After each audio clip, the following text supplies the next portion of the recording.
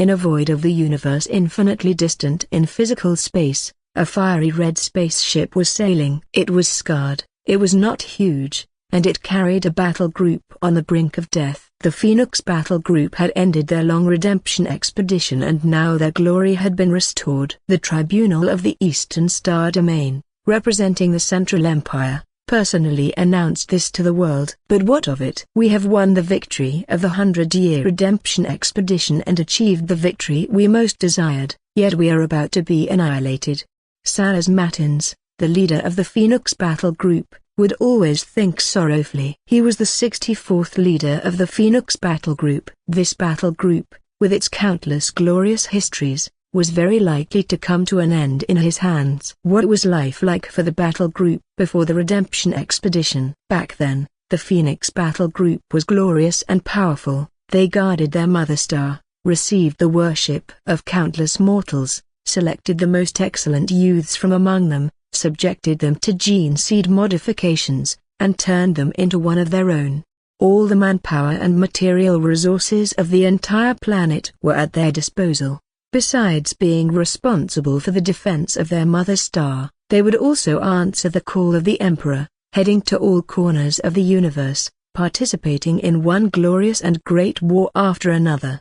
They either crushed each of the Emperor's enemies to dust or defended one world after another on the brink of destruction. He and his brothers were called the Emperor's Angels. This glory, accumulated over thousands of years, came to a sudden halt 100 years ago. Matins bore no resentment. In the Crepe Myrtle catastrophe, the Phoenix battle group found themselves on the wrong side. By the grace of the Divine Emperor, they were not purged as traitors, but they were still guilty, and the tribunal sentenced them to a 100-year redemption expedition.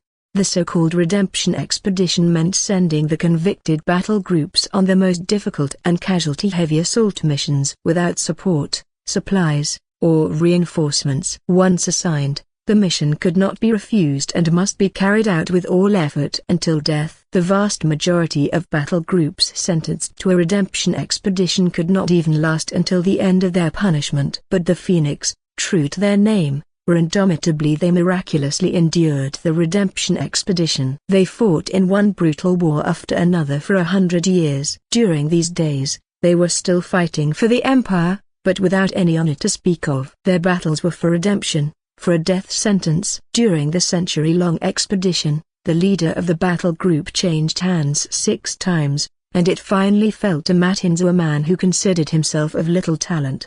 A few months ago, in the final battle of the redemption expedition, the previous leader launched a suicide charge with the last of the battle group's elite. They won, but the cost was that no one survived except for Matins and 6 others who had been left behind. He would always remember the look in his mentor's eyes when he passed on the medal symbolizing the leader of the battle group before the charge. It was a look filled with expectation, with hope. The future of the battle group weighed heavily on his chest. He was determined to rebuild his battle group, yet he didn't know how. Their homeworld had long been assigned to another battle group. The fleet had all been destroyed, leaving only the Burn Feather, a small spacecraft that could not even be considered an escort ship. Power armor, the armory, the gene seed vault, all had been lost with the crash of the flagship.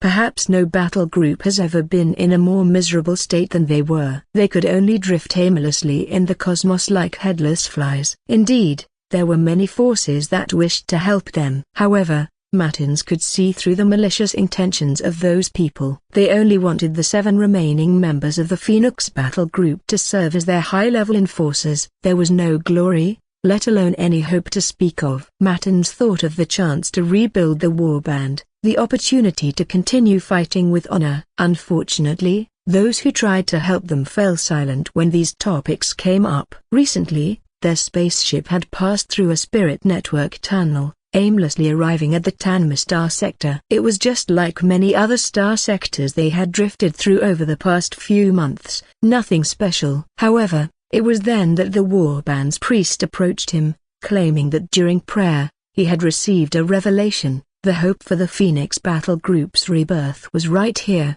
Hope rose in Matins' heart, like a drowning person clutching at a straw. Rationally, He knew he shouldn't believe it. What was so special about the Tanma star sector? An obscure star sector with neither special resources nor a glorious history, nor had any other warband ever been stationed there. How could the hope for the warband's rebirth lie here? Yet emotionally, he almost instantly believed it. It was only a matter of months, trivial compared to the modified, elongated lifespans of interstellar warriors, but he felt he had already endured an endless ordeal. This emptiness was even more painful than the punitive expedition. Given the chance, he was eager to seize it. The warband's priest, also his most trusted battle brother, had been holed up in the prayer room for 2 days without any sign of activity. Martin's anxiety gradually intensified. But now, at this moment, the anxiety found its outcome. He heard heavy footsteps, turned his head, and saw someone clad in the distinctive black power armor of a priest, with a helmet shaped like a skull, and large shoulder pads painted in the warband's fiery red colors and the phoenix design, symbolizing their identity. It was Ritso, the eldest of the surviving 7, who had fought with the warband for 400 years. He was supposed to have joined the final battle to the death, but the former warband leader had forcefully held him back. The warband needed his experience to assist Martin's. Priest Ritso, you've finally emerged. Was your prayer fruitful? Yes, warband leader. Ritso's voice was tired but also held a hint of anticipation. I have received a more precise revelation. The Phoenix's chance of rebirth lies right here. The priest's finger came to rest on the star map. There was Rage Owl Star. Martins looked bewildered, scouring his memory and coming up with nothing special about this world. He couldn't help asking, are you sure there's no mistake? I'm certain, Ritso confidently replied. The Divine Emperor's revelation states that the chance for the Phoenix battle group's rebirth is there at the hands of that world's governor. Martins paced back and forth, then finally made a decision. All right, change course. To Rage Owl Star we go. The revelation received by Priest Ritso was the only opportunity in the past few months that Martins had been looking forward to. Although he had never heard of the world of Rage Owl Star having any particular significance, since it was a revelation by the Divine Emperor, surely it meant a powerful governor, who might be willing to help the warband in its reconstruction. After activating the event The Phoenix Shall Die, Yuhang had 36 grace points left. Not few, but not enough. For a moment, he was itching to use these grace points for drawing cards. A 40% chance of winning. Could he really not get it after 3 draws? Impossible. Absolutely impossible. But in the end, he chose not to do it. He still wanted to level up. He would wait for the monthly fixed income to be dispersed, and along with these 36 points, it would be enough. If he spent the grace points now, he wouldn't be able to level up in a few days. Finally, he suppressed the urge to draw cards.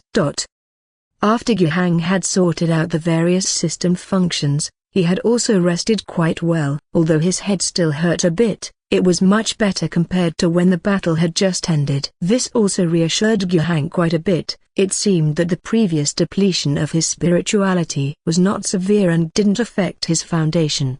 Leaving the combat vehicle, the work of cleaning up the battlefield continued. The soldiers had collected a large number of monster corpses, or the remnants shattered in the battle. There was too much to transport in one go, so the leftovers were piled up to be transported later. These were all raw materials for the synthetic starch production line. In other places, corpse starch might be a dark term, but for Yuhang, it seemed literal. Despite the fact that people starving in the wastelands might not care about this, as long as they faced no illness or not too severe an illness from eating it, anything was better than hunger. But Yuhang still strived to keep this information concealed. It wasn't entirely secret, but he definitely wouldn't promote it actively. After all, it wasn't something glorious. While the troops were busy, Yan Fangxu came to find him again. Seeing the captain with a slightly crooked nose and a bruise above his left eye, Yuhang was taken aback for a moment. How did you get injured like this? That doesn't seem to be the kind of injury a pus monster could cause, right? It's nothing much. Oh, realizing something as he looked at the captain's embarrassed face, Yuhang suddenly understood and remembered something he had almost forgotten. Were you beaten up by your former subordinates? Yan Fangxu immediately became anxious. What beating up? How could you say it was a beating? I just accidentally lost 1 or 2 moves. It's not a beating. Ha ha ha. Yuhang laughed. Right, not a beating, just a small beating. Yan Fangxu fell silent. He didn't want to talk to the governor anymore, but couldn't help feeling eager. He hesitated and nonetheless couldn't resist saying, "That, Governor. Regarding that intensive training." He was somewhat embarrassed to fully express his request. Having been beaten by his former subordinates, and then having to ask the governor for special intensive training felt somewhat embarrassing to him. Yuhang patted Yan Fangxu on the shoulder and said, "How could I refuse such a small request? Not now though. You have greater potential, and you deserve more rigorous, more valuable training." Yan Fangxu's eyes lit up. "Thank you, Governor." "Don't be hasty to thank me, but let me be clear, with gains come sacrifices. Nothing in this world comes without a price. If you want to receive my grace, you should serve me with even greater sincerity." Yan Fangxu understood Yuhang's meaning, but he dared not agree. He was a member of the Imperial Navy. His future still lay in the stars and the vast ocean. Should he transfer allegiance to a planetary governor and join the Planetary Defense Force? There is a disparity here. The Imperial military system is roughly divided into 3 parts: the Imperial Navy, the Imperial Star Realm Army, and the Planetary Defense Force, PDF. The first 2 are direct Imperial forces with relatively higher status, theoretically taking commands directly from Central Empire and receiving supplies from it. As for the PDF, it's just a planetary-level defense force, established and led by the planet's governor. The Empire does not take care of the training, equipping, or supplying of the PDF, but sometimes it would draft the PDF into the Star Realm Army, or when Imperial taxes evaporate. Often in intense interstellar wars, the PDF would also be used as cannon fodder by the Empire's main forces. Would those Navy bigshots even deign to glance at the Star Realm Army's grunts, let alone a mere PDF? Compared to a captain in the Imperial Navy, who would be stupid enough to choose the former? But what if it were a general from the Planetary Defense Force compared to a Navy captain? Well, that's not so easy to say. A captain from the Navy Marine Corps, like Yan Fangxu, at his peak, only commanded a special marine company, with just over 100 men now. He has even fewer, only 30. But if he became a general, he might be able to become a pivotal figure on this planet. But could he really become a general? Relying on the governor would mean betting everything on this one person being able to win. Yan Fangxu was a bit hesitant to wager. He wasn't a barefooted man, unlike the native residents on Rajiao Star. Watching Yan Fangxu, who was caught in a dilemma, Yuhang did not press him. He smiled and patted Yan's shoulder, saying, "Don't rush. There's still time. You don't have to make a decision now. No matter what, you are my subordinate right now. You follow my orders. As for the future, I believe when it comes, you will make your decision." Yan Fangxu breathed a sigh of relief, looking at Yuhang with gratitude. Thankfully, the governor didn't force him to make a choice right there and then. He was afraid of choosing wrongly. "All right, let's not talk about this anymore. What do you need to see me for?" "Actually, there is an important issue. A contingent from Revival City has approached our location. They seem to bear no hostility, and the person leading them claims to be the grandson of Lambert Hodgson from the Alliance Council, coming to ensure the governor's safety." Yuhang wore a strange expression, his tone somewhere between sarcasm or sigh. "A force from the Alliance Council. Whether they come with ill intentions or indeed to protect me, their arrival is a bit too late. What should we do now? Drive them away?" "No," Yuhang waved his hand dismissively, "the affair has concluded. I'm curious to see what they really want. Take the 3rd Battalion up there, disarm them all, and then bring them here. The battlefield needs more people for cleanup, and I also want to meet this grandson of the council chairman to see what news he brings me." "Yes." Yan Fangxu went to work. He didn't keep Yuhang waiting long, and soon he brought the people, about 500 soldiers, empty-handed and honestly started cleaning up the battlefield, moving monster corpses alongside Yuhang's own warriors. Also, a young man dressed in military attire was brought before Yuhang. "Lambert Hodgson." Yuhang read his name. The young Lambert saluted Yuhang and greeted loudly, "Good day, Excellency the Governor." "Why have you come?" "I have come to protect the Governor." "Does your grandfather know you're here?" "I'm here on the orders of the chairman of the council." "Then your timing is rather fortuitous. My battle has ended, and the enemy has been eliminated. You should have arrived earlier, no matter what you intended to do." Lambert said, "I apologize, Governor, for our tardiness. I understand your suspicions. But please believe that we indeed came to protect you. My men and I will unconditionally obey any of your orders, without complaint or regret." Yuhang smiled. Yuhang revealed a smile. He stepped forward and gave Lambert a big hug. "I'm willing to trust you. Welcome aboard, young comrade." Lambert's expression was sincere, but Yuhang didn't completely trust him either. After all, the guy brought a group of people with him, surrendered his weapons when asked, and worked when told. What was there to worry about? Yuhang didn't expect much from them, nor would he use them for important tasks. Just let them clean up the battlefield, carry loads. Who couldn't do that? Using them was simple. As for trust, that wasn't something to be shown through words. With more time and more shared experiences, he would eventually show his true colors. Moreover, this guy brought Yuhang an even bigger surprise. Following him, apart from 500 armed soldiers, there were also more than 2,000 refugees. According to Lambert, these were the people he had recruited from outside the city when he set out. The reason he did so was that he had heard of a merchant named Denison Henry who had recruited refugees for the governor. Figuring there was a significant labor shortage here, he did the same upon departure. Not only that, he also arranged for people to carry out long-term resettlement propaganda outside Revival City, promoting that the governor's place offered good jobs, treatment, and enough food and clothing to live on.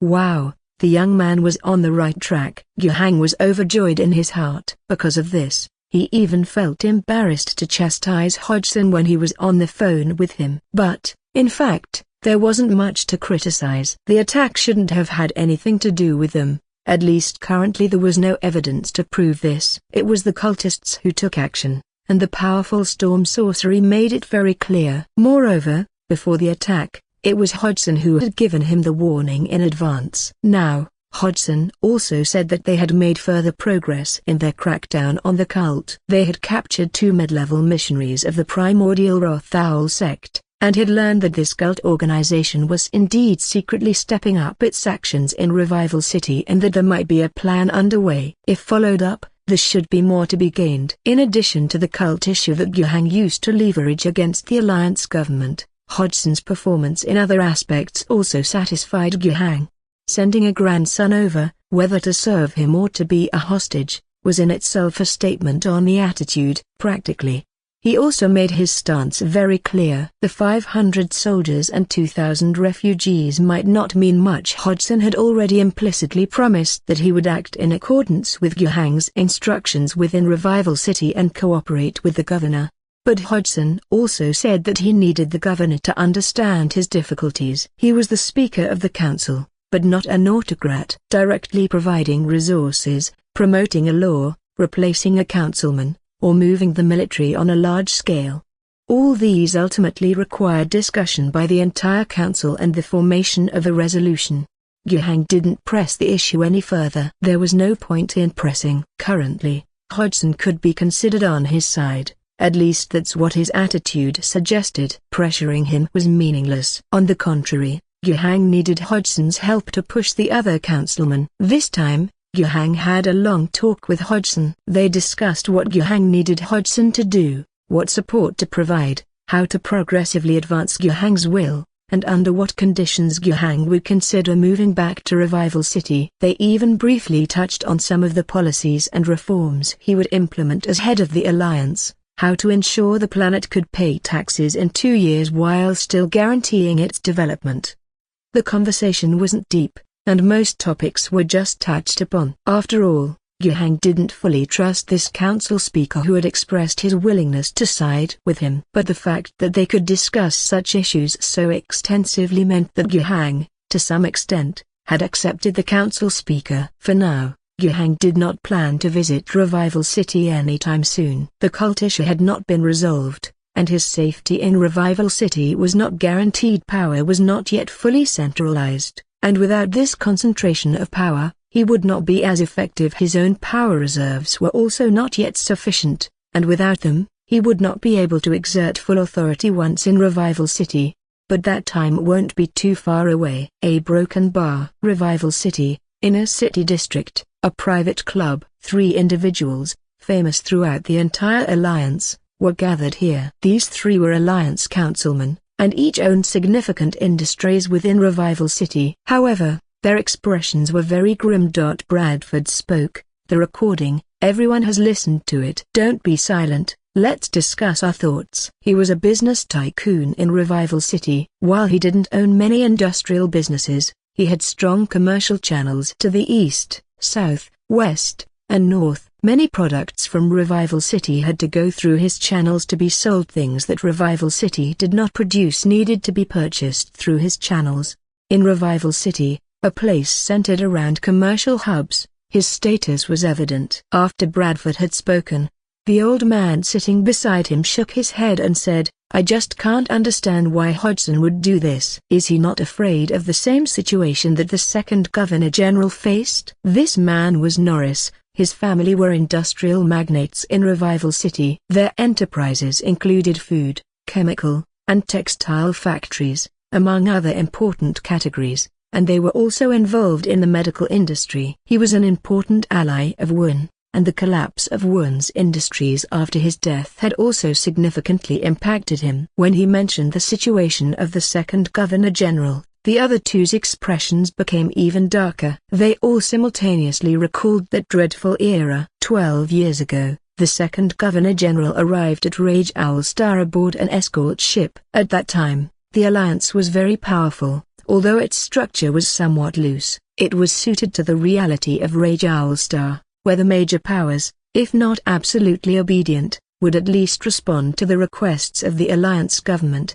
This was the solid foundation built by the first Governor General. However, this foundation nearly collapsed within a mere 6 years. Upon taking office and seizing the reins of the Governor Generalship, he did not follow the previous Governor General's approach of recuperation and development. Above all, he believed that it was due to the mercy and weakness of the previous generation that tax revenues were insufficient. The natives of Rage Owl Star were disloyal and needed to be punished with the harshest attitudes to make them pay their taxes. He held this position for 6 years, in the first 2 of which he managed to collect enough imperial taxes through plundering and coercion. However, his tyranny also sparked unrest that swept across the entire world. Rebellions flared up everywhere, some powers withdrew from the alliance, some paid lip service while defying in secret, some resisted violently, and some were destroyed. A broken bar. The population of the entire planet suffered a huge loss in those 6 years.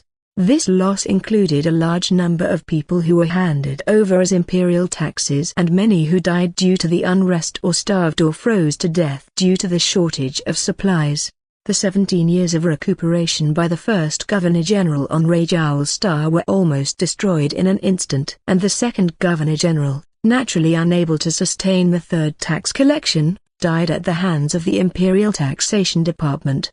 Those 6 years were a time that no person on Rage Owl Star ever wanted to live through again. Whether poor or rich, the last of the 3 stood up. He was burly and still wore camouflage military uniform even when meeting with friends.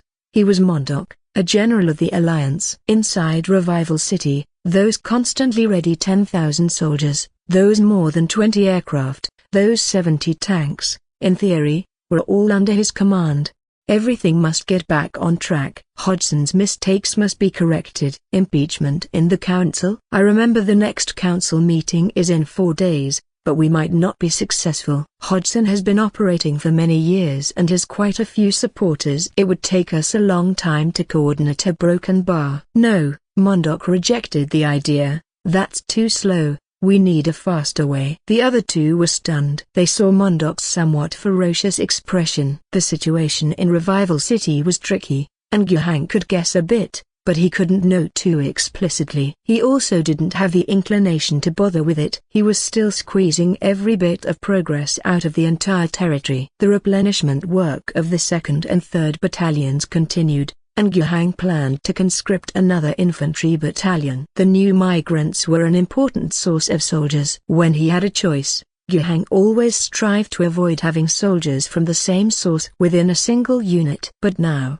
all the other groups under his command had been mobilized several times already, making it hard to draw more hands. Therefore, Guhang simply took the 300 newly conscripted soldiers, spent 3 points of grace for their initial training, then drew some veterans from the 2nd and 3rd battalions and mixed them into the 4th battalion. By now, the total population under Guhang's command had reached 8,000, with 1,100 soldiers. The manpower gap was still large. However, the preparations made by Hodgson and his grandson were gradually beginning to have an effect. Apart from the over 2,000 migrants who arrived with Lambert, everyday migrants kept coming in trickles, drawn by the propaganda about the governor's camp, bringing their families along for the migration.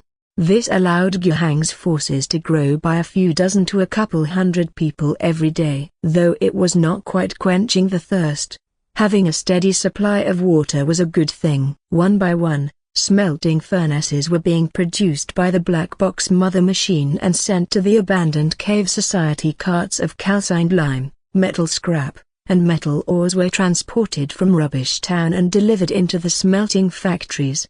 The alloy steel fabricated at the abandoned cave society was partly sent to Revival City to be sold through Denison Henry's channels, partly remained at the abandoned cave society to be fashioned into armored vests, prioritized for the governor's newly conscripted soldiers, but also partly sold in Rubbish Town.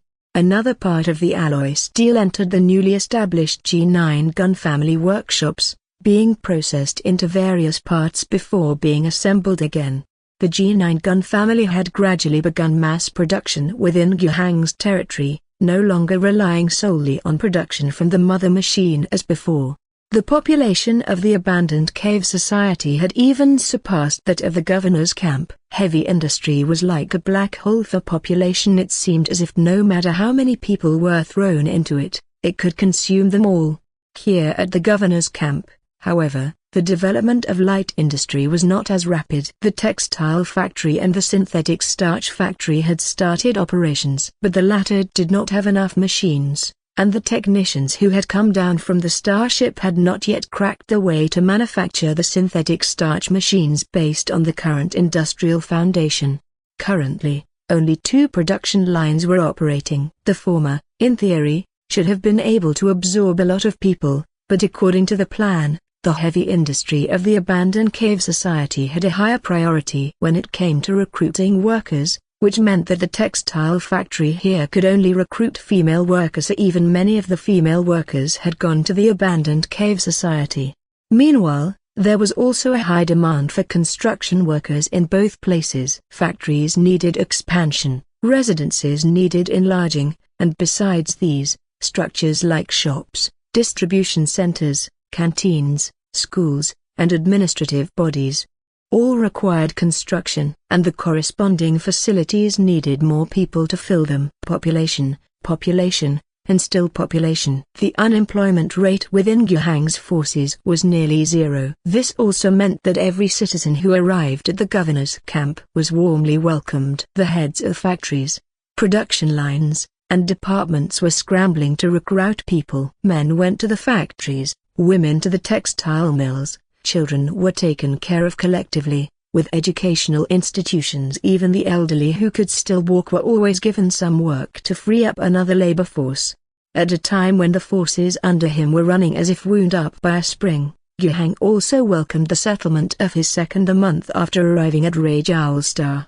Current grace points, 88. Monthly fixed income, 56. Governor's temporary camp, 17/Terra month. Abandoned cave society, 39/Terra month. The fixed monthly income was distributed. Previously, he had 36 points of grace left. After replenishing troops for the 2nd and 3rd camps and establishing the 4th camp, a total of 400 new soldiers needed training, which cost 4 points of grace. With the 56 points issued this month, the total was now 88. Here in the monthly income figure, the development speed was quantitatively compared. About half a month ago, This number was just over 20, and now it had more than doubled. This was already the limit under the current population size. To increase it further, a significant rise in population was necessary while still maintaining an extremely low unemployment rate and a relatively high production efficiency.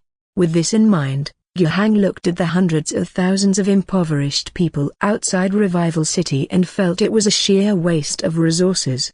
With this scale of population, what a terrifying figure it could be if everyone was utilized to their full potential. To let them suffer outside the city from unemployment, hunger, and cold was an immense loss. However, coming back to their development of his own power, Yuhang felt that his thinking had expanded after meeting a certain individual. That person was named Ozenear. It was after the battle in the alien woodland that he noticed her appear on their hero interface, a person who could be awakened as a hero. Initially, Yuhang thought that this girl, who did not seem like a warrior at all, might possess some spiritual energy talent and could awaken as a spiritual energy wielder after being activated in their hero interface. Spiritual energy talent was 1 in a million among the human population. But after all, he had 8,000 people under his command. Wouldn't it be reasonable for one to emerge? But after meeting her in person, Yuhang was initially a bit disappointed. The girl did not have the spiritual energy talent he had imagined. As a spiritual energy master himself, he was able to make that judgment. But after in-depth interaction, and even getting to know what the girl had done after joining the textile factory and becoming a management member, Yuhang realized he might have picked up a treasure no less valuable than a spiritual energy wielder. To put it plainly, there wasn't anything too extraordinary. Ozenear hadn't improved any processes. She simply reorganized the entire factory's work system according to her own ideas and trained a few deputies to implement and execute the system with her. Accounting records, work plans, incentive policies, result assessments, execution efficiency. When all these things were put into practice, one after another, the management efficiency of the textile factory was tangibly improved. The inevitable chaos and rudimentary practices during the rapid development of his territory were effectively mitigated. This made Yuhang realize that maybe the limit hadn't been reached. Even without an increase in population or equipment, the establishment and continuous reform of administrative management systems could still enhance productivity. The relationship between the economic base and the superstructure? Yuhang pondered wildly in his head. To be honest, these jobs, these systems and policies, if Yuhang were to do them himself, of course, wouldn't be bad. But he was the governor, the ruler, with all matters of military, politics, and finance to consider. Getting bogged down in the details of every little thing was unrealistic. It might still be manageable now, but in the future, as his power grew even larger, it would become increasingly impossible for him to do so.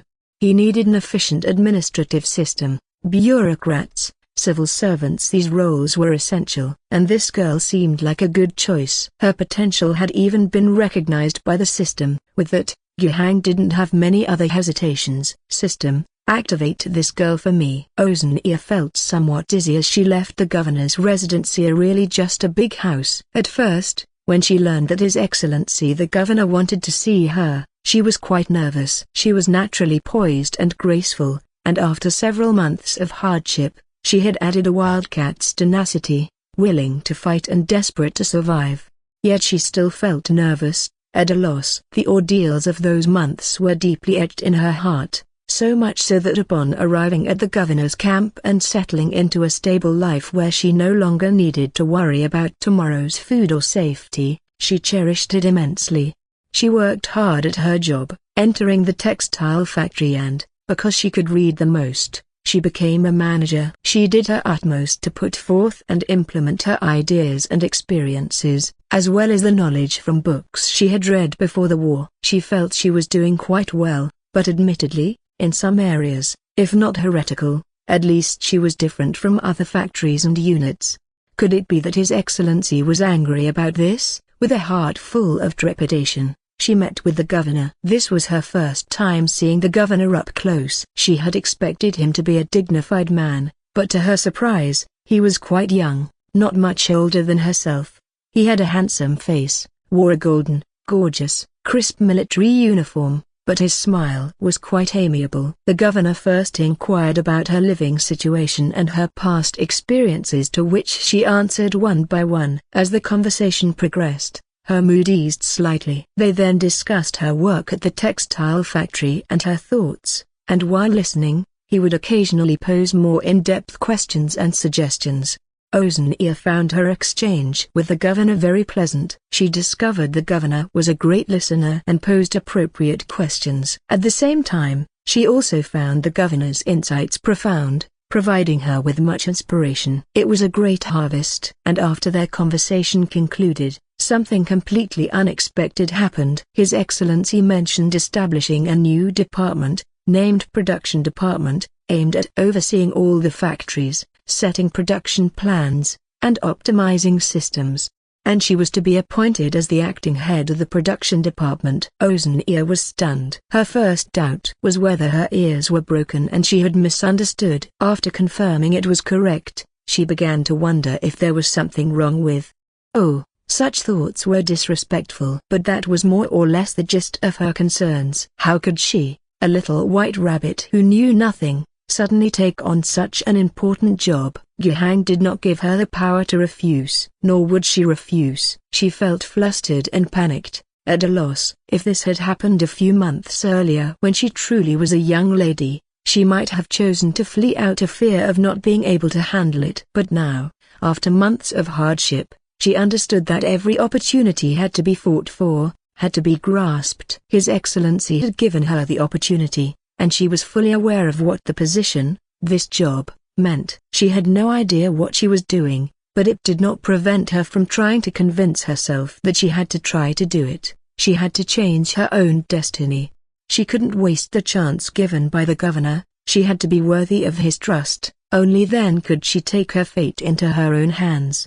And besides, it wasn't as if she really lacked the ability to do it. The past her probably wouldn't have been up to it. But now, after her talk with the governor, as she walked out, her mind kept churning. His words seemed to have turned into some strange, massive, and useful knowledge. Many things that previously stumped her, that she didn't know how to handle, now seemed to click, and she was able to find suitable methods to deal with them. Many areas that she thought were well handled before now seemed to have better solutions to improve the outcomes. She had sensed this during her conversation with the governor. He wasn't quite sure why that was the case and casually expressed his wonder. Then he saw the governor reveal what seemed to her a rather strange smile. Under normal circumstances, perhaps this is the Emperor's revelation. This is your revelation, she complimented thus. Yuhang burst into laughter at the time and waved his hand dismissively. Please don't say that. I can't shoulder such a responsibility. Hero activated. Ozenia, N. Level, LV1. Physique 4, Spirituality 5, Command 7, Politics 9. Trait, Excellent Civil Servant, skilled in statistics, arrangement, and planning of political and economic affairs. Placing her in a suitable position can enhance administrative efficiency. Politics +1. Looking at the N, Yuhang had an awkward expression. Above the N, shouldn't there be R, SR, SSR2? Turns out this wasn't some farming system, nor was it a war system, but a Gaku system, right? And it even includes elements of character development. So far, 3 features with a random element had appeared in his system. Yuhang complained inwardly. However, being able to activate Ozenia was quite good. It was even more valuable than activating Yanfang Xu. Within the current scope of Yuhang's influence, there was a shortage of population, but an even greater shortage of talent. On the military side, it might be slightly better. After all, the army badge system could provide a training bonus for the entire troop, and there was Yanfang Xu, the bona fide captain of the Imperial Navy. Even without activating him as a hero, he still had exceptional military command skills. Put simply, he was serviceable. On the other hand, for administrative work, Yuhang really didn't have any suitable candidates under his command. Until now, he had only been able to use his little attendant Zhang Zhao and Patel to manage the entire camp's affairs. This was a lot of pressure for both of them. Zhang Zhao did a passable job, without any major mistakes, But that was also because Yuhang did not have many expectations for him. If there were any further demands, it would likely be too much for Zhang Jiao to bear. Additionally, Patel, the former leader of the abandoned cave society, was currently in charge of their heavy industry conglomerate. He was learning while doing the job, and his past experience was far from sufficient to deal with the various emerging issues during the rapid development of the abandoned cave society's heavy industry. He was working hard, but it was also tough, and even with such efforts, it was very difficult to elevate his own skills to the necessary level. Now that he had Ozania on his team, Yuhang could be a little more at ease with the administrative work. As for promoting someone to such an important position so quickly, which might seem like rushing things and, in the future, possibly leaving no room for promotion. That was possible, but Yuhang didn't have the luxury to worry about that now. First solve the immediate problems. The right way to use people, later, will do. In the process of activating Ozania as a hero, Yuhang also discovered a hidden mechanism within a system. It seemed that the individuals who could be turned into heroes were not fixed. Ozania had not been at his camp from the very first day, but it was only after she exhibited exceptional abilities that the system detected her potential and determined that she could be activated. Then, as people like Patel and Zhang Jiao gained more work experience and improved their insights, was it possible that their potential could rise and they could become candidates eligible for activation? Even Ozania, who was initially designated as the lowest end rarity, could there be a chance for her potential to increase in the future? Yuhang felt it was very likely. The real world was not a game people change. Those with outstanding talents might fall short, and those with less talent might one day have a sudden epiphany. All of this was unpredictable. After spending 10 points of favor on Ozania, Yuhang still had 78 points in hand. Without a doubt, he spent 50 points directly on himself. Level up successful, physical attribute +1, spiritual attribute +1. Please choose one new talent from among physical, spiritual, command, leadership, and unique directions. Yuhang, as usual, tried clicking on unique, but nothing came of it. With no other choice, Yuhang could only take the path laid out before him. What to choose, he had already made up his mind. It was still the spiritual path. Telekinesis control. You can now use spiritual energy to directly manipulate physical objects. Spiritual +1. This spiritual talent was quite plain and unadorned. Yuhang remembered that many psychic casters had their psychic talents manifest in this way, which was quite conventional. But conventional didn't mean weak. On the contrary, it was a very powerful talent, especially when a psychic caster's own spiritual strength was sufficiently substantial. It was indeed a bit of a pity not to have drawn an even more awesome and powerful psychic talent, but the result itself was not bad. Subsequently, his overall attributes became as follows: Hero, Yuhang, Faction Leader, LV3, insufficient experience. To level up: Physical, 9, Spiritual, 17. Traits: Psychic Caster, Governor of Rage Owl Star. Talents: Protective Spiritual Energy, Telekinesis Control.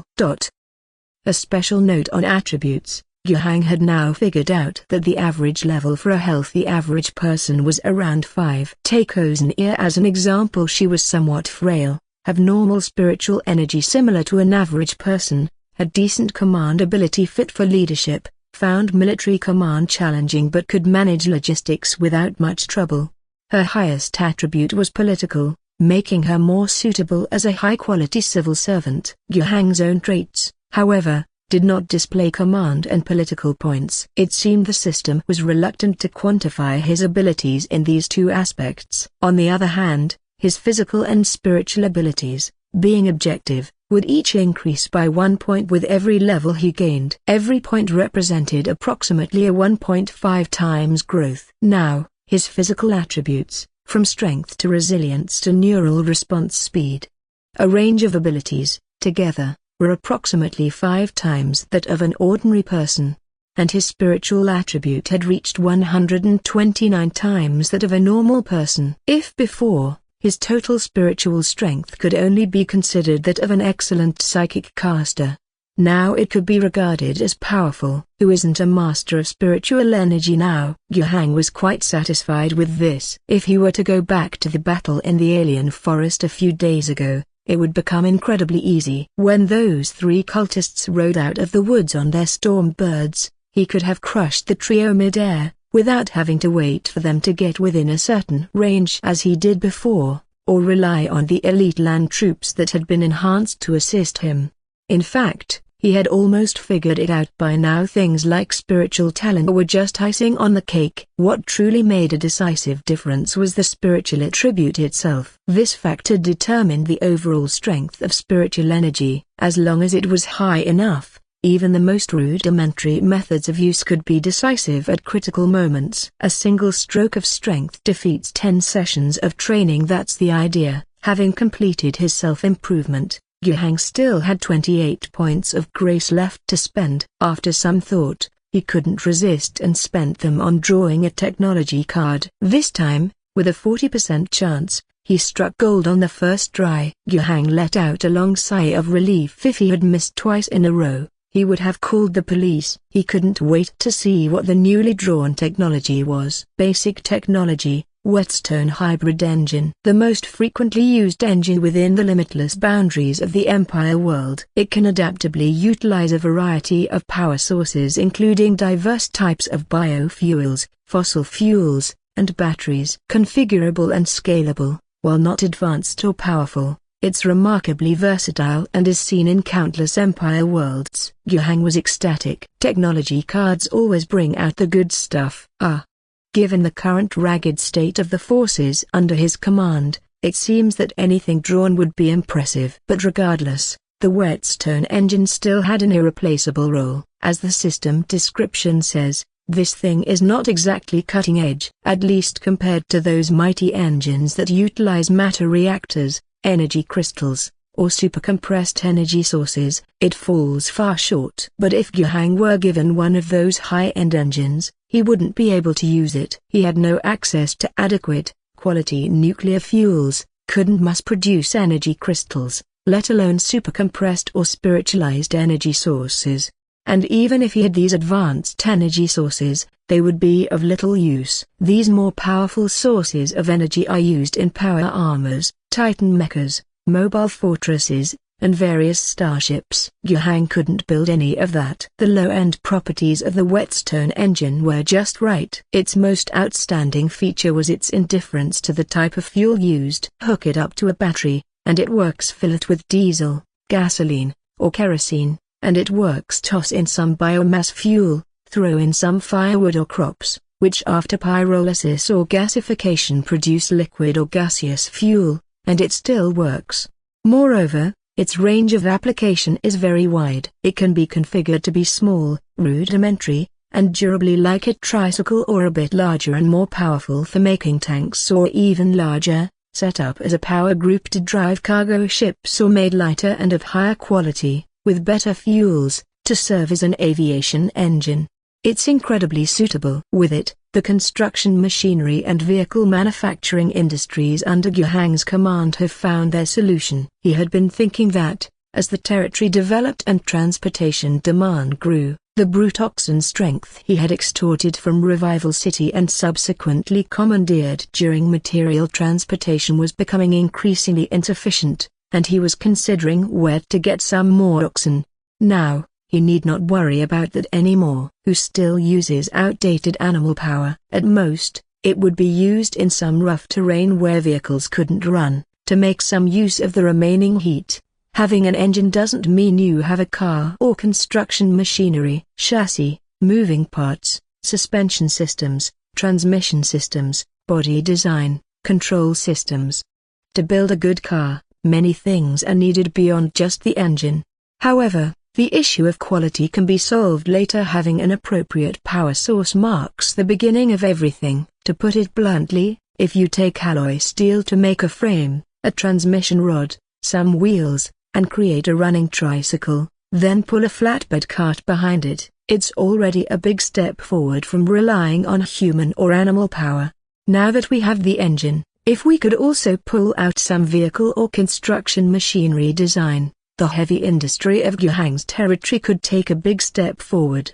Before that, Guhang planned to first find someone to design a simple, functional vehicle to improve transportation efficiency, and incidentally, to explore some export possibilities. If the production volume is sufficient and the performance adequate, creating a small three-wheeled truck to equip his troops would result in a motorized infantry battalion. Guhang arrived at his secret base, where a basement was dug, walls erected, and the loyal and reliable mesh servant soldiers, having received strict orders, guarded the place, allowing no one to enter. Of course, Mr. Gu could enter at will. Here, the 2 previously extracted technologies and 4 black box manufacturing machines were present. In addition, a lot of space was reserved, on one hand, to accommodate the feeding and production of the existing 4 machines, on the other hand, to facilitate the placement of more machines in the future. He configured the new 2 machines that had been set up. This secret factory also employed workers. Due to the high security level, they lived in the factory with strict orders not to let information leak, were not allowed to go out without special circumstances, and were monitored when they did go out. They poured the raw materials into the production black box for engines, and quickly, under Guhang's initial setup, 2 engines, 1 large and 1 small, that met his requirements were produced. These 2 engines would be sent to the Research Institute, where the technician from the quintet would study them. After all, there was no clear path to conquering the production line for synthetic starch. It was difficult to craft. The industrial and scientific research foundations under Guhang were shabby, and even the more basic technologies on the scale of the imperial civilization were hard to achieve. This also indirectly proved how valuable the technological capabilities within Guhang's system were. Frankly speaking, if Guhang wanted to meet the imperial taxation every 2 years, it would be crucial how well he could utilize the technological offerings from the tech panel.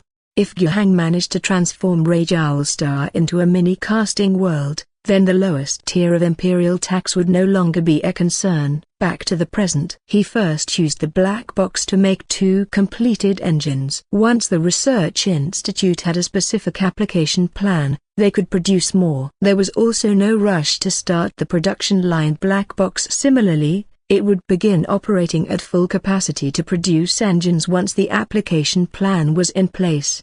All these didn't need to be rushed. The person Guhang had high hopes for, who was to ponder how to overcome the challenges of synthetic starch technology and come up with an application plan for the whetstone engine, was now using a mechanical hand to scratch his head, contemplating his secret factory. Wu Jiarong was just too curious. She came from a casting world and was a technical officer who might have been promoted to mechanics. But the infighting within the sect of mechanics was much more severe than outsiders could imagine. She lost the fight, not only failing to get promoted but also losing all her possessions and knowledge to others, along with her personal freedom, and was traded as imperial tax. But after that, she couldn't say her luck turned, but at least things didn't get worse. She was at least a technical officer and not a slave worker, and when the Tanma fleet needed more personnel, she was thrown onto the quintet, where she remained for 10 years. She had already resigned herself to that fate. Having left the casting world and the system of the sect of mechanics, she was unlikely to have any room for advancement anymore. Even aboard the quintet, she was not the only technical specialist. Several tech priests were present, but it was difficult for her to be taken on as a student and have the chance to be taken off the starship and develop further in the future. Over time, she even began to think that her current life wasn't so bad after all. It wasn't too busy, there was no need for cutthroat competition, just do her own job well, maintain her portion of the starship's structure, especially the logistical system. She still had a group of slave laborers and junior specialists under her to manage and allocate. As for herself, she also had some free time when she was off work to research things she was interested in and tinker with little gadgets, which was quite entertaining. Life didn't seem too bad at all. Just when she had almost accepted her fate, an order from Colonel Ulysses transferred her, along with a few junior specialists and the production line and spare parts for synthetic starch, to the surface.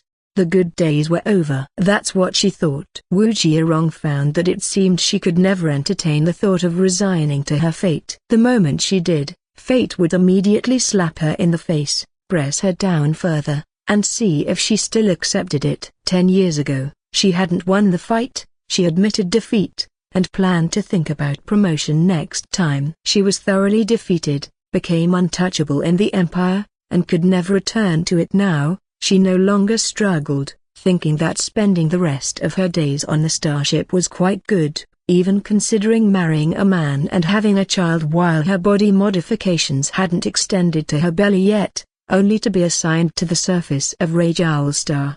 After all, there's always a lower bottom. But what could she do about it? She could only endure and work hard without complaint. However, after arriving on the surface, she discovered things didn't seem as bad as she had imagined. She knew that Mr. Gu, the governor, could almost be said to have started developing this place from scratch. The industrial and research foundations were virtually nil. But beyond that, everything else seemed to be a benefit. She had no worries about food and clothing, and even ate better than on the starship. Although she followed the governor's orders to research how to realize synthetic starch technology under limited conditions, she herself didn't have to eat synthetic starch.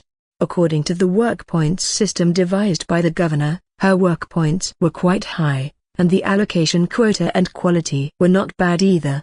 In the daytime, she could bask in the sun, and at night she could enjoy the breeze, none of which the starship had. And more importantly, she had found a long-lost goal. This thing, seemingly abstract, but when it comes down to reality, it's just one point: knowing the significance of her own work. Seeing the hungry looks of the refugees from Revival City, she honestly didn't have much sympathy for them, but her research could help them get food, and that couldn't be considered a bad thing. Eventually, she would see people's happy faces, receive praise from the governor, and know that her work was truly making a difference.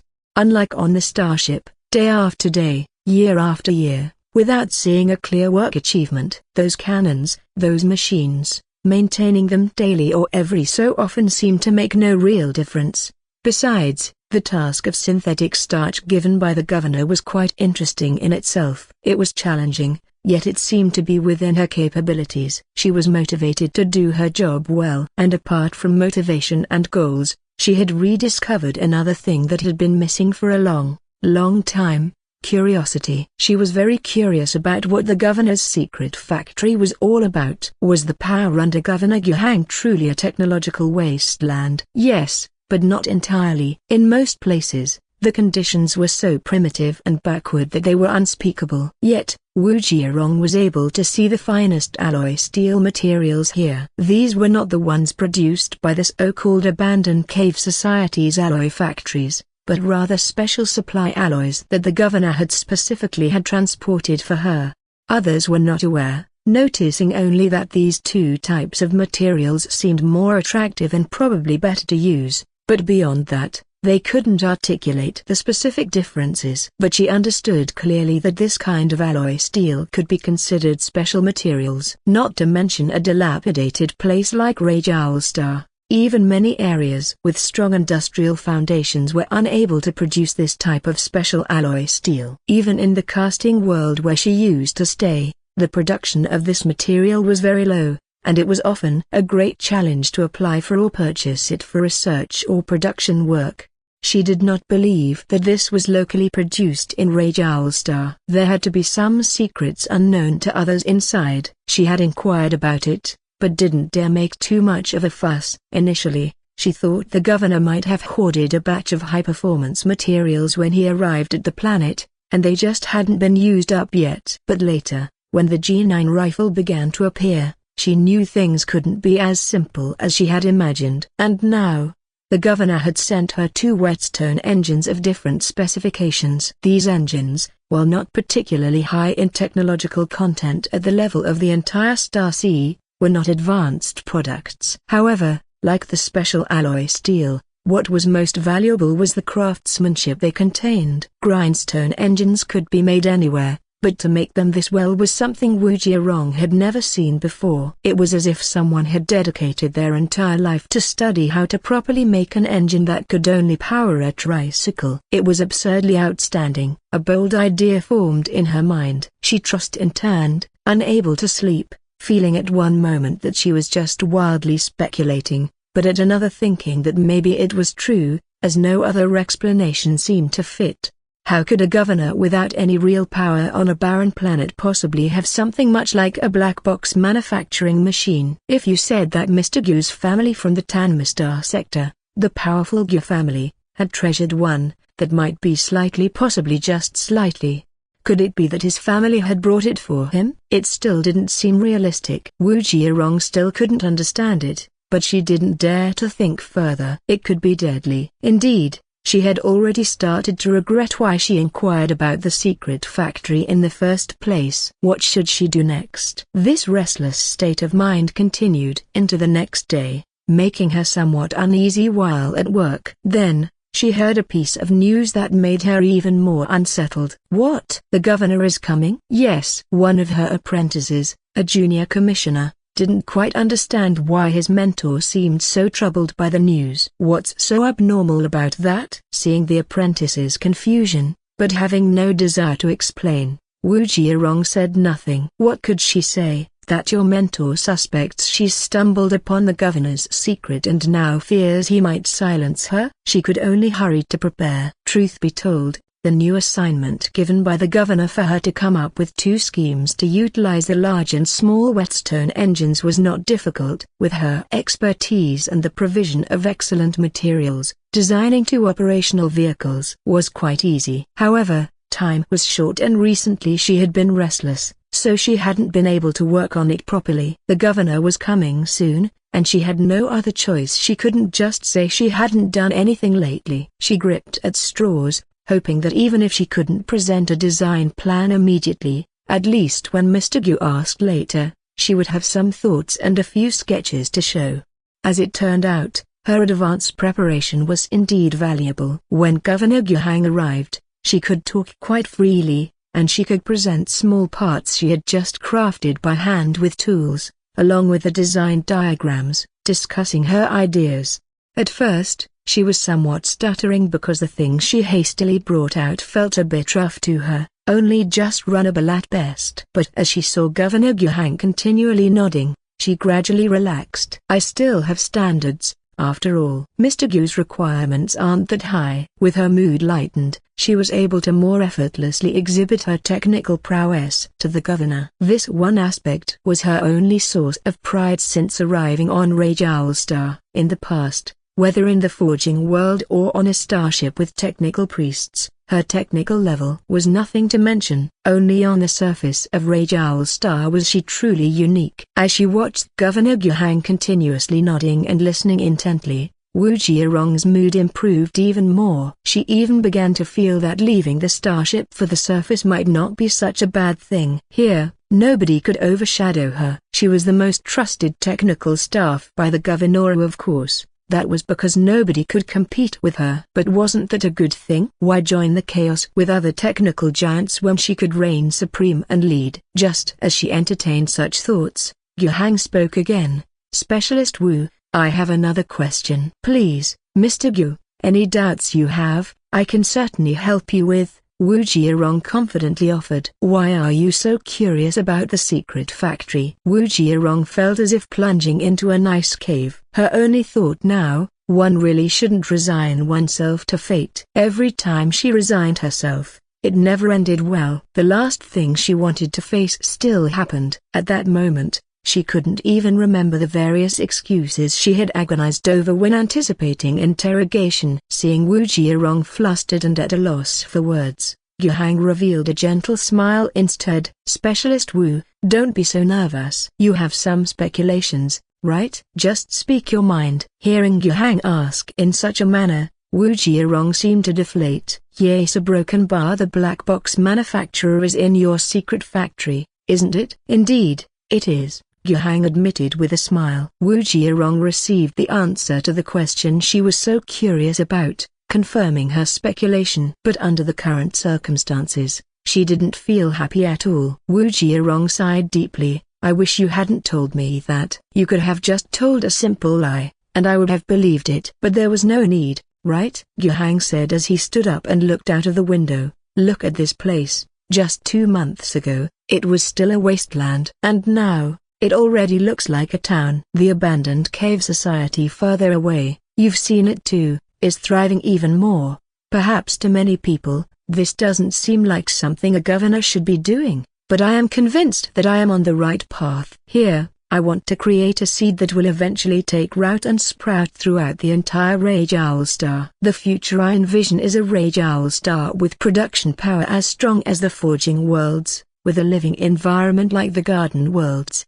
At this point, Yu Hang turned his gaze back to Wu Jiarong. Do you believe in it? Do you believe it? Wu Jiarong did not. A productivity on par with Forge World? Possible. Living standards comparable to Garden World? Such examples were not unheard of. But to possess both, that was a joke. Garden Worlds boasted beautiful environments, ample resource supplies, and superior quality of life. They usually served as administrative planets or trade hubs. Forge Worlds, on the other hand, often did not enjoy pleasant environments. The entire world would resemble a massive factory, where countless people had to toil and contribute not just sweat but blood and flesh. Could these two things be simply merged? Among the myriad stars within the Empire's domains, how many such examples could be found? Could even the imperial capital Holy Terror achieve what Mr. Gu described? She did not know. Propaganda would say yes, but without having been there to see it with her own eyes, she dared not believe it readily. If she couldn't trust Holy Terror to be as Mr. Gu had said, much less could she believe it of this desolate backwater wasteland planet. Rationally, she felt that Mr. Gu was just talking nonsense. Pie in the sky. The pie was big and round, yet so far-fetched and illusory it was almost laughable. Yet, emotionally, she could sense Mr. Gu's grand ambition. Ambition, of course, couldn't put food on the table. She once had aspirations to become a mechanic, or even go further to advance to a mechanical priest. But in the end, wasn't she merely used to pay the Empire's taxes? However, she felt she could believe in Mr. Gu's ambition. Believing he was ambitious was one thing, believing that the ambition could be realized was another. But just believing in Mr. Gu's ambition, she could roughly paint a picture in her mind that her Mr. Gu wouldn't just tinker along, only thinking about scraping by, aggressively levying taxes, and skimming off the Empire's taxes every 2 years while enjoying the rest of the time. Working under such a Mr. Gu seemed, maybe, and probably, to be a good opportunity she never had before. 10 years ago, on a Forge World, she considered herself exceptionally talented and gifted. But back then, she only aspired to become a mechanic aboard a starship with a dead end. Her only thought was to find a decent man to marry, have children, and then coast along. Maybe retire when old and frail, but more likely, she might be destroyed along with Quintet in some battle, turning into just another piece of space debris. Following a Mr. Gu and becoming his most crucial technical staff, her future achievements might not just be a mere mechanic or mechanical priest. Perhaps, she could have the chance to become a mechanical bishop. Or even, she dared not think further. Ascending to a sage was too difficult. Wasn't such idle fantasy just as empty as Mr. Gu's dreams of turning Rage Owl Star into a combination of Forge World and Garden World? All of this was still far off, yet not so distant. Indeed, Mr. Gu was currently impoverished and commanded a population barely breaking 10,000, and even his administrative powers couldn't reach the entire planet. But on the other hand, if Mr. Gu wielded great power now, would he even notice someone like her, a small technical officer? Surely it would be easy to attract a host of higher-level experts. It was precisely now, in the early stages, that there was an opportunity to gift coal in snowy weather, to grow as Mr. Gu's power expanded.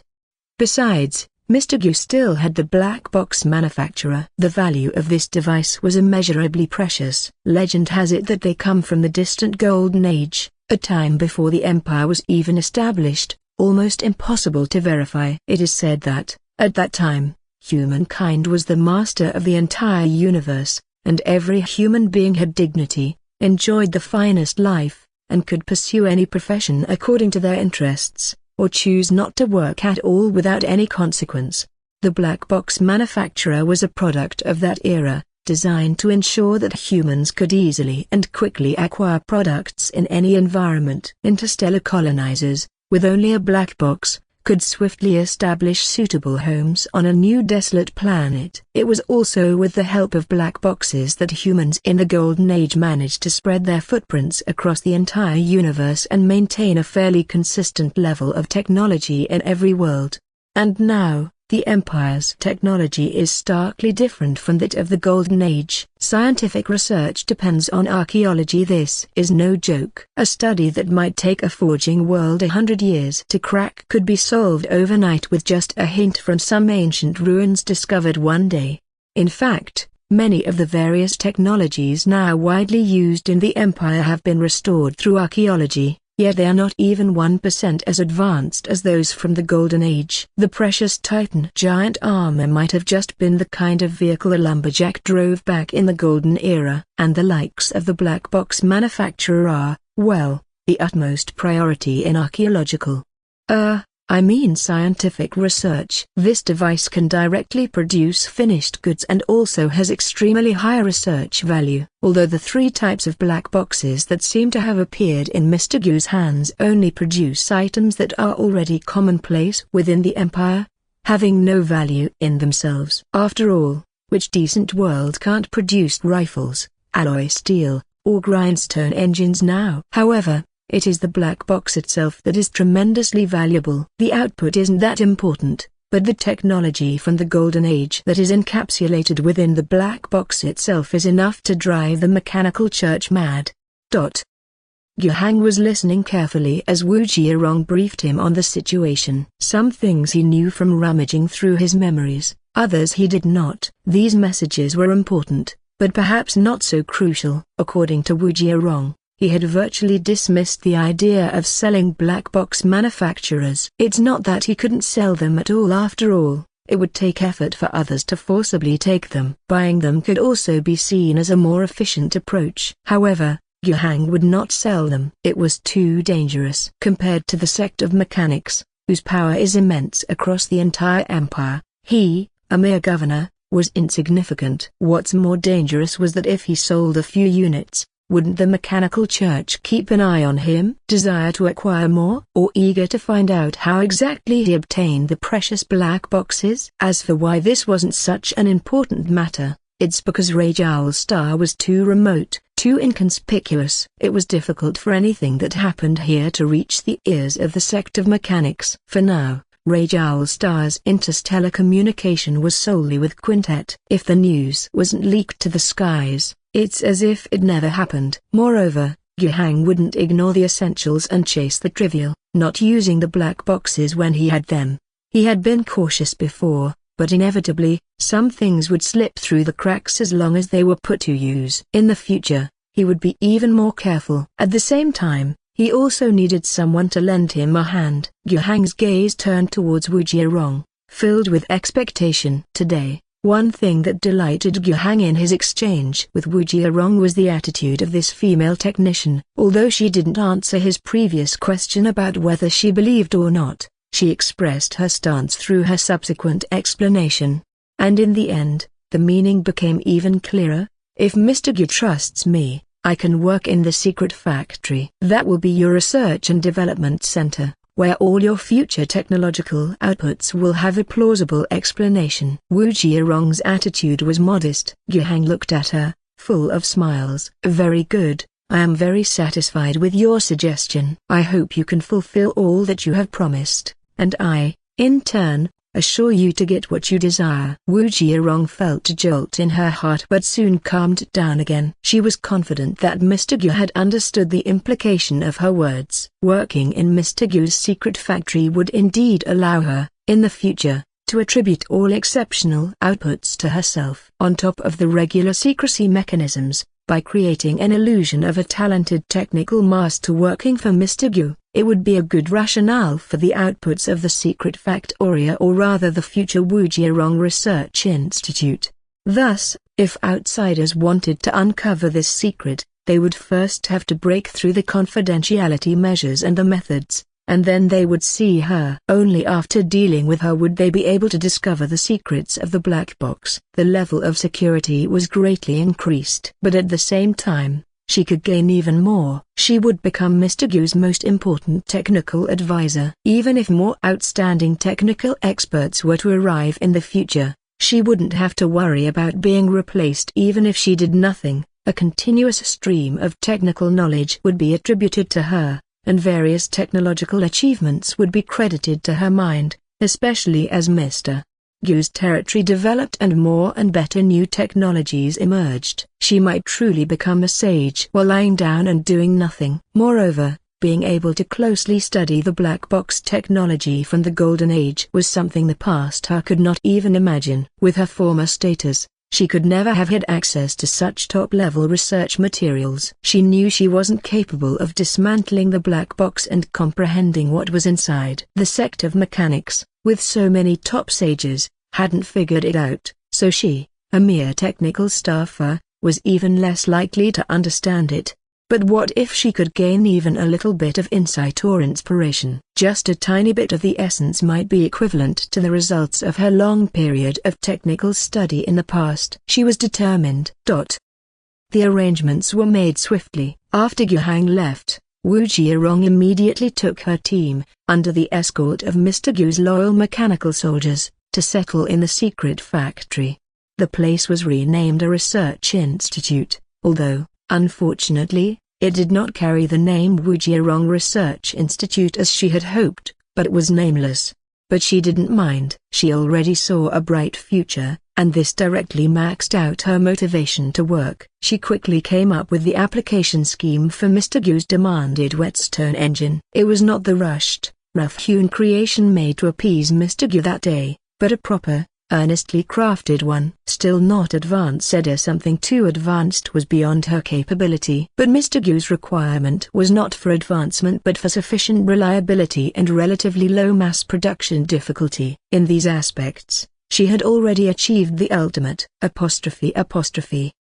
She believed that, among her peers at the technician level, no one could do better than her. After all, she had almost been promoted to a mechanic. Had her promotion not been thwarted due to a failed struggle, she had always felt that her true skills had already reached the level of a mechanic. What she presented was not merely a set of design plans, but also included 2 prototypes. One was a 3-wheeled cart with a cargo bed capable of carrying 3 people, including space on the side of the small bed to mount a machine gun.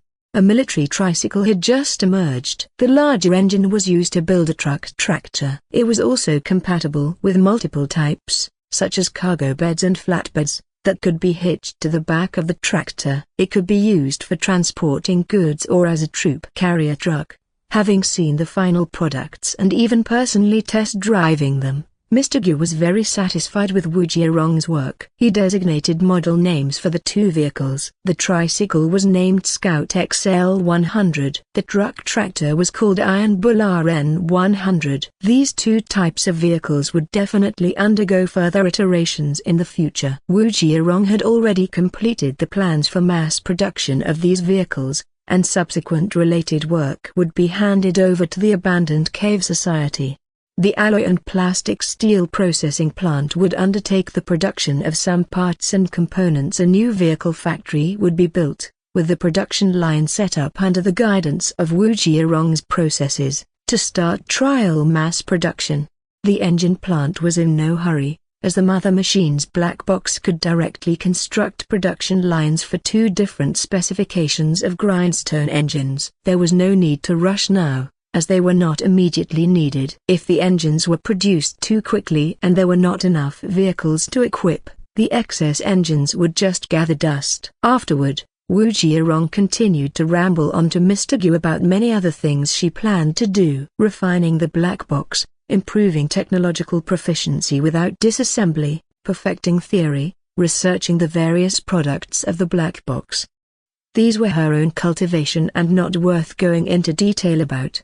Additionally, she would also make the research institute worthy of its name. Going forward, she planned to work on developing propellants and projectiles. This should be easy to manage, as the G9 gun family production line obviously included cartridge manufacturing processes, and propellant was a key component among them. However, the production line created by the black box was purely for the G9 gun family and not quite suitable for artillery. But since the production process was already there, it was only appropriate for Wu Jiarong, with her capabilities, to appropriate the propellant production segment for dedicated production.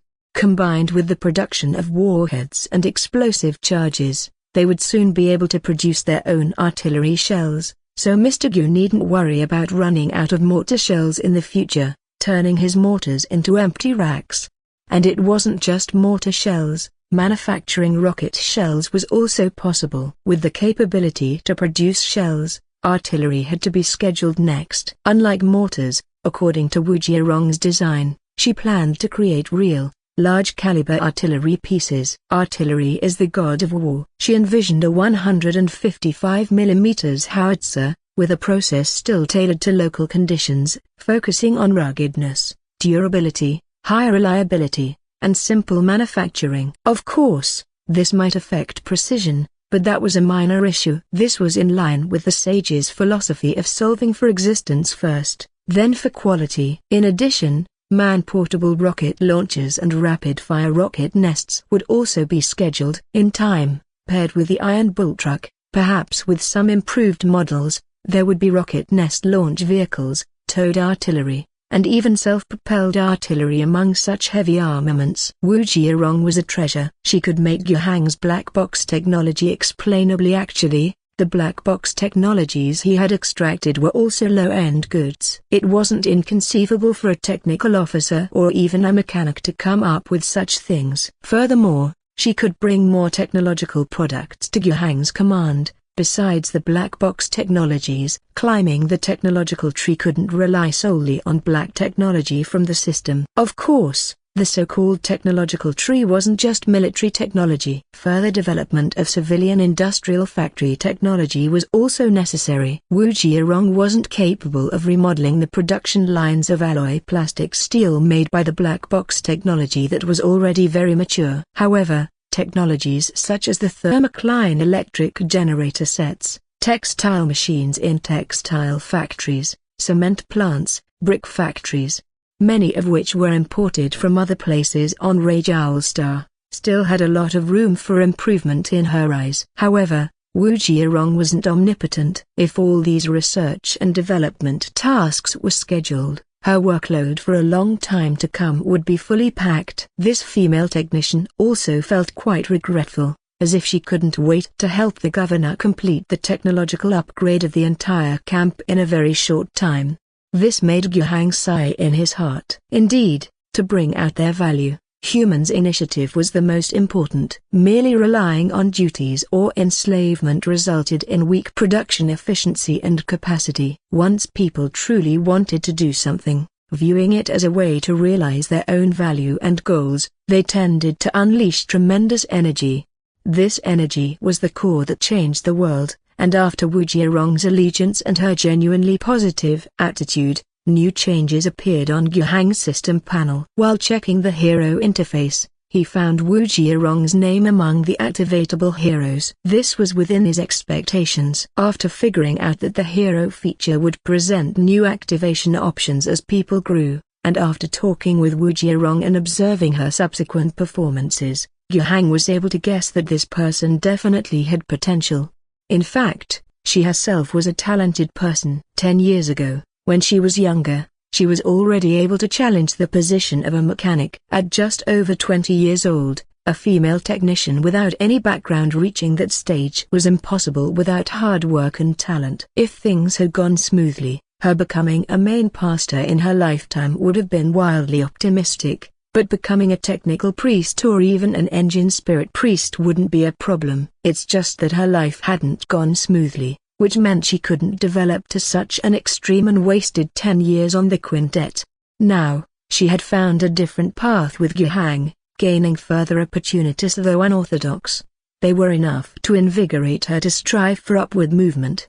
It was normal for such a person to be recognized by the system as having potential. Yuhang carelessly allocated the remaining 10 points of grace to Wu Jiarong. Activated hero, Wu Jiarong, N. Level, LV2, Physique 6, Spirituality 8, Command 5, Politics 3, Technology 11. Trait, once a technical genius. She was once a technical genius, but time has worn down her talent. She may continue to sink, or she could rise again and recover her lost spirituality. Technology +1. A broken bar. The just activated Wu Jiarong was at LV2. Presumably, this was because her past accumulation as a technical officer made her recognized by the system as a hero of level 2. As for the activation cost, it was still a fixed 10 points. It was unknown if activating higher-level individuals as heroes would require more grace points. One difference was that, compared to Ozenia, Wu Jiarong had an additional type of attribute point,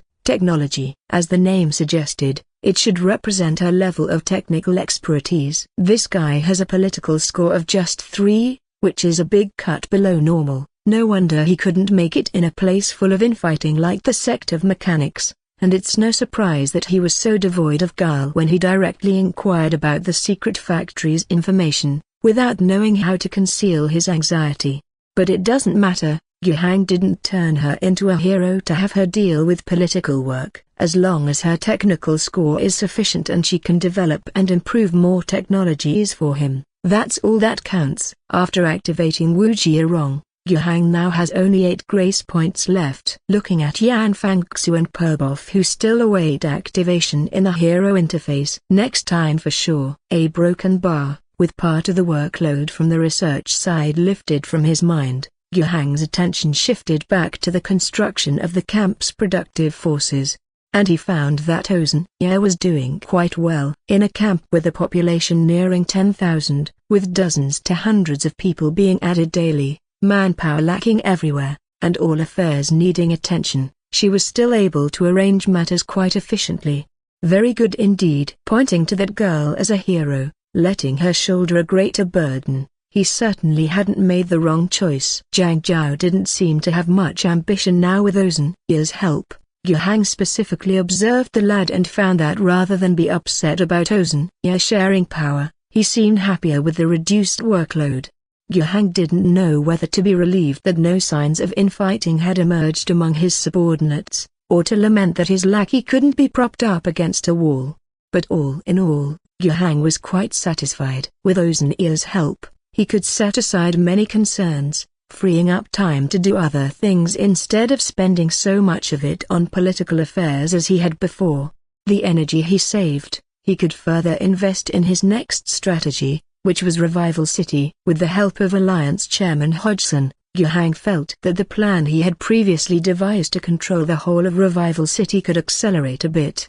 But as he was amending his plans, he received a communication request from Ulyssia Fufana. The female captain conveyed to him a message that somewhat surprised him. Yuhang, do you know the Phoenix Battle Group? Upon hearing this question, Yuhang's first reaction was that the event he had previously activated had already begun. How long had it been? The battle group had arrived so quickly. As for Ulyssia's question, Yuhang thought he should answer cautiously. Saying he knew or didn't know, both seemed not quite right. So he counter-asked, Colonel Ulyssia, do you know what's going on with the Phoenix Battle Group? Ulyssia didn't indulge in roundabout speculations. After a moment of contemplation and showing hesitation, she still gave Yuhang a word of caution.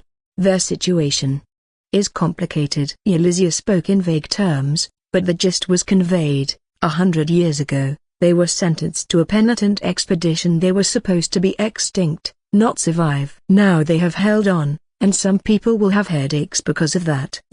I won't give you any advice, just treat it with caution. She paused, then continued. They request to land on the planet's surface and want to see you. I shouldn't obstruct them, but if you need me, I can try. After weighing his options, Yuhang still said, no need, let them come. Every starfighter battle group is a formidable force. If fully staffed, not only do they have 1,000 of the topmost warriors, but they also have a fleet and hundreds of thousands, even millions of well-equipped mortal auxiliary army. The Empire establishes such battle groups to garrison certain critical worlds and, when necessary, dispatches them to key battlefields within the Star Sea to serve a decisive role. After having cleared their name, the Phoenix battle group should have been supported by the Empire to rebuild. Having one more such battle group might safeguard the stability of one or several star sectors. But the Empire did not do so. Yuhang could not concern himself with the higher-level games now, but as Yalizia had warned, the Phoenix battle group was definitely in trouble. What Yalizia meant by saying she could stop them if Yuhang needed was that intercepting a starfighter battle group or even a remnant near was not something she was keen to do due to the extensive trouble it could cause. However, if Yuhang was willing to carry the pot and make the request as the Planetary Governor, she could take the risk to help him out. To go to such lengths was already very good. Yuhang knew she meant well, including her help and her warnings. It seemed that the female starship captain had unconsciously started to treat Yuhang as an ally. This was a very good sign. However, Yuhang still declined Yalizia's kind offer. Why intercept these interstellar warriors? For the time being, Yuhang had no intention of giving up this active event chain. He was too tempted by the remnant battle group. Even if the Phoenix battle group was now weakened, it was still a battle group. If he could secure their allegiance, sweeping through Rage Owl Star would become unobstructed. Starships are awesome, but even the mightiest starships can only bombard from above. Yalizia wouldn't send ground troops. Even for a real ground war, her few land forces were not up to much. Orbital bombardment is a strategic deterrent akin to nuclear weapons, not used unless absolutely necessary. And if it's just for intimidation. Hasn't Yuhang been doing just that over the past month? Otherwise, the Revival City government would not have been so obedient, supplying whatever was asked for, and rushing to explain themselves over the cult investigation when told, even with Hodgson, the head of the Alliance Council, coming over. How can the title of governor alone be enough? Previous governors had titles too, and weren't they still doomed when the time came? Insubordination is a low-level tactic. Deceiving superiors, covert non-compliance, receiving orders but not executing them, hiding the actual information. A broken bar without his own forces. Eventually, he might be duped and might still feel everything was under control. Feeling all merry as the native leaders seem quite submissive and diligent in their duties. The collection of the Empire's taxes is also progressing well, and before the tax officer's arrival, it seems that the quota is met in the warehouse. After a few inspections with no issues, suddenly, on the eve of tax delivery, surprise, the amount is short. Yuhang doesn't want this to happen, and deterrence alone is not enough. On the ground, he needs actual force. Subordinates who will definitely obey him, and reliable military power. This ensures he cannot be fooled, and those who do not follow orders will be forcefully suppressed, and such suppression cannot be the devastating kind like orbital bombardment.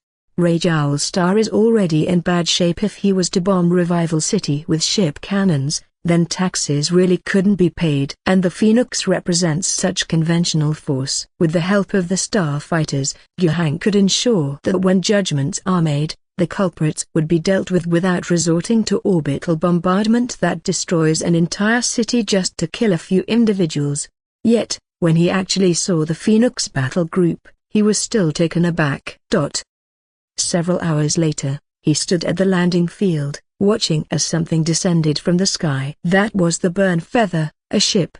Well, one couldn't call it a starship, it was merely a vessel. It was too small. When he had just learned that the battle group intended to land their ship directly on the planet's surface, Yuhang was shocked, fearing there would be nowhere to put it. In his mind, even an escort ship would have a crew in the thousands and would be a massive presence on the ground. But now, seeing it, that's it. It was only slightly bigger than the transport ships used for communication with the ground from the quintet. No, are remnants supposed to be so depleted that not even a single starship remains? The starfighter battle group? Is this it? Could it be an advance force? As the hatch opened, Yuhang first saw a figure far stronger and taller than a normal person, clad in power armor with a bright red body and white edges, holding a bomb gun. walking out from the spaceship's hatch. His heavy footsteps exuded an extremely authoritative air with each step. His power armor was not shiny or immaculate,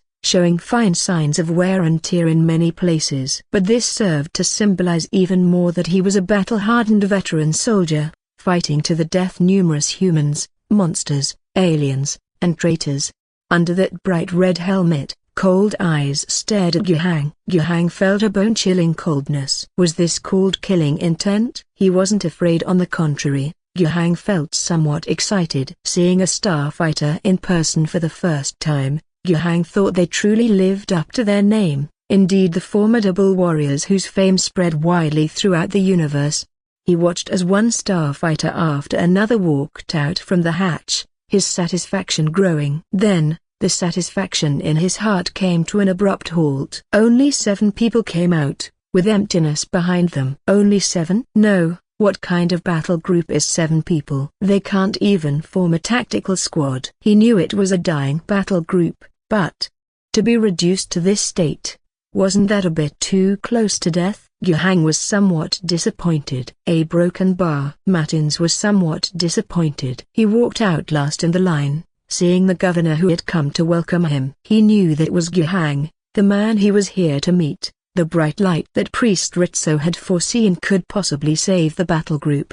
On his way here, he had imagined Rajal Star to be a rich planet, or a developed forging world. That the governor here held considerable power and would be friendly to the battle group, willing to help them rebuild. But things didn't seem to be as he had expected. The governor in front of him, didn't he seem too ordinary? He was neither tall nor strong, and aside from being fairly good-looking, he just looked like an average mortal. Of course, Matins could sense spiritual energy reactions from this governor, not weak ones at that, but that was only relative to an average mortal. That level of spiritual energy was not threatening to him or any of his battle brothers. Their power armors were equipped with some anti-spiritual energy effects, and their bodies, modified by gene seeds, as well as their robust mental will, were not something an ordinary spiritual energy wielder could shake.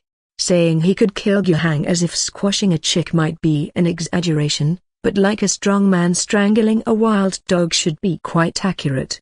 Of course, comparing an ordinary mortal to the Death Angel is too harsh. The strength of a planetary governor does not lie in his person. Butte a broken bar. Look at this planet. Look at what's in front of him. Matins didn't even know whether to describe it as a small town or a camp. This is the ruling core of the governor? The first meeting between Yuhang and Commander Matins was hard to categorize as good or bad. On one hand, both were disappointed in their hearts. Yet to call it bad didn't quite fit either, since they simultaneously put aside their disappointment and exchanged words rather smoothly.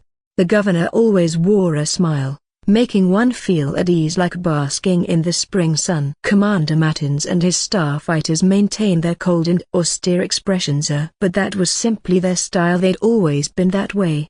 Yuhang was able to compose himself because he had come to terms with his feelings. The Phoenix battle group was more active than he had imagined, which indeed disappointed him. However, even if there were only 7 of them, each was an incredibly strong man.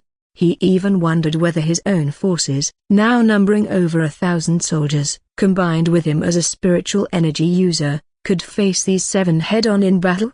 The chances seemed slim. So what was there to say? These 7 starfighters still represented a decisive force. Moreover, if this battle group had been less decimated, if they had about 100 men, 1 or 2 great starships, and a crowd of mortal auxiliary army, what would there be for him to do? He'd probably be put to use by the Phoenix battalion leader, lucky to even serve as a logistics manager. Instead, the opportunity seemed greater now. In comparison, Yuhang was more curious about the attitude of this self-proclaimed Phoenix battalion leader, Matins. Their conversation could be put nicely as mutual understanding or, less flatteringly, as rambling about nothing in particular. They touched on many topics, but none of them substantial. So why did the battalion leader, despite keeping a stern face, still engage patiently in this trivial chatter? Even when Yuhang delved into their past experiences, he could sense that Commander Matins was resistant from within, seemingly unwilling to answer such questions. However, Just when Guhang thought his inquiries were perhaps too bold, Commander Matins followed his lead, sharing some of their experiences and battles over the years. That was quite peculiar. The Emperor's death angels were not usually talkative, not that they couldn't converse, but they often saw themselves as distinct from so-called mortals. They always saw themselves as descendants of the Emperor, inheritors of his genetic legacy, his angels, who, though born of humankind, were transcendent. Among them, some were kind to mortals, others cruel, and yet others indifferent. But regardless of their attitude, even if benevolent, it was a condescending benevolence, the grace of angels upon mortals. In a normal situation, if Guhang broached a topic the battalion leader found displeasing, it wouldn't be surprising for the leader to bristle with rage, or at least frown, refuse to respond, or change the subject. Reluctantly giving an answer seemed to signal a particular stance from the battalion leader. Why was that? I am seeking your help, could it be? You are also seeking mine? And what are you seeking? Guhang recalled the wording of the event description. A starfighter battle group on the brink of extinction. Having finished a century of penitential expedition, is approaching Rage Owl Star, which seems to hold the redemption and hope they are seeking. On the brink of extinction, seeking redemption and hope. Oh, you want to rebuild your battle group, and you need my help, is that right? But why me? From the way things look around here, poverty-stricken as we are, how could I possibly seem capable of helping you rebuild a battle group? Is it because of the system's functions? Has the system made you believe that I can help you? The key is, the system hasn't told me how to help. Guhang kept a smiling, sincere, yet dignified demeanor in his exchange with Commander Matins, while internally he was panicking quite a bit. Apostrophe.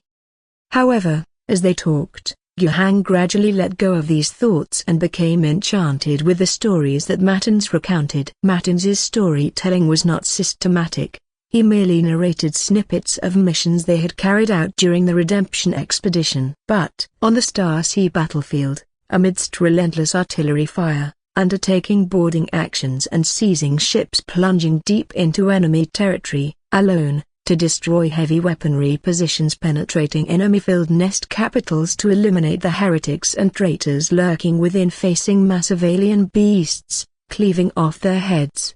Those exploits sounded too legendary to be true. Guhang let out a long sigh and said, Commander Matins, your experiences are deeply moving. Regardless of what others may think, I believe you have already atoned for whatever sins you may have committed, no matter how grave. The Emperor certainly won't blame you any longer. You are great heroes and shouldn't wander aimlessly through the Star Sea. Pausing, Guhang continued, although the conditions here aren't the best, if you don't mind, I am willing to offer the Phoenix Battalion a place to stay. You are welcome to rest and resupply here anytime. I know it may sound presumptuous, but if you wish, Rage Owl Star is also ready to become your second home. My doors are always open to you. With that, Guhang had turned around, facing the battalion leader, who was much taller than himself. In their gaze, he appeared candid, sincere, and enthusiastic. But Matins hesitated. As an angel of the Divine Emperor, he avoided the gaze of a mere mortal. I appreciate the governor's generous offer,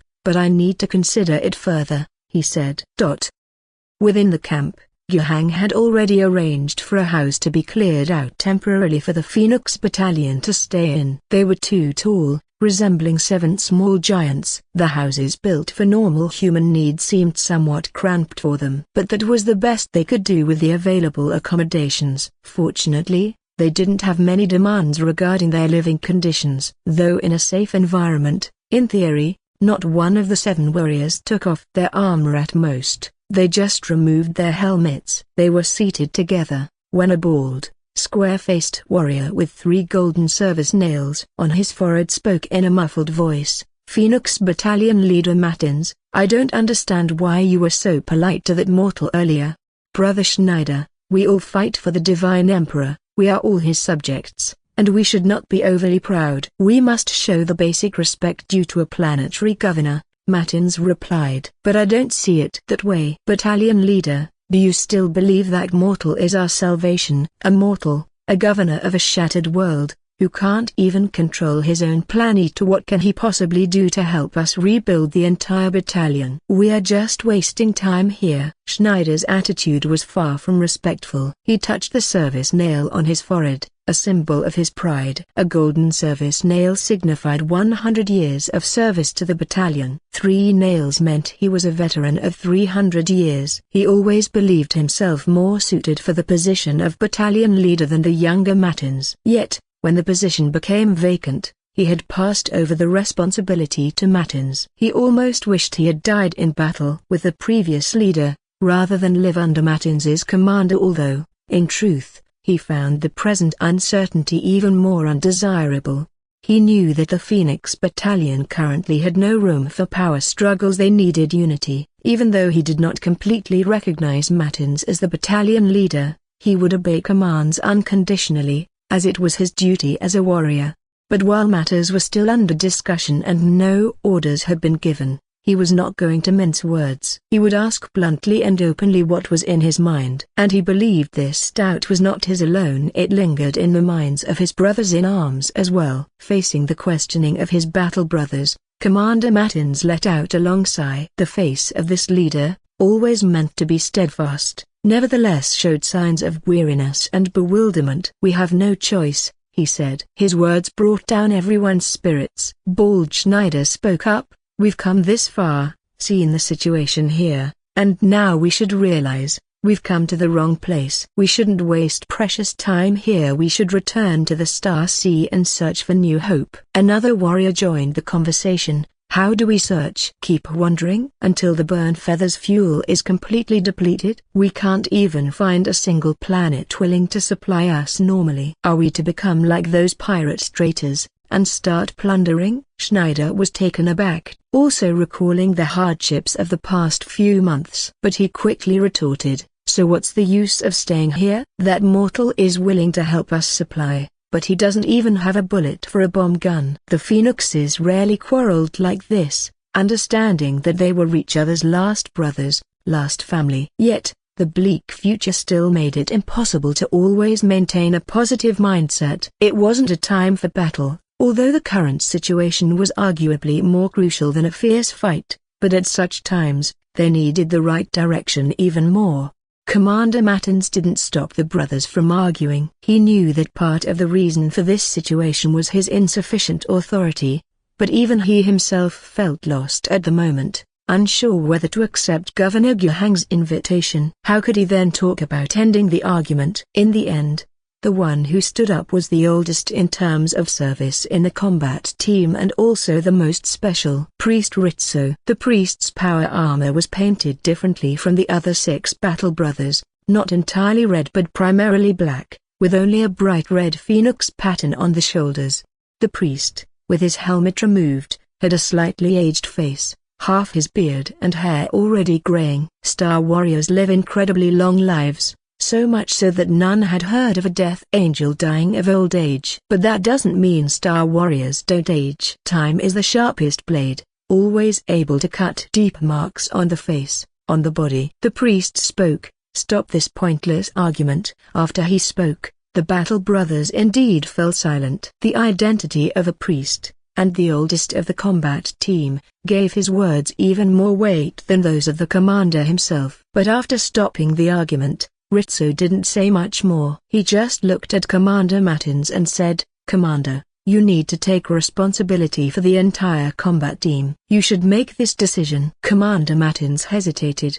He understood that Priest Ritso's intervention was in support of him. Just now, under such controversial circumstances, his inability to make a decision, even to stop the argument from continuing, had worn away at his credibility as a commander.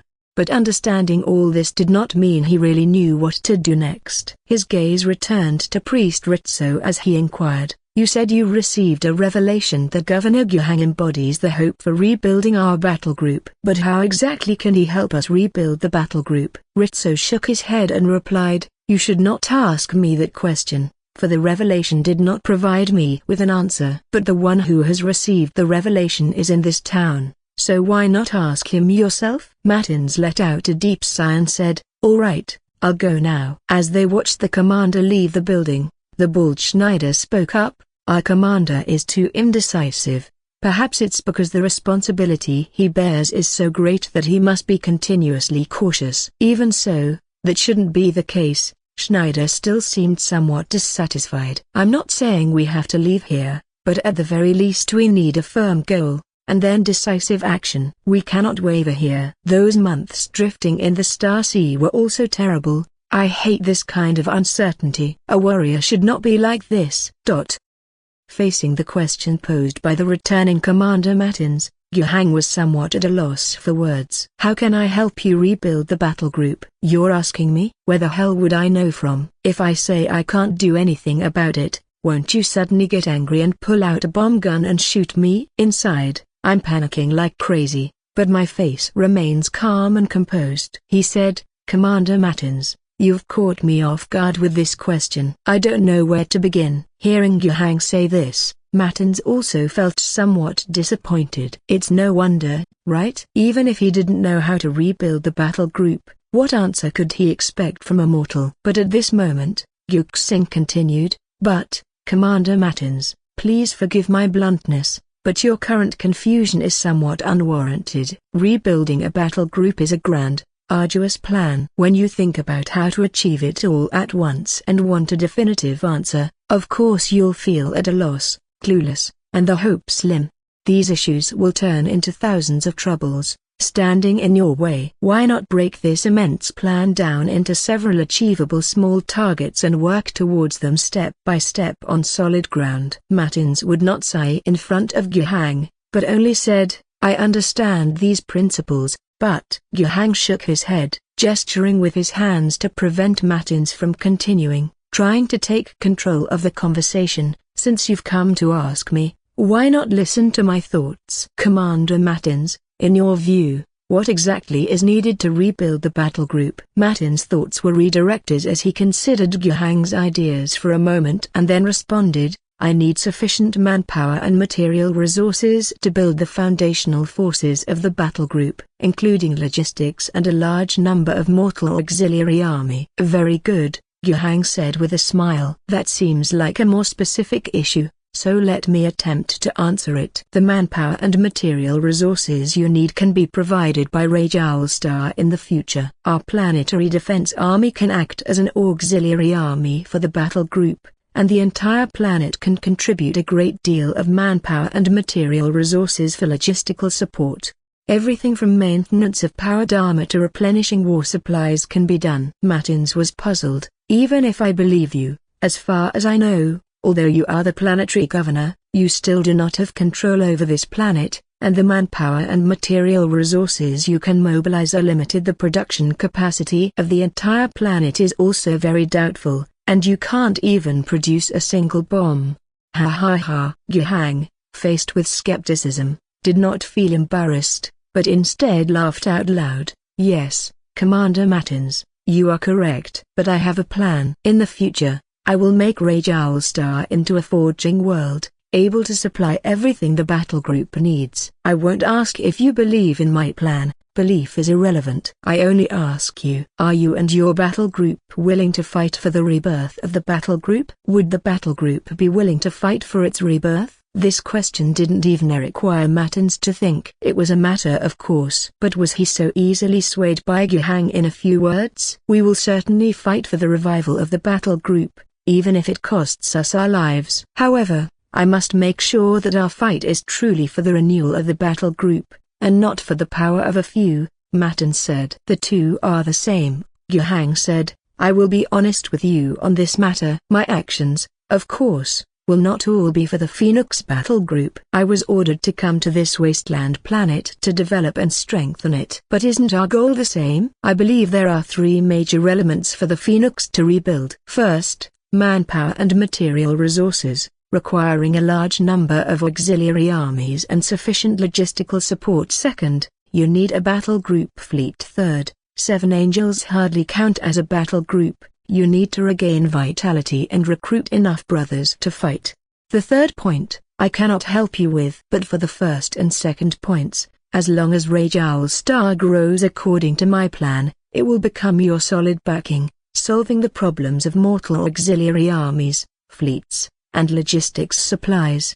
I want to develop and strengthen my world, while you need a world that has grown strong to rebuild your battle group. Phoenix fights for the future of Rage Owl Star, and Rage Owl Star fights for the revival of the Phoenix. We are naturally meant to work together. The leader of the battle group was indeed not cut out for politics, but interstellar warriors often don't need to think too much. Many of them have always been straightforward. Why then shouldn't I choose a world that has already developed? Yuhang showed a smile. If you had a choice, you wouldn't have come to Rage Owl Star. Matins had to admit, Mr. Gu was right. The Phoenix battle group had been wandering for months, passing through many worlds, big and small. If they had had a choice, they would have settled down long ago. Their goal had always been to rebuild the battle group, but no one really wanted to help them do it. To take a few interstellar warriors as allies or thugs was certainly good. To rebuild the battle group? Forget it. Maintaining a proper battle group almost required an entire planet's effort. A large number of troops,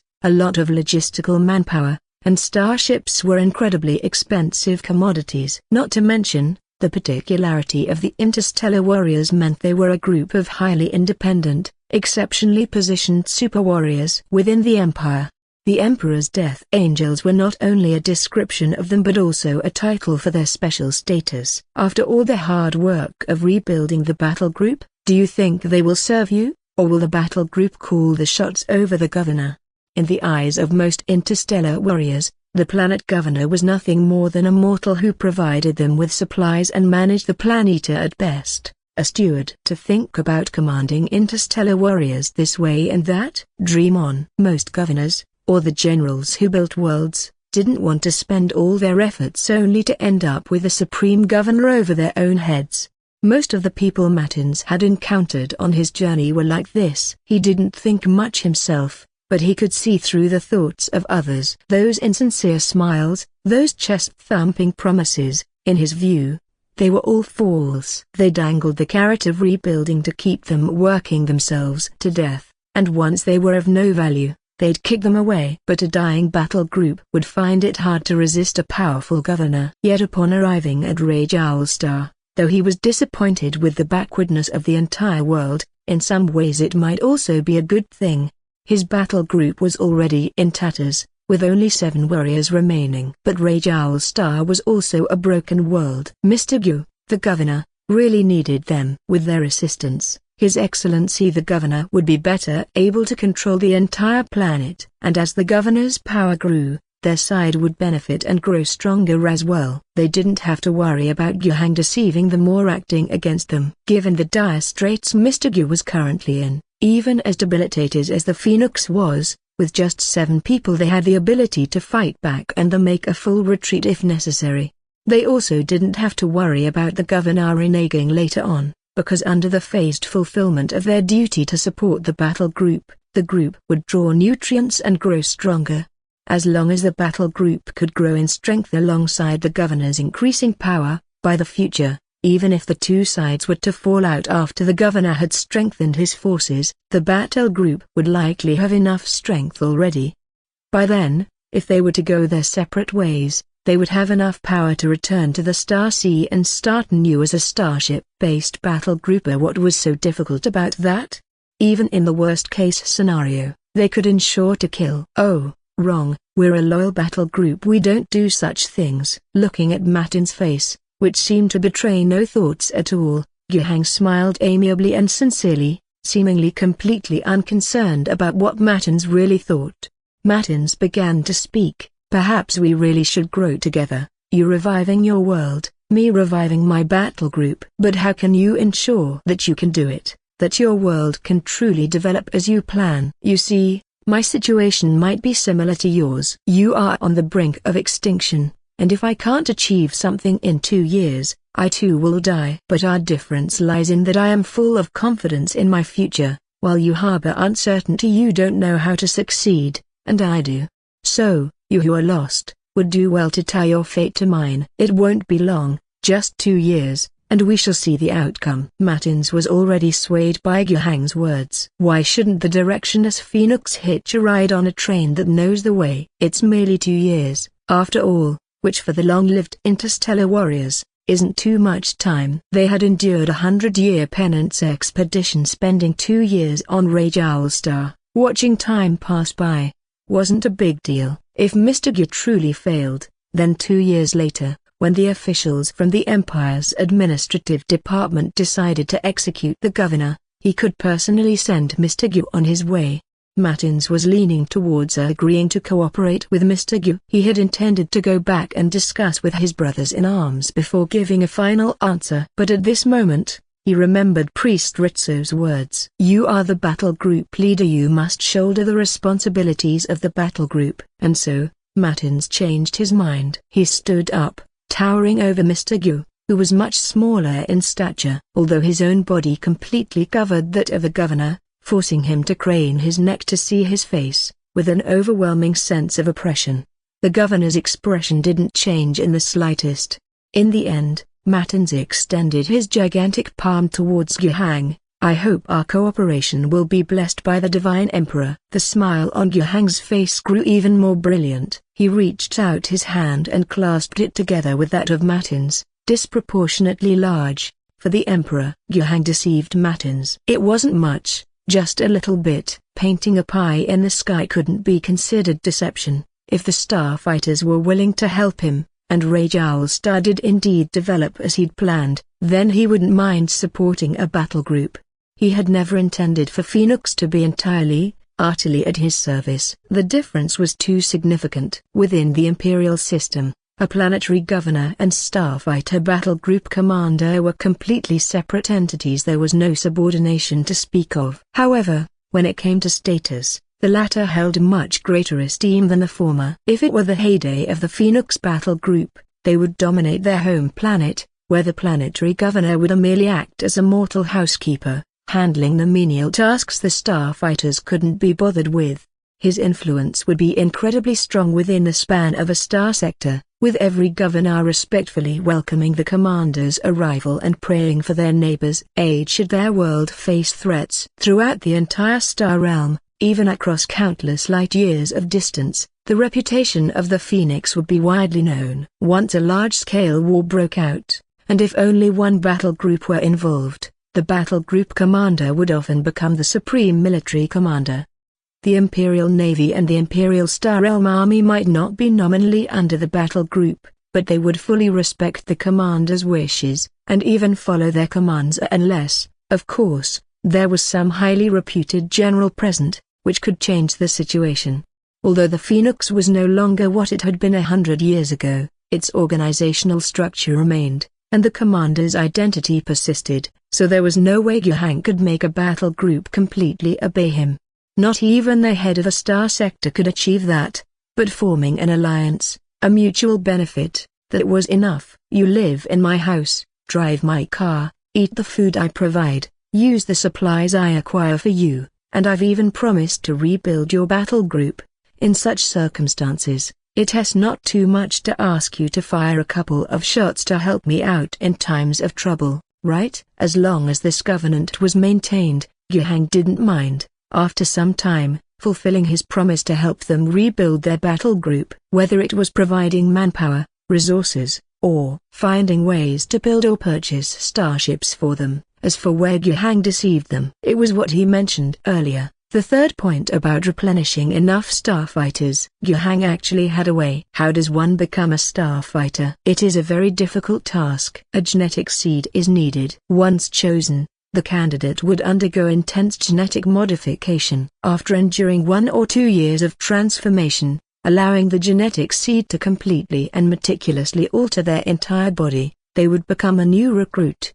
Then, after lengthy training, when the battle group believed the new recruit met their standards, they would be granted powered armor, thus truly becoming a starfighter.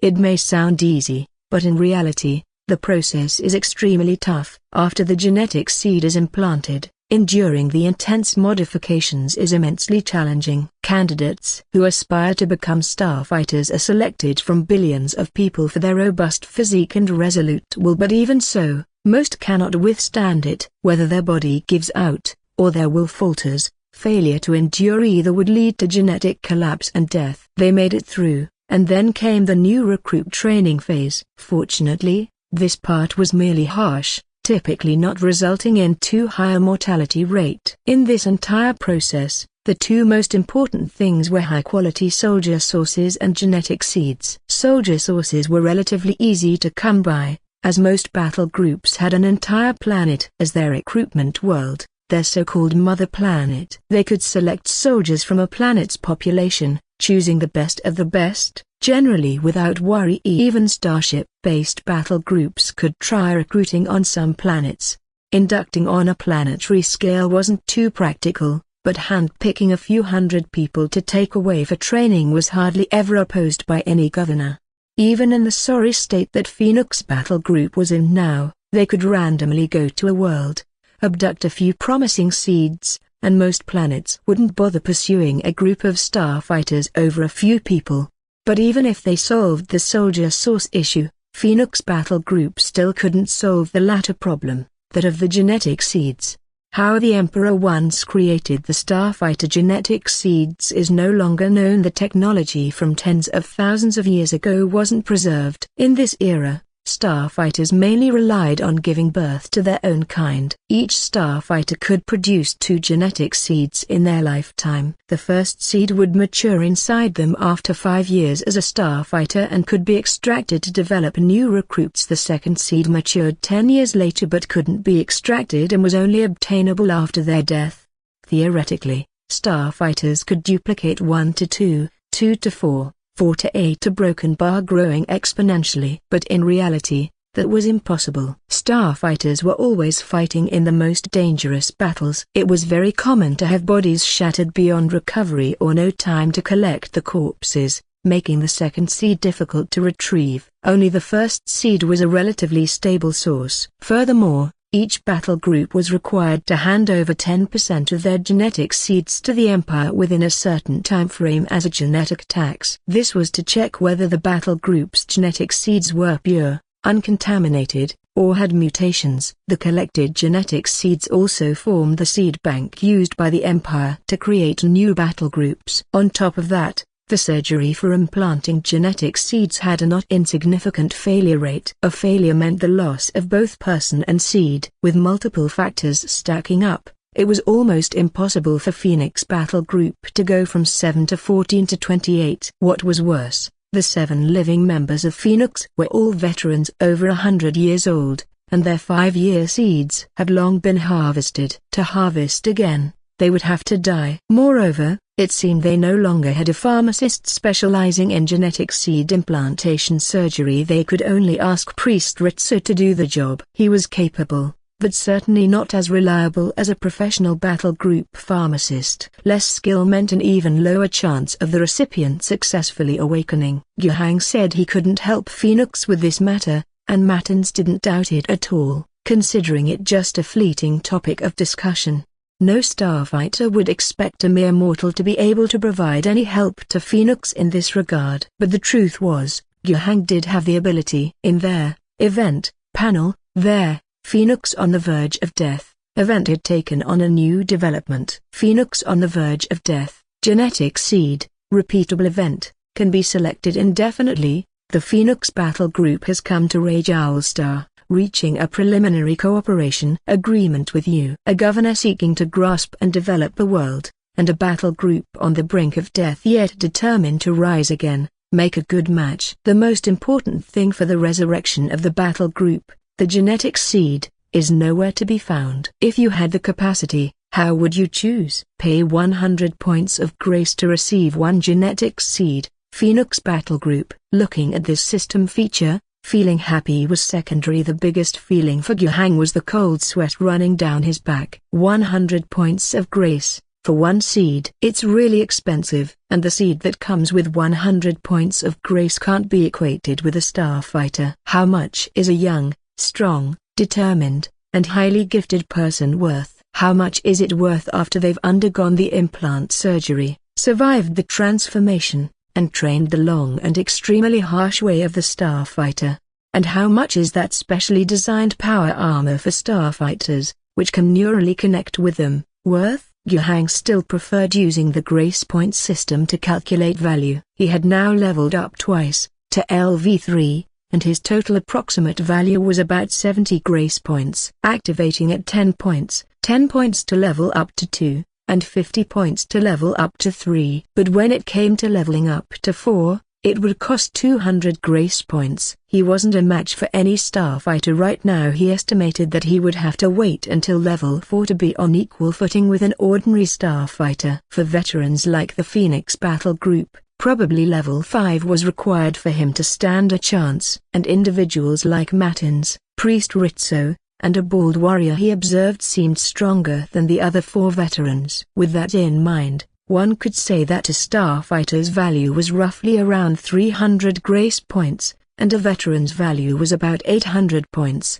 If Guhang wanted to use the system to create a starfighter from scratch, he would probably have to exchange 100 points for a seed first and then perform the implant surgery. If it failed, 100 points would go down the drain, and only if they survived could they proceed to the next step. A rookie who made it would have the hardware but not the experience or skill. Guhang would have to spend at least 111 grace points to train them up to T1 level soldiers, and then figure out a way to acquire a set of power armor. With that, he would be close to having a standard tin can. Completing this entire process would cost at least over 200 grace points, and assuming the power armor is worth 100, it would indeed be close to the 300 points for a tin can he had estimated based on his own combat power.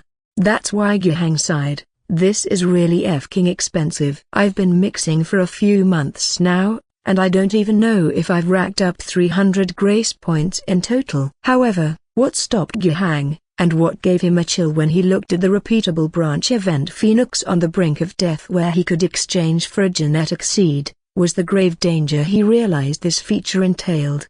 If he exchanged for a seed and then presented it to Matins saying, "This is my support for you," Matins would absolutely not feel the slightest bit of gratitude. Instead, he would undoubtedly pull out a bomb gun, demand to know how he acquired the genetic seed, and then send him to the tribunal. There was no use arguing this seed was even specifically marked as belonging to the Phoenix Battle Group. Each battle group's genetic seed would be slightly different. It might not be easy to tell for outsiders, but for them, it would be obvious at a glance. What could Guhang say then? He couldn't explain it at all. This was a feature he dared not use. But soon, a bold idea came to Guhang. Could I possibly take over their nests? When I'm better off, exchange for a bunch of genetic seeds, secretly find people, ensure their loyalty, brainwash them with spiritual energy, secretly implant the seeds, and covertly train them. I can also secretly purchase their armor from some forging worlds. When I've massed enough power, a grand ambush, signal by smashing a cup, with 7 true Phoenix members surrounded by 70 fake ones trained by me. Guhang. After killing them off, the true Phoenix will belong to me, Mr. Gu. Population replacement plan? That's really not right. Guhang shook his head and put the thought aside. Sabotaging allies, am I, Mr. Gu, that kind of person? Moreover, it's easy to talk about it now, but it would be quite troublesome to actually do it. There are countless details to take care of. Let's talk about it later. After all, they can't afford such high-end units now. The governor's government of Rage Owlstar and the Phoenix Battle Group henceforth became informal allies. It was informal because they had not signed any specific agreements, nor put anything in writing. It was simply that the Phoenix Battle Group had agreed to accept task invitations from Mr. Gu whenever he encountered any trouble. They would then decide based on the situation whether to accept and execute the tasks as requested. Besides the governor's task invitation, their operations were essentially free, provided that they gave Mr. Gu a heads-up out of respect for his sovereignty over the entire planet. Mr. Gu was likewise obliged to provide them with a base on the planet, supply them with provisions, and pay for the necessary aid for the battle group's rebuilding efforts within the boundaries of what he could afford. In fact, this assistance in rebuilding had already begun. First of all was ammunition supply. Wu Jiarong received a request from the governor. She had to initiate the production of bomb gun bullets. This was difficult. The industrial base of Rage Owlstar was completely inadequate for production. Diamond warheads, secondary propulsion, mass reaction fuses, and characteristics of secondary explosions. Being both armor-penetrating and explosive, these items had high requirements for technology. It wasn't impossible to make them, but it would rely on Wu Jiarong to craft each bullet by hand. Her mechanically modified arms were capable of this work. Her few junior technicians could probably manage a workbench well enough to help. The output would be quite touching, and asking her, the technical leader of the governor's camp, to spend substantial time doing manual labor as a bullet crafter was obviously a waste of talent and would affect the development of Guhang's territory. But all in all, it was a method of supply. Subsequently, Wu Jiarong also moved some equipment from the Phoenix Battle Group's ship, Burn Feather, to research how to achieve mass production, at least to the point where her junior technicians could take over the task. Then there was the maintenance or powered armor. Currently, only Wu Jiarong was capable of it. As long as the damage wasn't too severe, small repairs and the maintenance were within the capability of this technical officer. Typically, maintenance of the battle group's equipment was the responsibility of technical sergeants. The technical sergeants from Phoenix had been to the mechanical god cult's headquarters Samasa for advanced training. They were more skilled than the average technical priest. But what more could be done? Under these conditions, they had to endure. Rebuilding wasn't an easy task. It relied on struggle and perseverance. Nevertheless, Mr. Gu's investment in the battle group's rebuilding efforts was recognized. An engineering team was formed explicitly. They would construct a fortress monastery some distance from the camp. Starfighters pride themselves as descendants of the Emperor and Death Angels of the Emperor. They always consider themselves the most steadfast believers in the Divine Emperor among the Empire. Although they are a military organization, they are also a religious organization. Many starfighter battle groups refer to their headquarters as fortress monasteries. The construction site that had already started attracted the warriors of Phoenix to visit. They couldn't help but recall their battle group's headquarters on their home world. Compared to what it once was, the current one was worlds apart. But at least, it was a good start, and the battle group was getting on the right path. On the next day, the 7 warriors of Phoenix left the housing previously arranged by the governor and moved directly next to the construction site of the monastery. They wanted to watch the monastery being built from the ground up. The arrival of the interstellar soldiers didn't have much impact on the governor's camp. Even the people on the wasteland had heard of the Emperor's angels. Before the planet was shattered, their stories were enduringly popular, showing up in texts and visual images. Now, in the post-war era, those things were gone, but stories themselves still existed. The older generation told the younger generation, who passed it on to the next, and so on. This made people under the governor curious when they saw the interstellar soldiers, and they couldn't help but look over repeatedly. But, as characteristic of wastelanders, they were sensitive and timid toward danger. They only dared to watch from afar, not daring to be too bold or direct with their gazes, to avoid angering these giants who could crush them with a mere slap.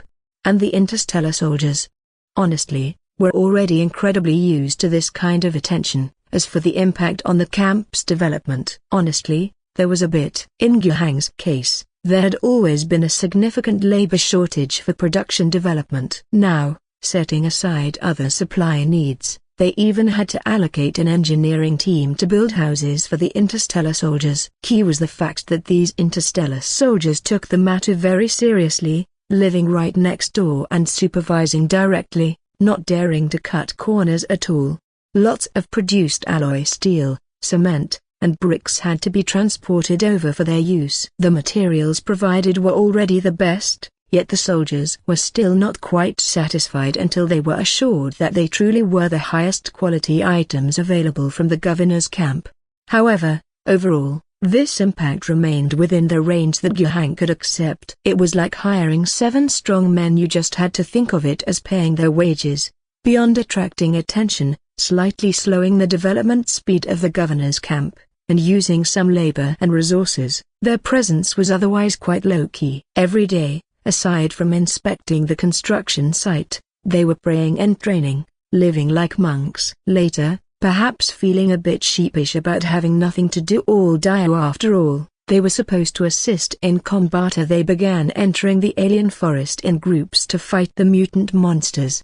Definitely for the defense of the governor's enterprise, and not because they were bored after not seeing blood for a while. Only, the monsters in the forest couldn't satisfy the interstellar soldiers. Previously, although there weren't any high-level monsters in the alien forest, there were still a good number of them. However, after the primordial Rothowl sect's ambush plan against Guhang, when a catalyst was triggered that caused a large number of hatching nests to emerge prematurely and a vast number of monsters to be killed, the number of monsters in the alien forest had drastically reduced. Even the nests were scarce.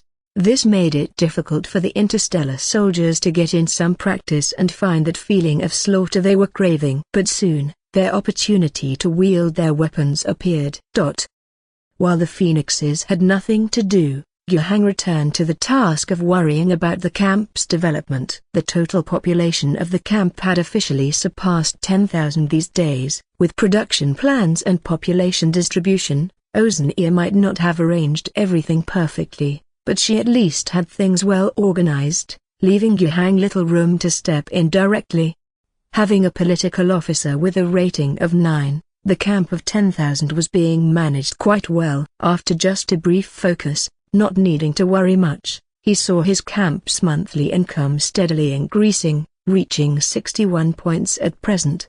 He hoped that by next month's payday, it would break 100. Also, during this period, he had selected and conscripted over 100 soldiers from the new refugees, who alongside the 500 troops previously brought by Lambert from the Hodgson family whose command and ownership had been completely transferred to the governor, formed 2 additional infantry battalions.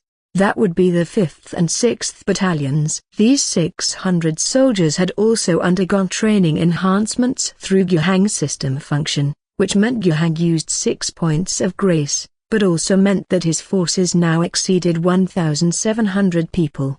Out of caution, Guhang made substantial changes to the officers of these 2 battalions and redeployed them. A significant number of soldiers were also reorganized with the previous 2nd, 3rd, and 4th battalions. The mixed forces had been disentangled as much as possible from their former command systems. After the reorganization, even if Lambert harbored ulterior motives, it wouldn't be of much use. It was unlikely he could incite the troops to defect in the middle of a fight. Of course, based on interactions over this period, Guhang tentatively believed that the 2 members of the Hodgson family, old and young, were truly cooperative. Still, even so, it was wise to guard against others. It was only right for Guhang to take precautionary measures. Lambert had no objections to this. He even had no qualms about losing military power and being assigned to assist young Ozeneer, which earned him praise from her for his diligent work. He understood that his identity could cause misunderstandings and precautions from the governor, but he had resolved to prove his loyalty through his attitude and everything he did over the upcoming lengthy period. Guhang was pleased with this. The young man was proving his worth. His grandfather was doing so as well. Population growth within the camp would have been difficult to achieve without help from Revival City. Moreover, most of the goods from the governor's camp, besides internal consumption, sold very well in Revival City on the foreign market. Purchasing food, minerals, and other consumer goods also went smoothly. During this time, Dennis and Henry even felt that business was too easy. But today, Lambert came to Guhang somewhat flustered, bearing some unsettling news. "I can't contact my grandfather." Guhang frowned. "Be more specific." "This morning, I made a routine check with Revival City, but couldn't get through." "It's not that no one was picking up, but the line was completely dead. I realized something wasn't right, tried to connect to other wireless communication lines of our family, but the situation was similar. I also contacted some people who have a good relationship with our family. Nobody knew what had happened, but they told me that Revival City is under lockdown, preventing the poor from the outer city from entering." Guhang narrowed his eyes. "This is really bad news. It sounds like Mr. Hodgson might have run into trouble. I implore you to save him." Guhang patted Lambert on the shoulder and said, "I know you're anxious, but impatience will only make things worse right now. Calm down. You need to mobilize all your connections and hidden forces in Revival City as much as possible and figure out what exactly happened.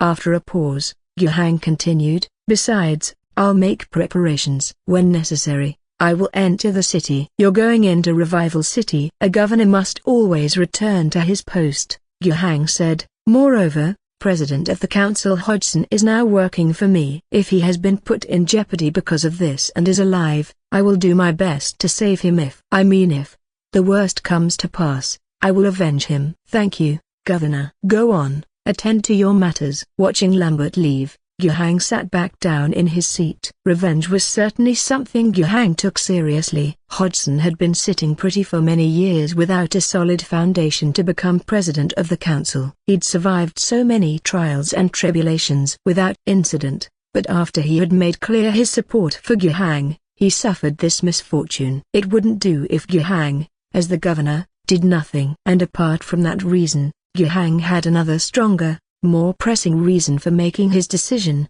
Someone had declared war on him. Although the situation was still unclear, the fact that someone had dared to take action against him in Revival City after Hodgson had made his support clear was undoubtedly a declaration of war. Whether it was the heretic cultists who followed the primordial Rothau or the conservative factions within the alliance government who had declared war on him, Yuhang must respond. Actually, his current preparations were insufficient. In his previous plans, he himself would enter Revival City in about 2 to 3 months.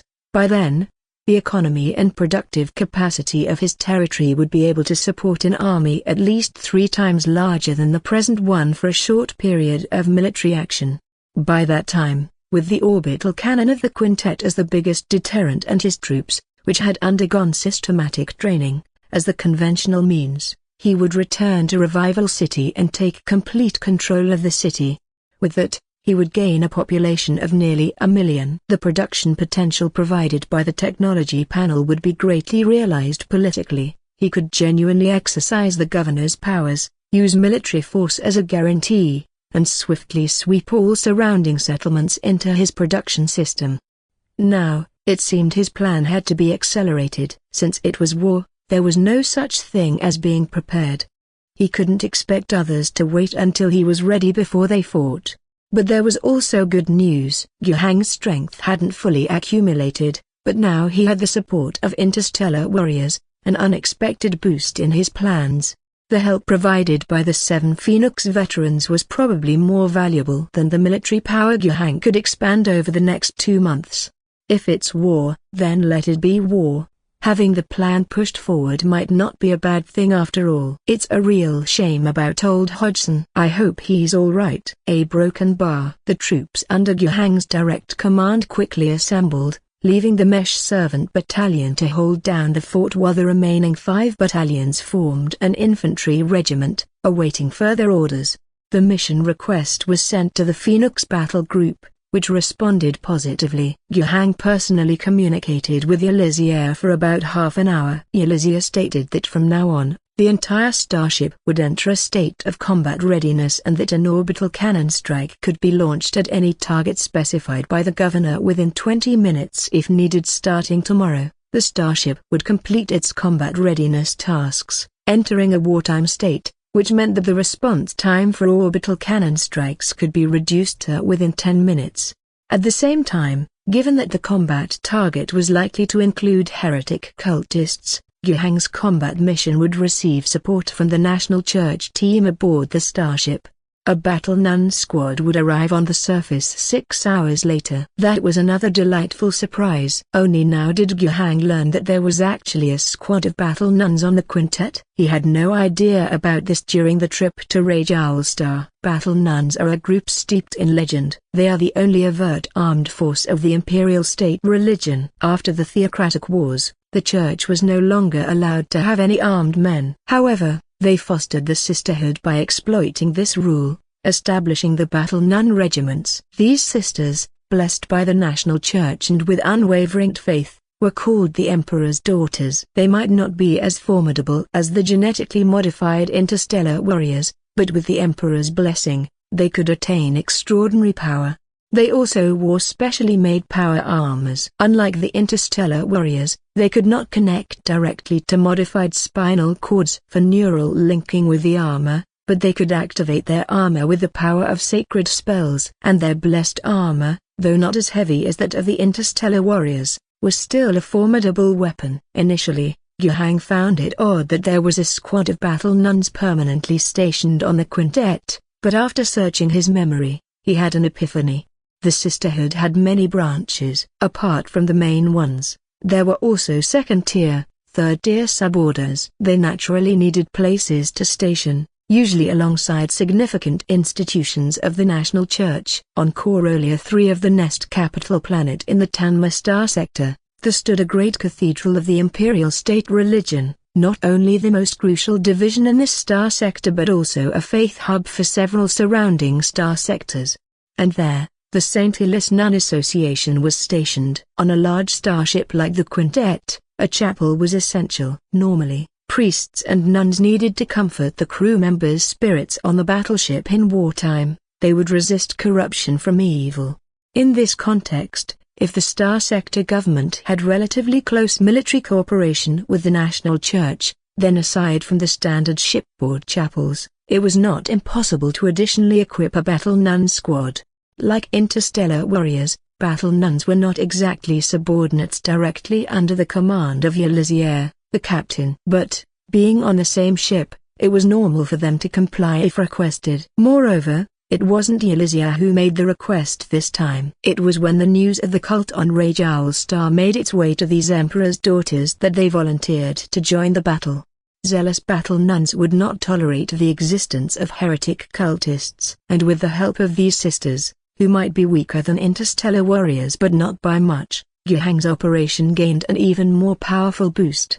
Moreover, compared to the warriors, these battle nuns were more specialized anti-cult experts. If the shadow of the primordial Rothal sext loomed in this affair, the emperor's daughters would give them a huge surprise. Under the circumstances of Yuhang assembling all the help he could get, news from Revival City kept pouring in. Lambert became an intelligence officer. He had already activated his own contacts as well as his family's to obtain intelligence from Revival City by all possible means. Meanwhile, Denison Henry, although he was in Rubbish Town when he received the message, had quite a number of partners in Revival City. He was also actively mobilizing his contacts to help collect information. The situation inside Revival City was becoming increasingly worrisome. The person who initiated martial law was General Montauk. As the supreme commander of Revival City's military power, this meant that the military might have already taken a stand against the governor.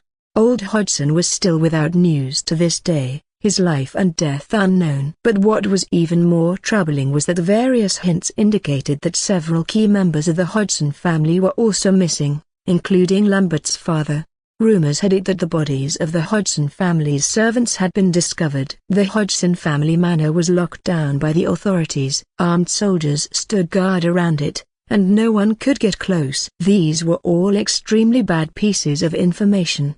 The inquiries sent to Revival City in the name of Governor Yuhang, although replied to, were insincere. The authorities claimed that they too had discovered the disappearance of President of the Council Hodgson and suspected cult involvement. The martial law and the lockdown of the manor were deemed necessary steps in order to investigate the matter. They promised to inform the governor immediately if any findings were made. Yuhang didn't believe any of it for a moment. If that was true, why hadn't the authorities in Revival City reported Hodgson's disappearance to him immediately? It was only when Lambert tried to contact his grandfather as usual that they found out, and even more absurd was the second message from Revival City officials, inviting the governor back to take charge of Revival City, but with the difficult stipulation of not being able to provide supplies and accommodations. They requested the governor not bring more than 100 followers. At this point, Yuhang had confirmed that the situation in Revival City had completely spiraled out of control. To this second message, Yuhang returned only 4 words: "I will go." "Will he come?" Industrial Tycoon Norris cautiously asked. "Are you sure?" "If he said he will come, he definitely will," Bradford replied, "but our esteemed governor doesn't seem like someone who will surrender without a fight." "He will come, but it's unlikely he'll bring only 100 people. Norris continued to probe. The people we planted with him are reporting that recently, 7 individuals suspected to be interstellar warriors arrived at his camp. If that's true, what do we do? This. Bradford was stumped. His gaze involuntarily turned to Mondoc beside him, laced with a hint of reproach. Apostrophe. Norris was already very dissatisfied. I said earlier, we should not rush things. If Mr. Gu really is capable of enlisting the aid of intergalactic warriors, what do we do now to resolve this situation? Mondoc sneered. Now that things have come to this, what's the use of being afraid? Norris, have you lost your edge? Norris argued. What does this have to do with edge? Even if you're sharp, would you go head to head with an intergalactic warrior? Don't worry too much, Bradford interjected, trying to smooth things over. This might not even be true. How could such legendary figures as the intergalactic warriors be summoned at someone's beck and call? It's very likely a ruse by the governor to blind us. We must not lose our composure. Despite his words, Bradford's expression betrayed an undeniable panic. Most likely it's not true, but what if it is? Mondoc, witnessing the ambivalence of both men, displayed an even more pronounced look of disdain. However, he knew he still needed their support,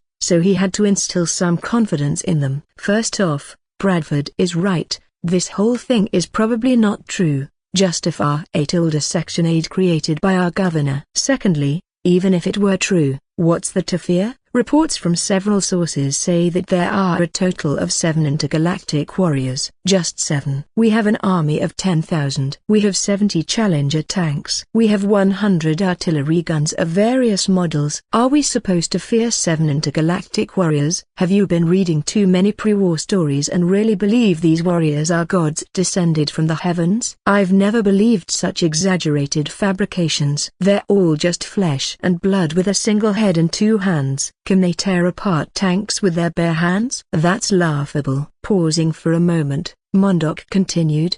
The governor's forces amount to barely 1,000 men with hardly any heavy weaponry. Stop worrying about this all the time. Instead, you could spend the time helping me with some actual work. Reassured by Mondoc's words brimming with confidence, Norris and Bradford felt somewhat more at ease. Upon further reflection, it really did make sense. Even if there really were intergalactic warriors, what could 7 people achieve? Could they really massacre 1,000, decimating the entire Revival City's forces? But at this moment, Norris, the cautious one, raised another issue. Have you considered the problem of the orbital strike? Mentioning this, Mondoc fell silent for a moment. In comparison to the uncertain issue of intergalactic warriors, the real headache was the quintet hovering in the sky above. The starship was undoubtedly real, with its formidable presence floating in the sky, so noticeable that its lights could be observed with the naked eye on clear nights. The main cannon of the quintet might not be able to obliterate the entirety of Revival City in a single shot, but a few more rounds should do the job. Spending half a day or a full day meticulously bombarding a city-sized target would ensure no inch of ground was left untouched. Revival City had underground air raid shelters left from the war era. Hiding them might offer a chance to survive an orbital assault. But firstly, not many could take refuge in them, and secondly, even if people survived, what good would it do if the city was destroyed? Could General Mondoc conjure up food and ammunition out of thin air to sustain his army? Could Norris, the industrial magnate, continue his manufacturing operations underground and keep production high? Could Bradford, the business tycoon, find anywhere to trade and amass his wealth? They were too attached. They usually looked down upon the several 100,000 refugees outside the city and even the ordinary citizens within the city walls. Yet these people were the true source of their wealth. The death of a few was trivial, but if the city were cleansed and the populace eradicated, it would spell the end for them too. And yet, the problem of the starship was insoluble. In the end, all Mondoc could say was, Guhang wouldn't do that. If Revival City is destroyed, he'll surely die within 2 years. If Guhang knew Mondoc's thoughts, he'd surely laugh. I just need to kill a few people. Why would I bombard an entire city? Would he really order Ulysses to bombard Revival City? Yes, and number. Yes, meaning a small-scale, relatively precise military strike. No, meaning there would not be a destruction of Revival City until the very last moment. The population of the inner city plus the slums outside Revival City roughly approaches 1 million. And what is the population of the entire Rage Owl Star? 6 years ago, in the last year of the second governor's era, when the last tax payment was made to the Empire, the number was 42 million plus. A planet with a population of 42 million. That was 0.5% of Rage Owl Star's population during its heyday before the war. 99.5% of the population was lost in that war and in the century of darkness and chaos that followed, and after the end of the rule of the second governor, with governors changing every 2 years for the past 6 years, has the situation on Rage Owl Star improved? Obviously not. Given the circumstances here, the population is probably still in decline. Compared to the population, the loss of productivity is probably even more severe. This has led to the situation where, although the population is already quite small for an entire planet, people are still cheap. This is because even this small number of people are barely sustained by the current output of Rage Owl Star. So now, the answer to this question is very clear. Why would Yuhang absolutely not want to make a light decision to order the starships to bombard Revival City? Because here lies one of the very few densely populated areas of Rage Owl Star. Based on a population of 1 million, that's already 2.3% of the total population of the planet 6 years ago. And the actual proportion is only higher than this figure. By Yuhang's estimate, the current total population of Rage Owl Star may already be less than 40 million. Or even less. Moreover, despite the poor people outside Revival City being destitute, the city is still a jewel of Rage Owl Star. This city, which gathers 1 million people from both the inner and outer areas, benefits from the scale effect, with an increase in productivity that 100 settlements, each with a population of 10,000, could not match, flattening Revival City and losing 2.3% or even more of the global population, along with more than 5% of global productivity, are already outcomes that Yuhang is unwilling to accept. Not to mention, without Revival City as an existing hub of population, a massive potential for development would be lost. If the city could be peacefully taken and controlled, 1 million people combined with Yuhang's technological system could unleash tremendous production capacity. Without Revival City, Yuhang would have to wander the wastelands gathering people by the thousands or hundreds, searching for countless small, hidden, and highly guarded places like the abandoned cave society to collect the population. Peaceful control of Revival City is worth 1,000 abandoned cave societies to Yuhang. This is the greatest reason why Yuhang would not order the destruction of Revival City unless absolutely necessary. Life is the coin of the Emperor. Fits the situation precisely, yet there's a subsequent half to it, spend it wisely. If the Emperor still holds true to this, Yuhang, who theoretically may possess less than 40 million in total assets, has no reason to be so extravagant as to waste 1 million coins. When they say 6 hours, it means 6 hours. A transport vessel from the quintet arrived with a Battle Nun squad. Under the leadership of Sister Chang Druite, 11 nuns came to the surface. With their height stretching beyond 1 meter 80, once clad in combat armor, they appeared both taller and more substantial. Their creamy white armors adorned with green patterns made them seem holy and elegant, truly like a living group of lily ladies. As they emerged from the hatch, Yuhang thought he saw another battle group walk out. Of course, it was just D8 copyright AVU. The difference between the two was quite significant. The red armor of the Phoenix made them look like battle-hardened warriors who had fought their way through rivers of blood. The tender green and creamy white of the saintly Lily's armor made them look like elegant ladies spreading the gospel. And the most significant difference lay in their size. The Battle Nuns, all towering over 1 meter 80 and already considered tall and strong among women, were even more massive with their powered armors compared to regular troops. However, compared to interstellar warriors, who averaged heights of 2 meters 30 or 2 meters 40 and whose frames were substantial even in width, there was no contest. Yuhang collected his thoughts and advanced to meet them. Mrs. Georgette, welcome to your arrival. With your help, the traitors of Rage Owlstar and the heretic cultists will have nowhere to hide. Unlike the interstellar warriors who always maintained stern, deadpan expressions, the attitude of the Battle Nun leader was gentle and amiably. At least Mrs. Georgette was like this. The woman with short white hair extended her hand with a smile and shook hands with Guhang. Her voice was low, gentle, and very comforting. I am also very pleased to meet you, Governor. I hope that we can cooperate well in the coming times.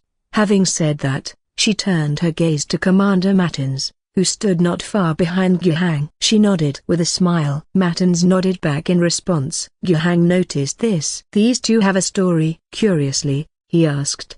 Do you two know each other? Mrs. Georgette smiled and said, if Governor wishes to know, it might be better to ask Commander Mattins. If he does not wish to tell you, it would not be appropriate for me to say too much. Guhang turned his gaze back to Mattins. Mattins was silent for a while, and Guhang thought he wouldn't get an answer, but in the end, the serious interstellar warrior spoke up. We have fought side by side in the Organ Star region. Mrs. Georgette said, I have to thank you. Without you, the Order of the Blessed Lily might no longer exist. No, it is I who should thank you. You could have retreated, but you chose to stand with us. Mrs. Georgette's smile took on a hint of cleverness. That's not what you said at the time. Mattins, uncharacteristically, looked somewhat embarrassed. Ha ha ha. Mrs. Georgette laughed heartily as she stepped forward despite being much shorter than Mattins and both of them wearing power armor. It didn't stop the Sister Superior from giving the commander a big hug. Anyway, I am very happy to see you again, my comrade in arms. Congratulations on redeeming yourselves, and may the Divine Emperor bless your future. It was rather miraculous for two comrades who had long been separated to run into each other again in a place as minor as Rage Owlstar, and to have the opportunity to fight side by side once more. Their so-called Organ Star region was quite a distance from the Tanma Star sector, but they didn't have much time to reminisce. The time to depart had arrived. The reason for the delay was that Guhang was waiting for the arrival of the Battle Nuns. Although there were only 11 of them, they were still 11 exceptional warriors. Just 2 or 3 nuns working together could have a fair chance of defeating an ordinary interstellar warrior. Not to mention they had Sister Changdruite. Guhang could vaguely sense through Shanic perception that the Sister Superior's strength was probably not much weaker than Mattins's. Admittedly, no further news had come from Revival City, and old Hodgson seemed to have disappeared from the face of the earth, his fate unknown. But Guhang was not willing to wait any longer. The Mesh Servant Battalion stayed behind to guard the home, while the combined forces of over 1,500 warriors from the 2-6 battalions, the terrestrial troops, Phoenix Interstellar Warriors, and the Order of the Blessed Lily Battle Nuns, a whole team, escorted the governor as they embarked from the camp, heading towards Revival City. From the governor's camp, getting to Revival City by infantry speed would take almost an entire day. By evening, the team arrived outside Revival City, and Revival City had long since been informed of Guhang's approach. Guhang hadn't planned on remaining incognito, moving with quite a display, making it somewhat difficult to go unnoticed. There were too many ways for those in Revival City to have advance notice. If one only considers the inner city, Revival City isn't large, but taking into account the outer city and the haphazardly constructed dwellings of the poor, the area it covers isn't small at all.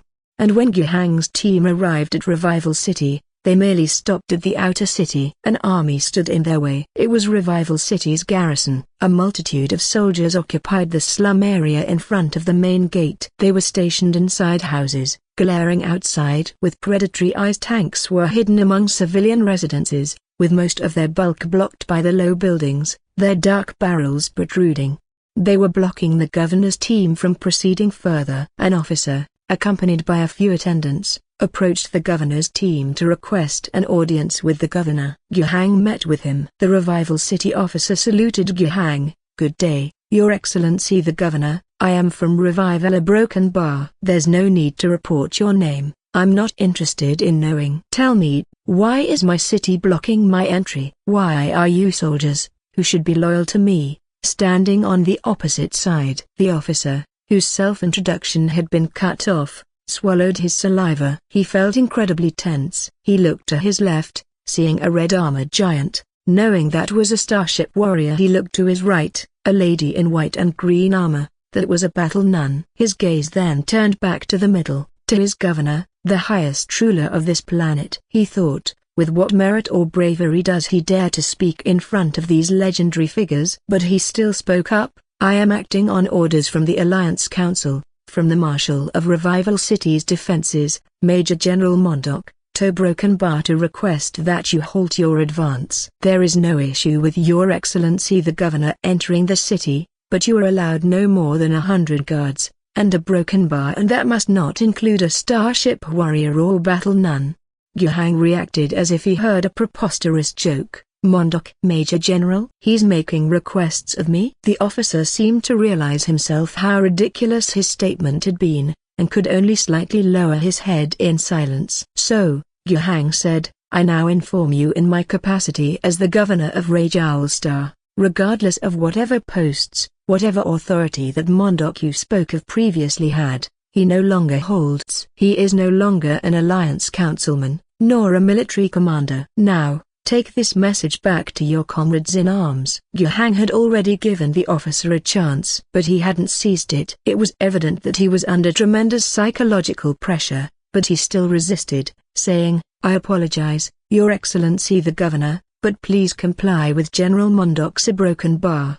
He couldn't finish his sentence. He felt an incredible power clutching at his throat. Quickly, he fainted due to lack of blood flow to the brain. Releasing the power of his telekinetic control, he let the body fall to the ground. Yuhang waved his hand and soldiers came forward to drag the man away. This officer was very courageous, but his courage was misplaced. At that moment, Commander Matins spoke up, Governor, the situation is now very clear. That man who claims to be General Mondok, his actions amount to rebellion. What stands before us now are all rebels. So, Commander Matins, what do you suggest we do? Kill all the rebels? Can the 7 Phoenix warriors accomplish that? Matins actually began to calculate carefully before replying, relying solely on the 7 of us to completely defeat an army of 10,000, equipped with heavy firepower and armor, would be difficult. I need the cooperation of the Sisters of Saint Lily of Mercy along with the artillery fire from the quintet. At night,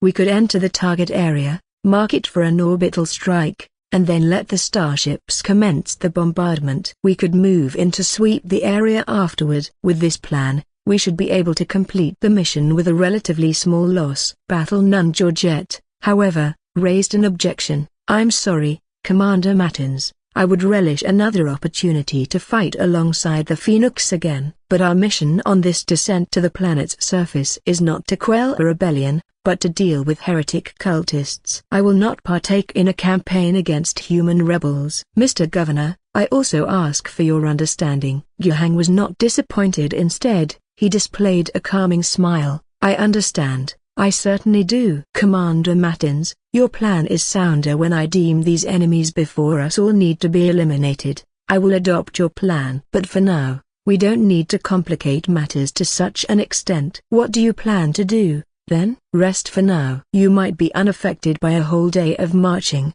but my soldiers need rest to recover their combat strength. As for the specifics of the plan, I will inform you later. I also ask you, and Superior Georgette, to coordinate with me tomorrow. Matins gazed at Yuhang for a moment before ultimately nodding in agreement. Georgette also expressed her stance. We will not slaughter human soldiers, but we will provide you, Mr. Governor, with the necessary protection.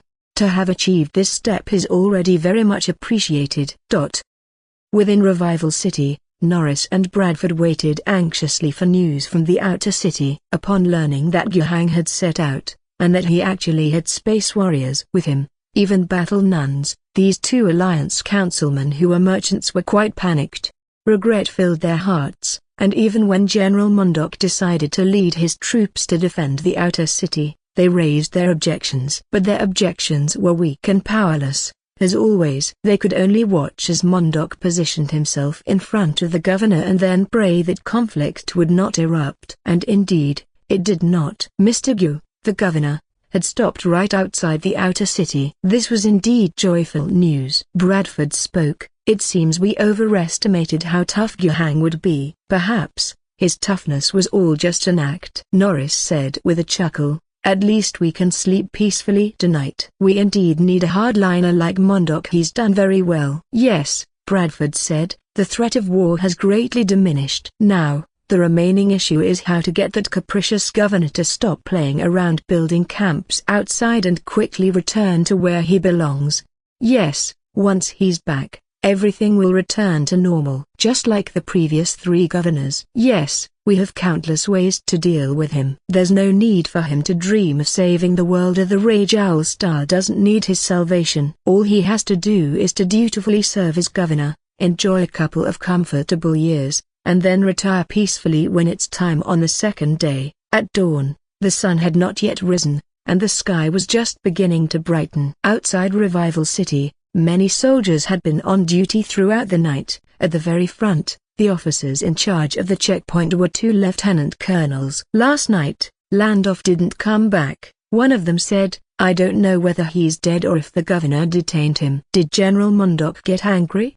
Asked the other. No, the first lieutenant colonel replied. The general was actually quite pleased when he saw that the governor's troops really had stopped outside. Pleased? But Landolf is his own nephew. The former simply shrugged his shoulders, indicating that that was just the way things were. So cold-blooded, Paul Landolf. While chatting idly, suddenly one of them stretched out his hand, pointing towards the faint morning fog on the outskirts. What is that? The other looked in the direction of the outstretched hand. It was not yet fully light, the visibility was obscured by morning fog, but he could still make out, vaguely, the figures of a few giants slowly approaching. The 2 exchanged a glance. One retreated and blew his whistle, alerting all the soldiers at the checkpoint to be vigilant, while the other took aim with his gun into the thick fog and asked, "Who goes there?"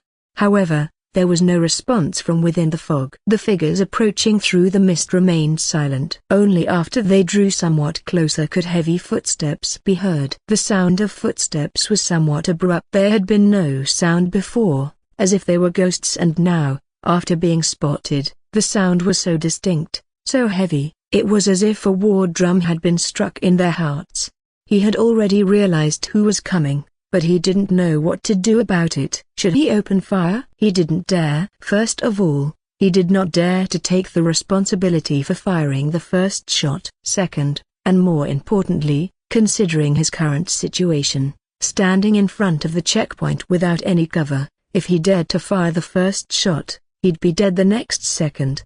But should he just do nothing? Amid his dilemma, he noticed that the soldiers stationed behind him had prepared themselves, following the reminder of the colleague with whom he had just spoken. Dozens of guns were aimed in this direction, which reassured him considerably. He refocused his gaze towards the front and called out again, "Who goes there? Please respond." This time, there was still no answer. But as the footsteps drew closer, he could now faintly see the figures approaching. The fiery red powered armor and the signature colossal stature undoubtedly marked their identity. The man they were escorting, though he had never seen him before, must surely be the governor. As they walked closer and closer, the obstructing officer grew more and more nervous, his hand sweating on his weapon. He couldn't help but issue a third warning. "Please halt, you are not permitted to pass." Still, there was no response, as if what approached were not living people, but a host of ghosts. After the third warning was issued, the figures were very close. He couldn't help but turn his head back, looking to his companion, as if seeking guidance on what to do next. To his dismay, he found that his companion was also looking back at him, eyes revealing the same question. According to the rules of the wasteland, when faced with such a situation, there would be no hesitation. One would just fire a salvo first. If the people were dead, they wouldn't pose a threat anymore. But here, regardless of political decorum, could the rifles in the soldiers' hands be of any use against these steel-bodied adversaries? What to do? No one knew what to do. Under hesitation, conflict, helplessness, enormous pressure, and intense nervousness, these checkpoint soldiers and officers simply allowed the Star Warriors and Battle Nuns, escorting the governor, to approach them.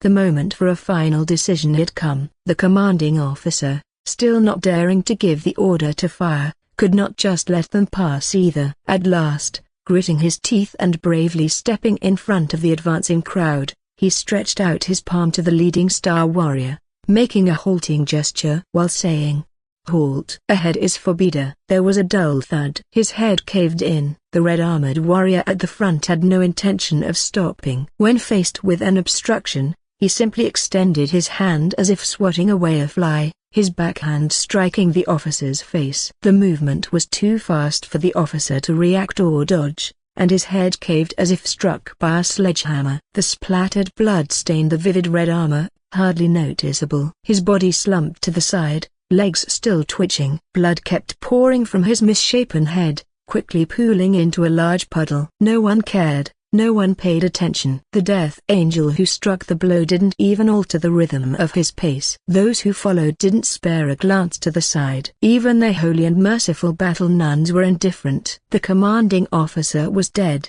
but the soldiers still did not dare to shoot, not even when a star warrior kicked land off aside. Nor did anyone dare to block their path. Like this, they simply let the governor's procession pass. The way behind, for Yuhang and his companions, was also clear. Although someone had died at the first checkpoint, the commotion wasn't great. There were neither gunshots nor cannon fire, and many soldiers behind were completely unaware of what had happened, with a considerable number still asleep, undisturbed. Under these circumstances, the 19 of them, including Yuhang, strolled confidently down the street from the outer city to the inner city gate.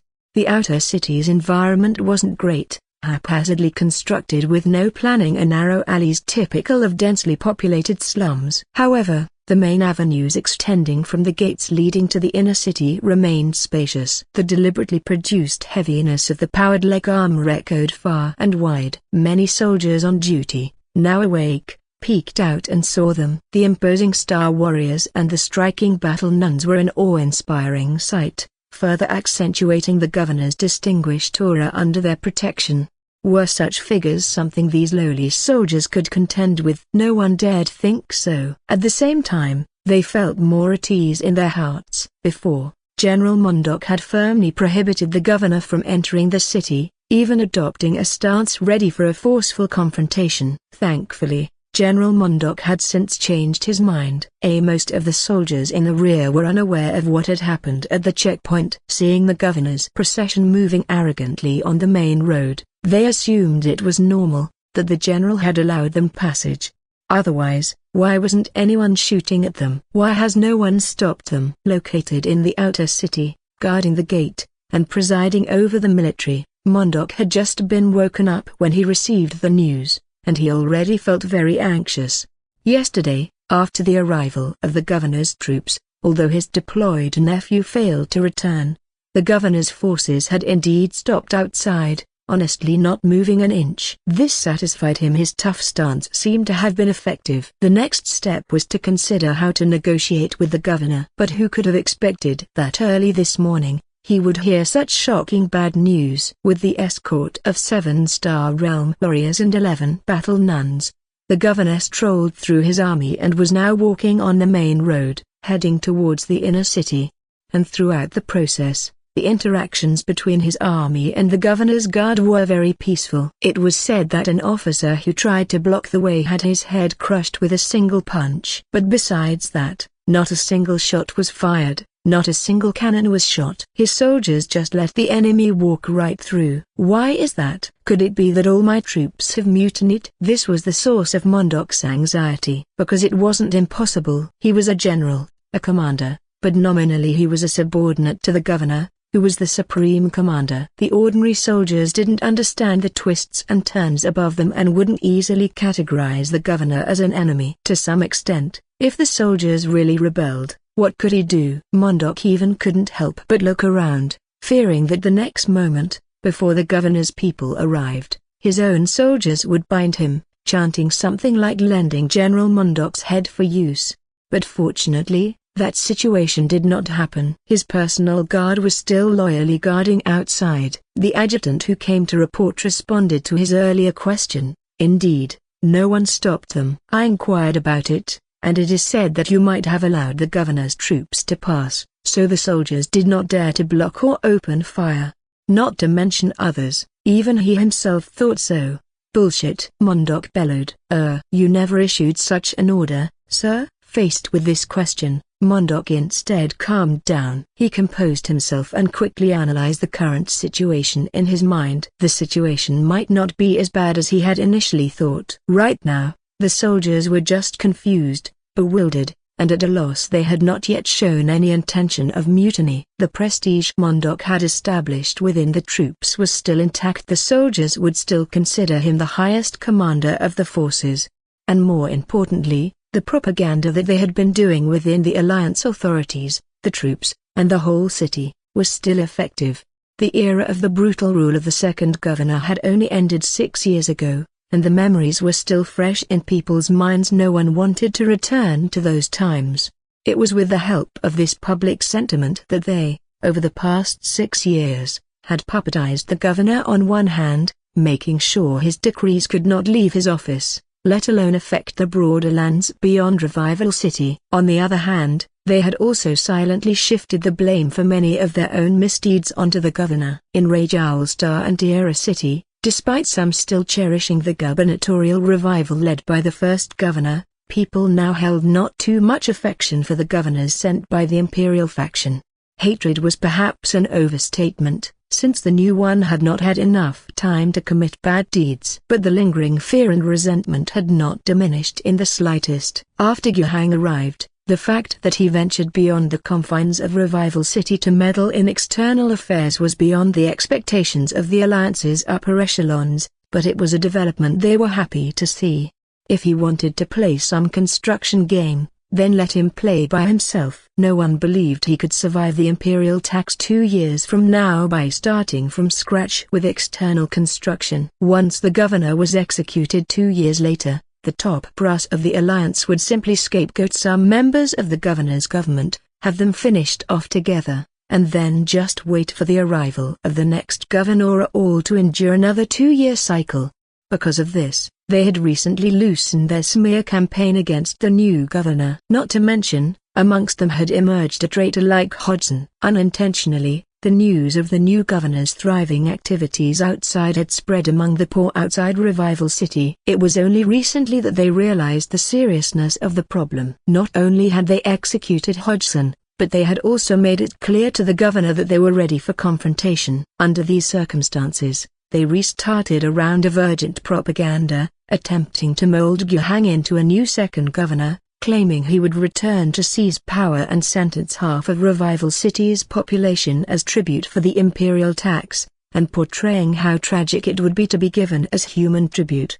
But in truth, if the poor were taken as human tasks a broken bar, it might not be such a bad thing. Working as slaves on starships might be better than living as poor in Rajalstar. Of course, there was also the chance of being sent to the Star Realm army as slaves, cannon fodder, or to the frontline logistical transport team, a broken bar that could be slightly worse. Though they would have enough food, the average lifespan measured in hours was a downside. However, in their propaganda, they would neither mention having enough to eat nor discuss issues of glory and honor, only the short life expectancy.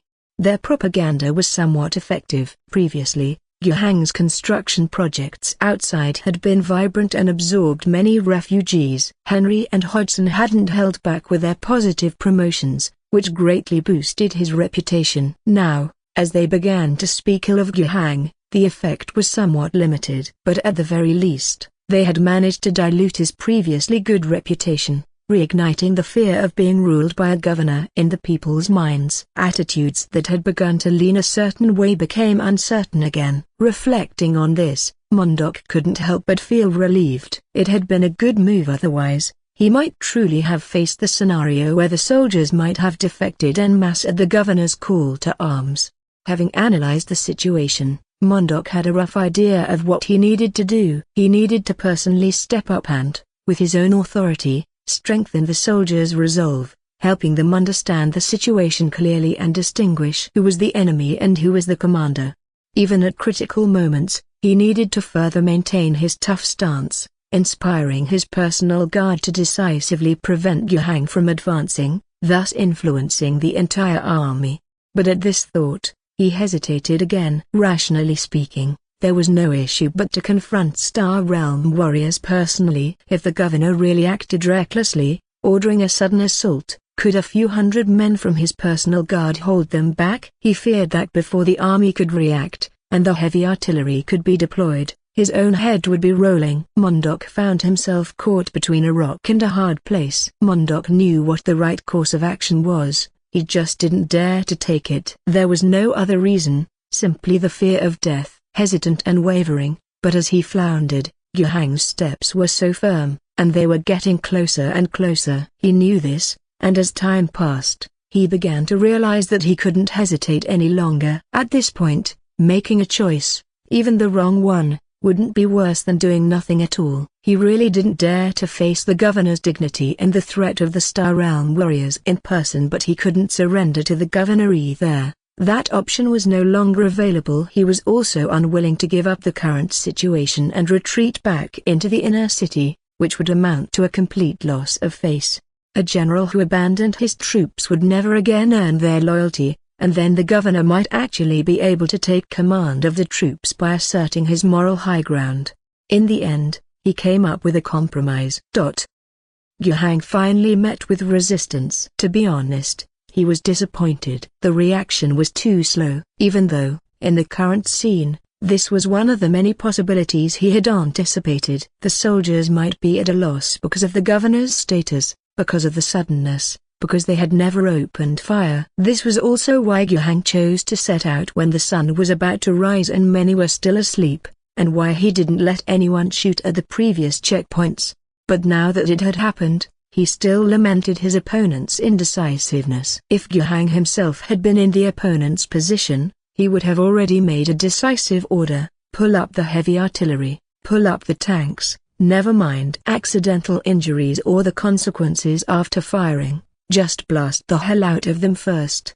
That Mondok, didn't he realize that he wouldn't survive? He was still hedging his bets, unaware of what there was to be cautious about. Of course, if the enemy really did that, Yuhang wasn't afraid either. Since he dared to come, he naturally had means to break the situation. Heavy artillery wouldn't kill the Star Realm warriors, wouldn't kill the Battle Nuns, and wouldn't kill him either. To be more precise, they couldn't hit him. But since that didn't happen, there was no need to discuss it further. And at the moment, Yuhang cared even less about this slight impediment. About a company of soldiers, led by several officers, blocked the road ahead tightly. They had obviously arrived in a hurry. There was no time to set up a roadblock, so they just used their bodies to block the way, and hadn't even started shooting yet. But there was an officer at the front, with a megaphone, shouting, "Stop advancing. After 3 warnings we will open fire." The governor must come forward alone. Hearing the warning, Yuhang could also see the soldiers blocking the way. Their guns had already been raised, hands on the triggers, ready to fire at any moment. 3 warnings? Yuhang's lips curled into a cold smile. "Those up ahead are definitely rebels," Yuhang said softly. The officer opposite was about to issue a second warning, but at that moment, a bomb burst his body apart. A large caliber bullet, made of diamond, completely destroyed most of the officer's torso. The bomb, with extreme penetrative power, continued unabated and killed another soldier before exploding among the crowd. The characteristics of a standard bomb include, besides a large caliber bullet with strong penetration, an internal explosive fuse and a micro-shaped charge. When it detonates, the combined power of the impact and shrapnel is even more ferocious than that of a typical hand grenade or rifle grenade. In the hands of the Star Realm warriors, the grenade gun is an overwhelmingly powerful weapon against ordinary armies. It can be used as a rapid-firing small-caliber grenade launcher against light infantry or as an armor-piercing shell against armored units. Piercing through the armor, the bomb then explodes inside the vehicle, killing the targets within. 7 Star Realm warriors opened fire simultaneously. The firepower of the grenade guns blanketed about 100 soldiers, acting as a human wall on the road, and almost instantly, completely obliterated them. Even if there were 2 tanks among those soldiers, that was equally meaningless. If they were the main battle tanks of the Star Realm army, like the Lion King tank, the grenade guns would indeed be less effective. However, The 2 tanks present were just local products manufactured by some military industries of Rage Star, not the main battle tanks of the terrestrial forces in the Star Realm army. Although their armor looked thick, their design, technological content, and the materials themselves were not up to standard and couldn't withstand the diamond-constructed bullets of the bombs. The bomb pierced through the armor and exploded inside the tank. A hole in the tank might not seem too bad, but the people inside were certainly not able to survive. During this process, as some of the 100 or so soldiers started to react, they pulled their triggers and fired at the Star Realm warriors. But by the time they were almost wiped out, the number of bullets that made it their way probably didn't exceed 20, and most went astray. Those few that did hit couldn't even leave a scratch on the Star Realm warrior's powered armor. A Star Realm warrior at the forefront spoke up. What gave these mortals the courage to think they could block us, without any cover, without any fortifications, and with outdated equipment, daring to hold their position in a dense formation on an open road? Yuhang knew the speaker was Schneider. This bald-headed warrior, when not wearing a helmet, was a more elite fighter than the veterans. And Yuhang could tell, this fellow was also at odds with the battle group commander, Matins. But right now, Yuhang didn't have the time to pay attention to these matters or to the words Schneider had just said. He had more important things to do. Spiritual energy surged, telekinesis amplifying the vibration of the air caused by his voice speaking, sending his words to the ears of many soldiers who had just witnessed the one-sided, devastating slaughter. I am the Governor-General of the Empire. I am the ruler of the coalition. Anyone who dares to obstruct me will be considered a traitor. I order all soldiers to obey commands, stand by on the spot, and await the outcome. I am the Governor-General of the Imperial. Broken bar. All soldiers, obey commands, stand by on the spot, and await the outcome. This sentence, as if forming waves in the air, echoed continuously. Meanwhile, the speed of Yuhang and his companions suddenly increased. When the Star Realm warriors and the Battle Nuns moved at full speed, their velocity was comparable to that of armored vehicles, with an explosive power more intense than that of sprint champions and stamina stronger than marathon champions.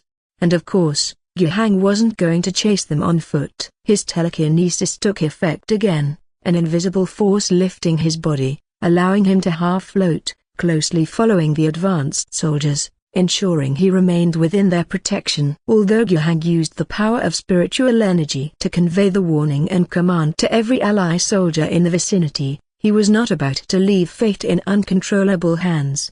The soldiers might very well ignore the warnings and commands, whether due to their loyalty to Mondok and the Alliance or a stressed reaction, and open fire directly on Yuhang and his team. Therefore, Yuhang needed to be prepared to receive a blow. If the surrounding soldiers did make a move, the armor on the warriors and battle nuns in motion would serve as Yuhang's best cover, impervious to ordinary firepower.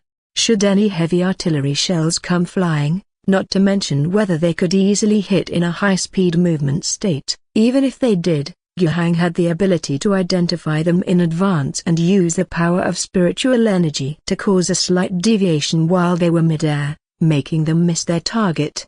At the same time, they would turn into a sharp dagger, piercing through the entire army and heading straight for Revival City's military command center, to capture General Mondok alive. He believed that under a high-speed charge, nothing could stop the 19 top warriors, along with his assistance as a spiritual energy user. At least the Revival City military didn't have the capability. However, despite Yuhang's preparation for the worst, this bad situation did not occur at all. The surrounding soldiers still did not fire. Perhaps the words Yuhang had sent with spiritual energy had indeed had an effect. The soldiers hesitated due to Mr. Gu's position and the pressure of becoming traitors to the Empire, daring not to make a move, or perhaps, the sight of the Star Warriors annihilating an entire tank and infantry combined squad in just a few seconds was simply too terrifying. Admittedly, this was because Mondok's personal guard, completely misunderstanding the combat style of the Star Warriors, chose an extremely wrong deployment, leading to their group's annihilation. But the ordinary soldiers onlooking were probably just caught in shock and disbelief, and it would take a while before they could make sense of it. Besides, Even after making sense of it, would it be any less frightening? The wreckage of over 100 bodies along with 2 tanks was the result of just 7 people in 2 seconds. It was literally to die for. And those battle nuns hadn't even made a move. Of course, these 2 factors might have worked together. The soldiers were indeed scared, and Mr. Gu's words gave them a reason to convince themselves. In any case, the soldiers did not act. And in the midst of their sprint, Yuhang and his group continued inward. Their speed was even faster than the time it took for Mondok to receive the message. Those who could contact Mondok directly had just been killed, and some clever ones, wanting to go back to report, had to run faster than the Star Warriors and Battle Nuns. This led to the situation where, by the time Mondok learned that his personal guard sent to intercept had been wiped out, Yuhang, leading his team, had almost reached his face. And Mondok's face had long turned deathly pale. The force he could count on for assured loyalty was his personal guard. This part of his troops, in a previous decision, had been divided into 3 parts. Apart from those sent to stop Mr. Gu and those still by his side, the rest had been ordered to rally more troops. Of course, he had considered what would happen if a conflict really broke out and Mr. Gu chose to take action, or rather, whether he should prepare to take action himself. He had thought he was prepared, but when he discovered that Yuhang could pass through checkpoints without being stopped, he began to doubt this and dispatched a squad to try and directly command the larger force below. But it seemed too late. What to do? He felt that he had only pondered for a moment in his mind, still undecided whether to leave or stay or fight, when the sound of gunfire rang in his ears. The most loyal guards to him bravely returned fire against the 19 people charging straight at them. However, such resistance was utterly meaningless. Mondok's so-called command post was essentially a larger, relatively nicer-looking house selected within the outer city, which had been requisitioned. A portion of the surrounding buildings had been demolished, and the debris was used to hastily construct defenses. The guard soldiers were stationed around it, along with 4 Challenger tanks and a combat command vehicle. In the face of an attack, the post could hold out if necessary. Given the cleared surrounding buildings, he could also escape conveniently in the command vehicle. His guard troops had a suitable place to station themselves and had preemptively adopted a defensive posture. They weren't bunched up and had cover and foxholes for protection, so they couldn't be easily wiped out with a volley from a grenade rifle. Although there were many casualties from precise shots and small-scale explosions, at least they could still fight. At the same time, when these guards engaged in battle, a significant number of nearby Allied soldiers were also spurred into action. After all, General Mondok was right there, and a considerable portion of these Allied soldiers also started attacking instead of standing idly by. But even though the Space Warriors couldn't clear the defenders in one wave, they were not stopped either. Without needing cover, they charged forward. Bullets fired at their ceramical armor were mostly ineffective. Thrown grenades didn't reach them. There were few rocket launchers to speak of, and those with low accuracy that did hit were deflected by Yuhang using spiritual energy. In fact, even without deflection, it might not have been a big problem. At worst, they would stagger a bit, feel a little uncomfortable from the shock, get some soot and smoke on their armor, but nothing too serious. Of course, the Battle Nun might be more affected. The Saintly Lily's white-green armor was beautiful but definitely not as sturdy as that of the Space Warriors. So, Yuhang paid a bit more attention to the firepower aimed at the Battle Nun. Sister Chang Zhuite also noticed this and nodded slightly to Yuhang before throwing herself even more vigorously into the fight. She charged to the forefront, accelerated and broke through the line, swiftly nearing a tank that was trying to turn its cannon to fire. She brandished a long-handled battle halberd in her hands, and with a single swing, the golden blade sliced the tank's cannon clean off. After that, she leapt high, penetrating the tank from the top with her halberd. The soldiers inside only saw a golden light shining down upon them before they witnessed their commander and driver skewered together like candied haw. The men were terrified. And this was just a glimpse of what was happening on the battlefield. The firepower of ordinary soldiers could not at all stop the advance of the superhuman warriors. And the grenade rifles in the hands of the space warriors and the battle nun could easily eliminate any enemy that stood in their way. They didn't quickly kill all the soldiers, but there was no need for that. In just a moment, they had already broken through the soldiers' defensive line. Guhang could even see Mondok. The Revival City General was right in front of his eyes, just having hurriedly boarded a command vehicle, seemingly intending to flee. But thinking of fleeing only now, how could he possibly escape? By this time, Mondok was destined not to escape. The one who made the move was still Sister Chang Druite. She knew that for Guhang, capturing this rebel leader alive would be of greater value, even though the guy's ultimate fate would still be an inevitable death. After cutting through a tank, Sister Chang didn't stop but instead sped up. She leapt high into the air, and the battle pack on her back suddenly burst into a deep green flame, propelling her body to accelerate fiercely in midair. The command vehicle that had just started moving didn't have time to pick up speed before Sister Chang was upon it. In midair, she fired with one hand, and the infantrymen accompanying the command vehicle were each picked off with precision. By the time she landed, there were no enemies left around her. With a swirl of her glaive, a pair of the command vehicle's rear wheels were sliced in half. Another slash, and the door was cut open, revealing Mondok's startled face.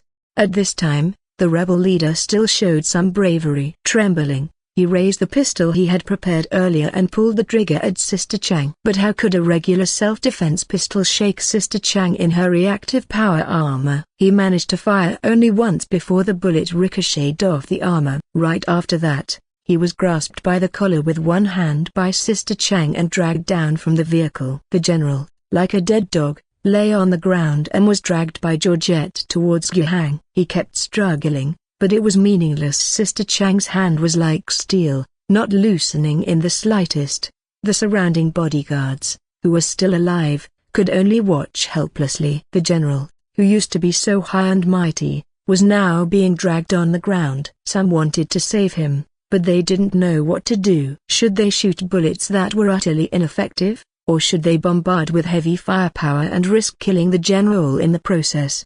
And even more terrifying were these male and female warriors themselves. They had also faced these extraordinarily elite super soldiers of the Empire head-on, and their only impression was, could such an enemy even be considered human?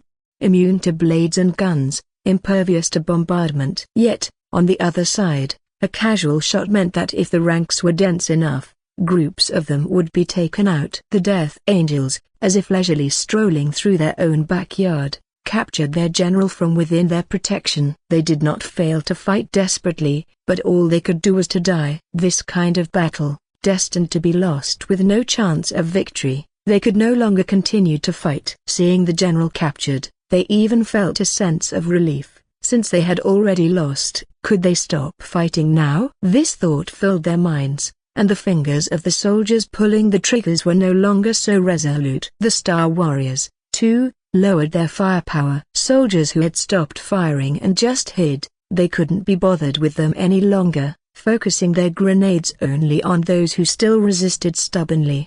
The Phoenix, a battle group so impoverished, valued their grenades much more than the lives of these local rebel natives. At this moment, Georgette had already brought Mondok in front of Guhang. Now, General Mondok, who was always tough and dressed in battle uniform, had completely lost his usual image and demeanor. Being dragged along the ground all the way, due to Sister Chang's excessive roughness, he spent half the time with half of his face on the ground. By the time he reached Guhang, the dragged half of his face was a bloody, unrecognizable mess, and his bloodied, dusty clothes were tattered, making him look extremely pathetic. He was thrown in front of Guhang, struggling to stand, but he was in too much pain to get up. Not that he needed to get up by himself. An invisible force lifted his body, raising him up. He was able to face Guhang directly. He opened his mouth with difficulty, trying to say something, but couldn't utter a word. Similarly, an invisible force blocked his throat, making even breathing difficult, let alone speaking. Of course, This was Guhang's doing. Whether the man in front of him wanted to stay tough to the end or beg for mercy, Guhang no longer planned to listen. Now, whatever Mondok's attitude was, it no longer had any significance. For Guhang, capturing this guy alive meant he was only good for one thing. The security issue. "It's up to you now," said Guhang, his voice ringing in the ears of the Star Soldiers and Battle Nuns. Georgette nodded with a smile. Actually, that comment was primarily intended for her. Next, Guhang would be exposed to the gun barrels of all enemies. He wasn't worried about the ordinary soldiers, nor even the bombardment of artillery fire. He could handle all that. Only, he was concerned there might be heretic cultists from the primordial Rothal sect hidden within the army. It was possible. If they made a move, combined with the bullets and artillery fire from some controlled soldiers, they indeed could pose a threat to him. Death was unlikely at worst. He would just sneak into the protection of the Star Soldiers and Battle Nuns if the situation turned dire. Was there anyone on Rage Owl Star capable of breaking through the protection of these 19 people and killing him? Impossible. Absolutely impossible. However, that would be somewhat embarrassing and detrimental to Guhang's efforts to establish his authority. What he needed from Sister Chang Zhuite was to ensure he wouldn't end up in that awkward position as much as possible. This had been discussed in advance, and the sister had agreed very promptly, or, in other words, if it were merely about helping the governor crush the rebellion, the Sisters of the Merciful Lily were somewhat lacking in enthusiasm. Their core objective in coming to the planet's surface was to combat the heretic cultists. And this job of guarding against the possible emergence of heretic cultists suited them perfectly. Guhang shifted his gaze away and then returned his attention to Mondok. It was time to make use of this alliance general. Under the dominion of telekinesis, Guhang's body began to rise, taking Mondok with him. Guhang's golden governor uniform moved without wind, as he looked stern and solemn, overlooking the entire battlefield. Mondok's figure was slightly lower, his limbs and throat bound by spiritual energy, leaving him unable to move or speak. Only Guhang's voice, carried by the power of spiritual energy, echoed at the scene. "All soldiers, lay down your weapons. I am Guhang. I am the representative of the Empire to whom you have sworn your service. I am the vicar of the Divine Emperor who rules this land of Broken Bar. I am the master of Rage Owl Star. I am your governor. And this man, whom you call General, has betrayed the Empire, betrayed the Divine Emperor, betrayed a Broken Barmy." At this, the Star Soldiers and Battle Nuns showed subtle changes in their expressions. Betraying the governor indeed meant betraying the Empire, and to betray the Empire was to betray the Divine Emperor. Wasn't it? He was absolutely correct, yet the way His Excellency the Governor equated himself with the Empire and the Divine Emperor Broken Bar, something felt a bit off, didn't it? But they didn't say anything. Guhang didn't care what these devout believers of the Divine Emperor thought, and he continued, "I hereby declare, in the name of the Emperor, to strip General Mondok of his title and sentence him as a traitor to the Empire. Soldiers, regardless of any orders you have received before, they are now entirely terminated. In the name of the Governor, I command all of you to lay down your weapons. Your past actions will no longer be pursued, but from this moment on, those who still refuse to obey orders will be similarly regarded as traitors." Amidst his words, Guhang raised a pistol and aimed it at Mondok's forehead, executing him with a single shot. Killing Mondok in his current state was as easy for Guhang as snuffing out a chick. His spiritual energy could lift Mondok's entire body into the air. The same force could easily break Mondok's neck without any problem. Guhang did not do so. Instead, he chose to shoot Mondok, and the reason for an execution by gunfire was the sense of formality. Guhang wanted to use this symbolically significant method of execution by firing squad to tell all the soldiers that their former commander was a criminal, a traitor to the Empire. And they should, at this moment, completely disassociate themselves from the traitor and accept the leadership of the governor. He also did not plan to immediately put to use all of these 10,000 soldiers of Revival City, but at the very least, these men definitely could not become an obstacle to his next actions. If a great purge was inevitable, it would start first within the army. The surrounding soldiers almost all saw what happened in the sky and heard the governor's declaration. The general, A traitor? This news was somewhat difficult to accept all at once. It wasn't as if the soldiers would really consider Mondok a traitor and Guhang their commander just because Guhang said so. After all, they were not very familiar with Guhang before this, whereas Mondok had been their leader for many years. Many among them were officers promoted by General Mondok. However, Mondok was now dead. He died right before their eyes, executed as a convicted criminal. The object of their loyalty had been lost. Many were left in a state of confusion. What was to come next? To avenge the general? This, for some who were deeply indebted to Mondok, this was indeed an option. In fact, some had already tried to do so. An officer attempted to continue rallying his soldiers to launch an attack, but this was not particularly effective. The most crucial point was that they had no way of denying Guhang's status as a ruler. He was the genuine governor, and he had executed the general, leaving the surviving soldiers with almost no reason to continue fighting. Merely incited by officers, the efforts were not so potent. Only a few who were muddled in their minds would draw their weapons and attempt an attack. Facing these attacks,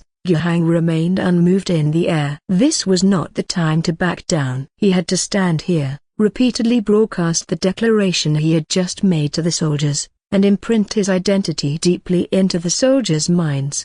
As for those who were stubbornly deluded, their attacks were within the range that Guhang could handle. His telekinetic control was enough for him to catch the bullets aimed at him from a certain distance, and deflect them away from hitting the target. And even if there were a few bullets that he could not capture in time, he still had spiritual energy as a last resort to protect himself. If faced with a barrage from 10,000 people, no doubt, Guhang would have to flee instantly, but that situation did not occur, and the ones who attacked him were only a minority in the end. This small number of hardliners was soon suppressed powerfully. The Star Warriors would take action. The bomb guns in Phoenix's hands were always precise in eliminating the rebels. However, the cultists Guhang was worried about posed no threat to him. His previous speculation had been correct. Within the Revival City army, the surely were sorcerers from the primordial Rothal sect hiding. After he took to the sky, these sorcerers quietly emerged and targeted him. Within the range of Guhang's psionic perception, he had already detected the traces of these heretic cultists. Aside from planning to attack Guhang with their spiritual energy, they were also trying to incite the soldiers around them to continue their assault on Guhang. Yet, trusting in the Battle Nuns, Guhang did not move. And the sisters, led by Superior Georgette, indeed did not betray Guhang's trust. In the previous action, the Sanctililiums, who had seemed somewhat slack, now became proactive. 11 of them, without the need for communication, neatly paired up into teams of 2, with Georgette acting alone. In total, 6 groups rushed into the crowd of soldiers. Shouting in the name of the Emperor, they rooted out the cultists who had revealed themselves and were ready to attempt using forbidden magic to attack Guhang. They were true experts in combating heretics, the nemesis of all that is heretical, cultist, and spiritually powered. A faint glow arose from the Sanctililiums. The Divine Emperor's blessing had arrived. Within a certain range, all hostile spiritual energy and malevolent methods were directly hindered. Of course, this obstruction was not absolute. If the target was too powerful, the evil magic that should be cast would still work. After all, their anti-psionic strength came from the divine magic they wielded, from the blessings of the Emperor. Essentially, when any hostile spell took effect, their divine power would immediately counteract it. However, at least the sorcerers present could not break through the suppression of the Battle Nuns' anti-psionic power. With their magic and psychic abilities ineffective, those cultists mixed among the soldiers had no ability to fight back and were easily eradicated. Seeing the Battle Nuns kill their comrades nearby, some soldiers began to resist. Whether their counterattack was instinctual or they were truly bewitched by the cultists, the Sanctililiums showed no mercy and eliminated all resistance. The cultists infiltrated among them looked no different in appearance and attire from ordinary soldiers. The soldiers did not know that these were cultists, with some thinking they were being slaughtered. To prevent the spread of such a misunderstanding and avoid the already tense situation sliding into total chaos, Guhang used his spiritual energy to amplify his voice and again spoke next to the ears of all the soldiers. lay down your weapons. Cease resistance. Cultists intending to destroy Revival City are plotting action, and the Battle Nuns are purging the heretics. Lay down your weapons. You will not be implicated. Anyone continuing to hold weapons will be regarded as traitors. Lay down your weapons. Do not become traitors. In confusion, a considerable number of soldiers finally stopped resisting, and at this moment, Yan Fangxu's infantry brigade also appeared on the scene. They cautiously approached the Alliance Legion's defensive line, also shouting along with the governor to lay down weapons and stop resisting. The disarmed soldiers stayed in place peacefully. Those few still holding weapons, whether they resisted or not, were all executed. As a human loudspeaker in the air, plus casting a persuasion to surrender aura over the entire Alliance army, Star Warriors and Battle Nuns inside, rooting out stubborn traitors, confiscating ordinary soldiers' weapons. Yan Fangxu leading the infantry brigade began disarming from the outset a broken bar. The main battle thus ended. Most Alliance soldiers, after witnessing the execution of General Mondok by firing squad, the governor's personal orders to surrender, and facing the overwhelming Star Warriors and Battle Nuns, chose to surrender. They did not want to fight any longer. Unable to win and unclear about the meaning behind continuing the fight, why keep fighting? The overall situation had been decided. Guhang also breathed a sigh of relief. He had reason to be happy. His prepared ultimate measure had not been used. His actions today involved some risk, but not a large one. Under the dual protection of the Star Warriors and the Battle Nuns, and being a rather powerful spiritual energy practitioner himself, he was not too likely to run into trouble. Moreover, his authority as the governor acted as a deterrent, rendering the Alliance soldiers indecisive, fearing to damage valuable equipment, and unable to commit fully to battle, adding another layer of protection. It was with these advantages that he dared to come and behead Mondok, and subsequently subdue the entire army, and the greatest risk was simply the failure of the operation. At this moment, the goals he had set had been achieved. Of course, he had also considered the possibility that this venture could spiral into complete chaos. In that case, he might have to face being trapped in the midst of an army 10,000 strong with only 19 people. But on one hand, he was confident that in such a scenario, he still could manage a full-force breakout. On the other hand, he had the ultimate measure to completely resolve the problem. In space orbit, the quintet was already on full combat readiness, the starship's colossal cannon ready to rain orbital strikes down on the ground at a moment's notice.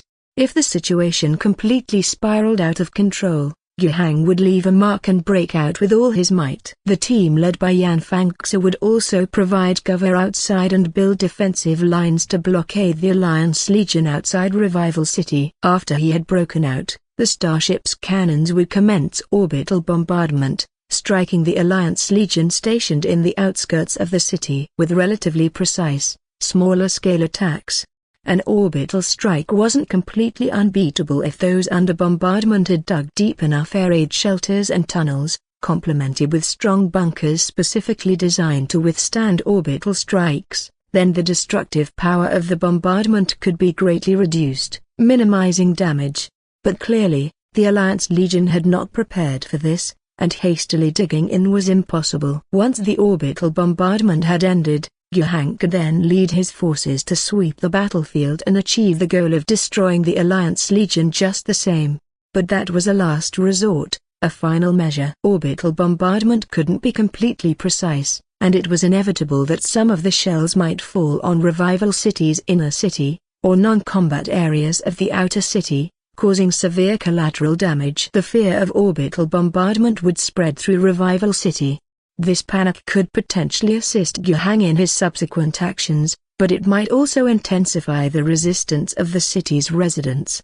If it came to that, the troubles ahead would be numerous. But if it did reach that extent, Guhang would not be merciful. Otherwise, he wouldn't have made such contingency plans. But of course, it was better not to resort to such measures if possible. The current outcome was much better than paving the way with orbital cannon fire. The Alliance Legion was now his. These 10,000 fully armed legionnaires, to completely control and turn them into reliable subordinates, that it would certainly not be enough. Even just disarming them and taking them into custody had already taken quite an effort. After executing Montauk, disarming and settling these soldiers had taken up almost an entire day. Mainly because among these soldiers, although most had accepted their fate, there was still a small minority who refused to surrender their weapons, resulting in conflicts with the infantry brigade led by Yan Fangxu, with incidents of bloodshed occurring.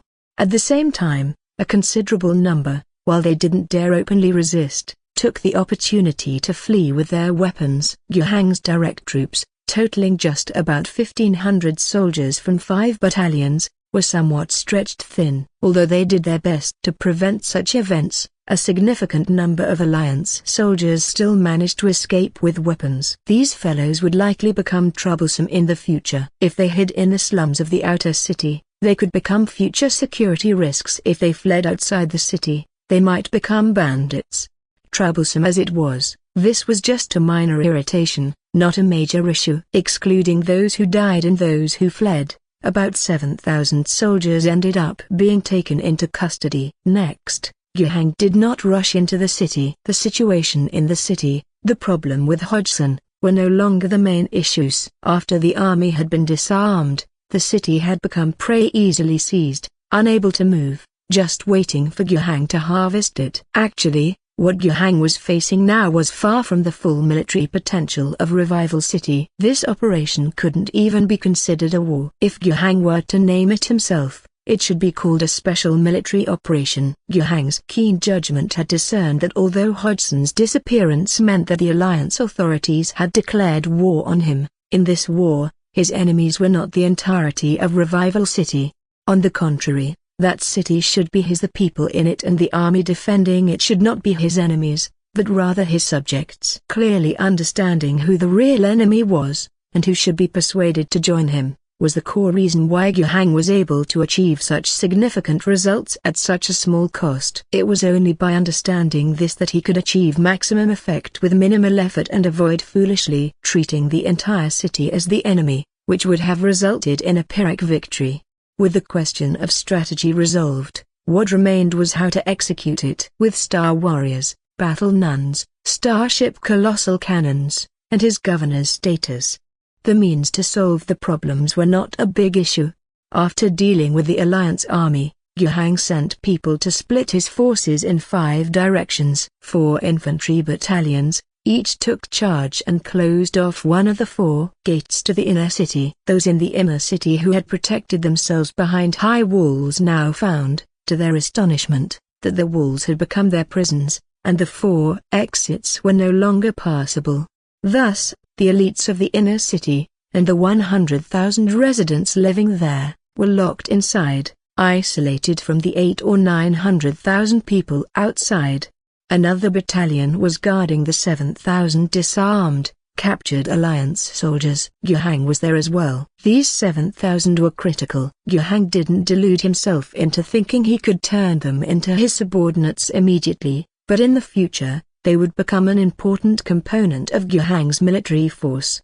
He could not afford to ignore these 7,000, even though he had the system's training capabilities. Good sources of troops were still important. But before he could incorporate this army, Yuhang still had a lot of work to do. Over 7,000 soldiers had been disarmed and gathered for surveillance, but that didn't mean the matter was over. Were there still heretic cultists among them? Was it possible that some cult followers had not revealed themselves during the recent actions against Yuhang? It was very likely. The Battle Nuns were in charge of this task. Unlike the Phoenix, which had become idle after the battle, the Sisters of the Holy Mercy became even busier. They began searching within the entire army for any latent cult members. Under the watchful eyes of the Holy Mercy, the heretic cult had nowhere to hide. They were quickly identified, exposed, and executed publicly. Their actions did not provoke a backlash from the soldiers. On the contrary, they further aided Yuhang. The primordial Rothal sect did not have a good reputation. When the soldiers realized there were many heretics among them,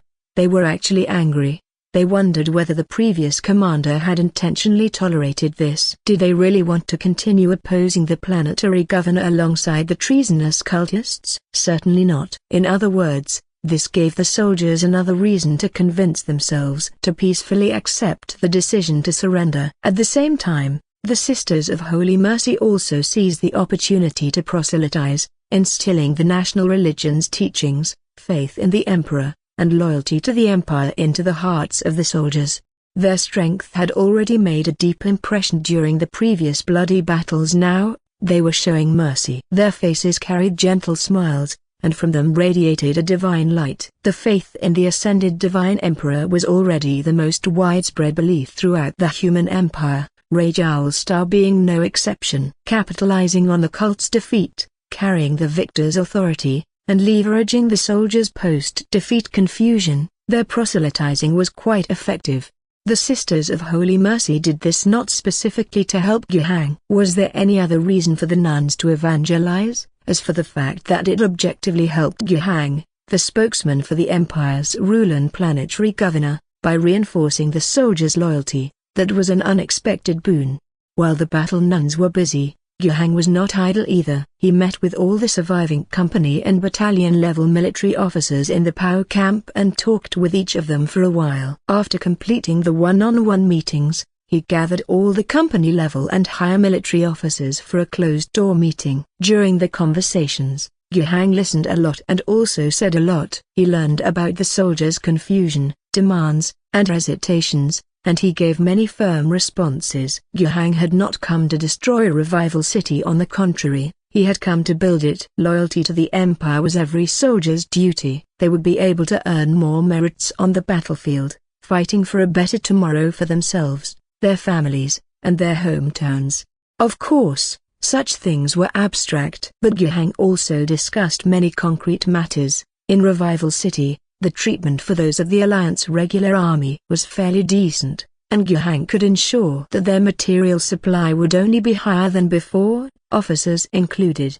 In the future, the army would expand, and well-performing officers were likely to have more opportunities for promotion. The army would receive more attention, better equipment, which would be distributed among the troops. All soldiers and officers' families would get subsidies according to their ranks. If there were casualties, the compensation ratio would be higher than before. A broken bar. On both the spiritual and material levels, Yuhang provided assurances to these mid and lower tier military officers. The officers, one after another, were as though injected with adrenaline, thumping their chests and assuring the governor that they had been deceived in the past and now understood that loyalty to the governor was the only right path. Overall, the conversations were satisfactory for both host and guests. Of course, Yuhang was not naive. Could he fully trust the words of people thumping their chests? Could he immediately consider them his own people?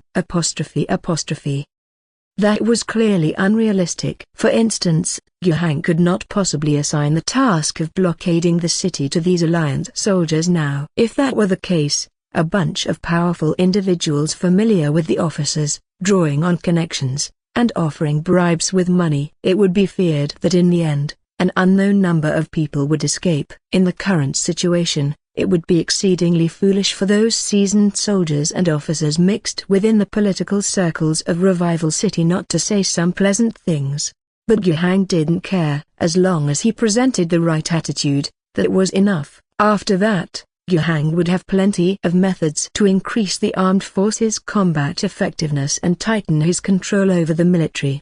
He would truly fulfill the promises regarding material conditions without deceiving anyone. Soldiers rely on provisions, and by ensuring the promised benefits were delivered, he could establish a foundation of loyalty. The construction of a spiritual civilization needed further strengthening. In this regard, Yuhang planned to adopt some special measures. He would select a batch of people from the 6 infantry battalions he had created and put them through special training. He planned to invite battle nuns and interstellar warriors to teach them classes. After they completed these classes, Yuhang himself would also teach. He would not conduct any particular military training, but rather cultivate ideological awareness. Loyalty to the empire and faith in the divine emperor needed to be further emphasized. And Yuhang had to associate loyalty, honor, and faith with himself. There was no problem with that, logically speaking. If you have faith in the divine emperor and are loyal to the empire, then as the planetary governor appointed by the empire, I am the very person executing the divine emperor's rule on Rage Owlstar. Loyalty to the emperor equates to loyalty to the governor. There was nothing wrong with that. However, inserting this personal merchandise into the mix was not a job for the Phoenix or the merciful Lily. Guhang was willing to take on the extra burden himself. And all the individuals who were trained would be placed among the various levels of officers within the Alliance Legion. They were not there to seize power or act as military leaders, but to work as political officers. Their responsibility was to spread devotion to the governor throughout the entire army and review the actions of military leaders. If there were any signs of disloyalty among the officers, the political officers would report it to their superiors for action to be taken in times of war or other emergency situations. They even had the authority to execute military leaders and take over command of the troops. Similar positions existed within the Imperial Regular Army. But what Guhang intended to do was even more radical. He intended to establish political officers right down to the level of individual units, building the army, strengthening discipline, boosting morale, and spreading loyalty. These were the tasks these individuals would undertake for Guhang in the future. For these tasks, Guhang stayed outside the city for a full 2 days. The nearly 50 political officers were also selected. They temporarily donned black coats, put on newly dyed red military hats, moved into the prisoner of war camp, and joined the various units within the Alliance Legion. Although these individuals were pushed into their roles rather abruptly, and even the planned ideological indoctrination by Guhang was quite basic. A half a day of conversation with the nuns, and a half-day chat with Guhang himself, that was it. Regardless, their personal loyalty to Guhang was somewhat guaranteed. Throwing them into the army would enhance control over the military, no matter what. As for training, once there was spare time and the situation had calmed down, it wouldn't be too late to start a more in-depth process. While Guhang was busy with the army, the inner city was turned upside down in these 2 days. Norris and Bradford, these two men who used to call the shots within the Alliance and in Revival City, had utterly lost their composure. Damn that Mondoc! Insisting on taking a hard line, he sent himself to his doom without due consideration. And now what are we to do? We've lost our army, and the city is under siege. We are all fish on the chopping block now. Bradford, disheveled, looked both frenzied and panicked. Yet, within his ranting, he kept stealing glances at Norris across from him. Despite hearing Bradford's words, the aged Norris did not speak. Under his thick white hair and beard, the expression formed by his eyebrows and lips was one of deep gloom. Bradford, grinding his teeth, continued to complain. What are we supposed to do now? Nothing we do is going to work. Is that it? Have you seen the photos? Have you seen the videos? That Guhang. He was flying through the sky. He publicly executed Mondoc. Damn it, why did we never know before that Guhang was actually a powerful wielder of spiritual energy? After he finished, he looked at Norris again. The old man was still not speaking. Bradford went on to speak. Those Star Warriors, Battle Nuns, weren't they supposed to be fake? They slaughter fully armed soldiers as easily as if they were chickens, and they destroy our tanks as if opening a can was nothing. How could we dare to wage war against such enemies? That brute Mondoc misled us and doomed us all, and those soldiers. How dare they? Each month, each year, so much money from the treasury was spent on those soldiers, allowing them to live lives they could never have dreamed of when they were beasts of burden, granting them higher status and positions. But how did they repay us? When we needed them most, they lacked the courage to fight to the death and instead surrendered. Guhang claims he is the ruler, that he is the commander of the army. Nonsense. Why can't those soldiers use their heads for once and think? Has Guhang ever paid them a single penny? Bradford, the business magnate, abandoned all decorum, cursing left and right, first Mondoc, then Guhang, and returning to ranting about both Mondoc and the common soldiers.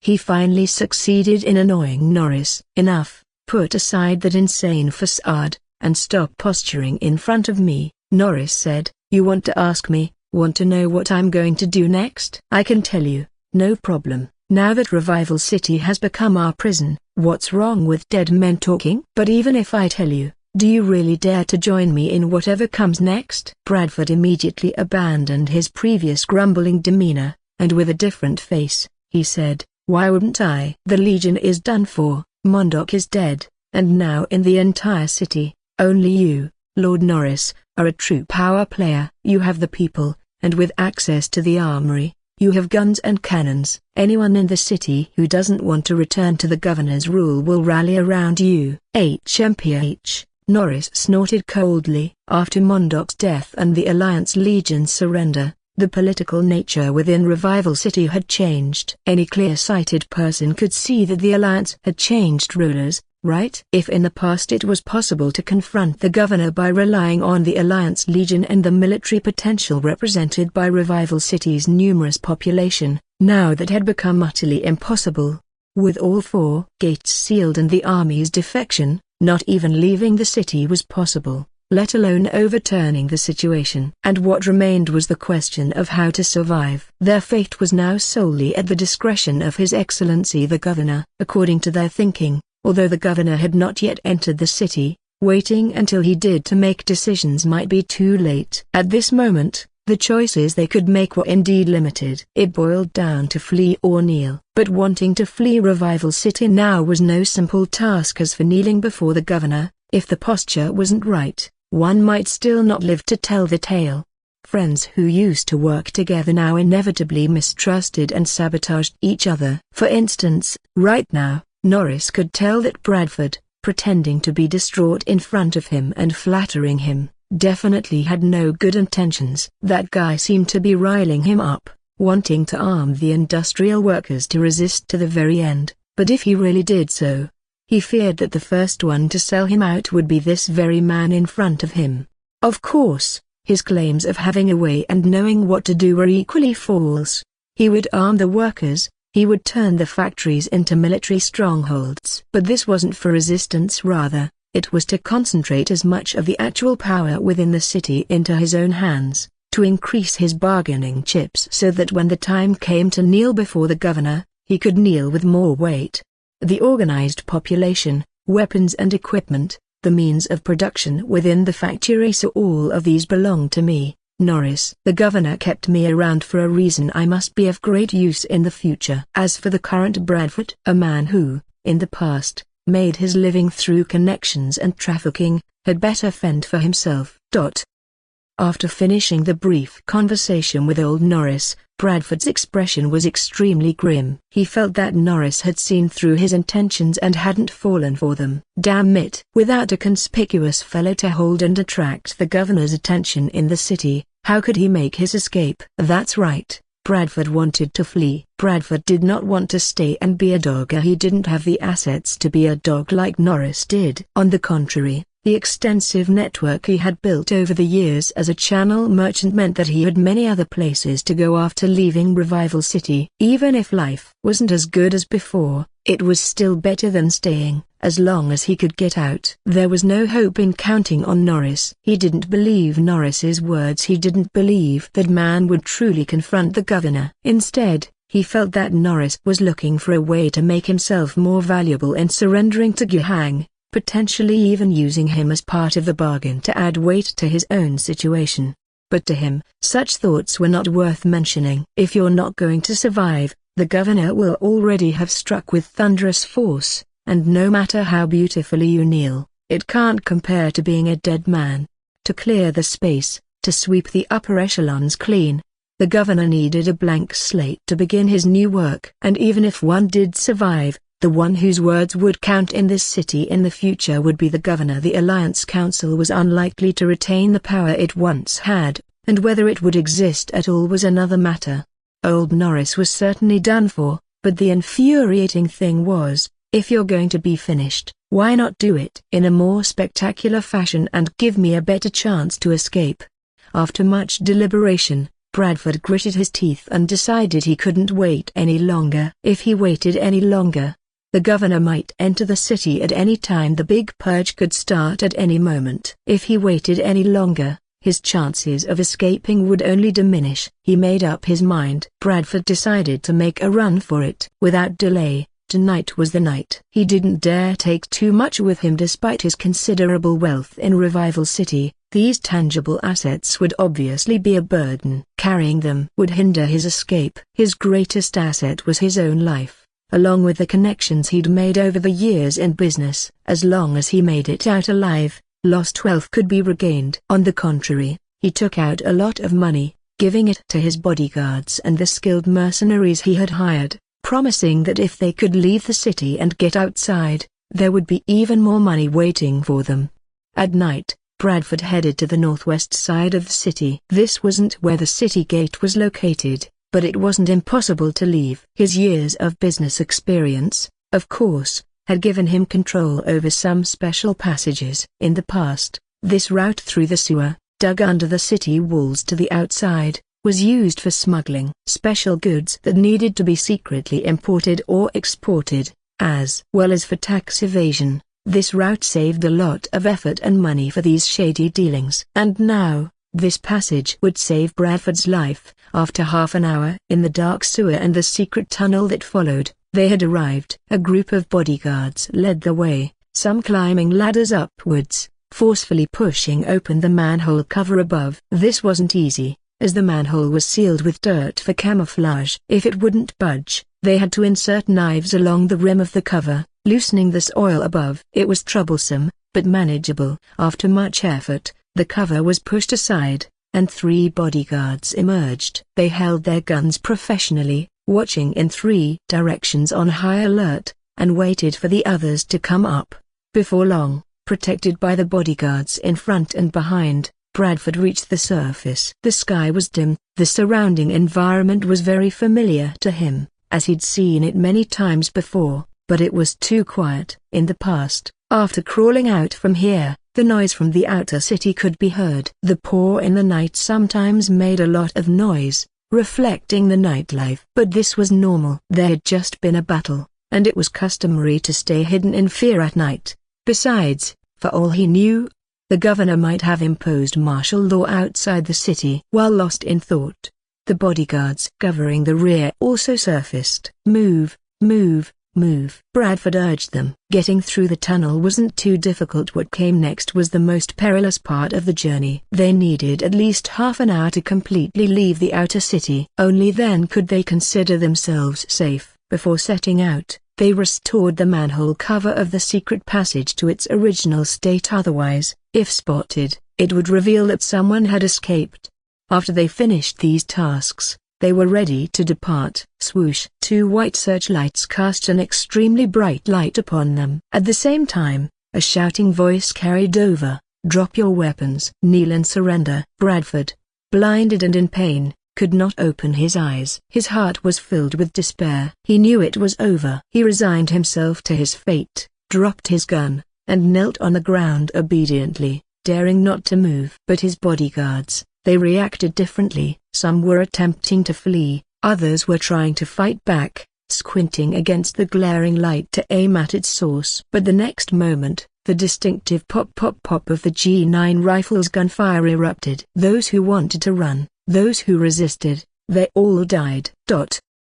On the way back to the camp, the commander of the governor's infantry regiment's 2nd Battalion, Purbov, laughed out loud. "Ha ha, I didn't think that'd actually be a catch." That information about the tunnel was spot on. His adjutant was also beaming with joy. Yes, sending someone to act as that political commissar was really useful. I was a bit reluctant when Cody was picked, but to think we got this news about the smuggling tunnel the very next day. We just set up a blockade here on a whim, and we unexpectedly hit the jackpot. Did that captured man say anything? He did. He said he's an Alliance councilman and that he wants to meet the governor himself. Fuck. Can just anyone meet the governor now? But still, let's report to the governor, see if he's willing to meet this man. If he is, we'll send a squad to escort him over. If not, damn it, I don't have anywhere to keep him anyway, might as well just execute him.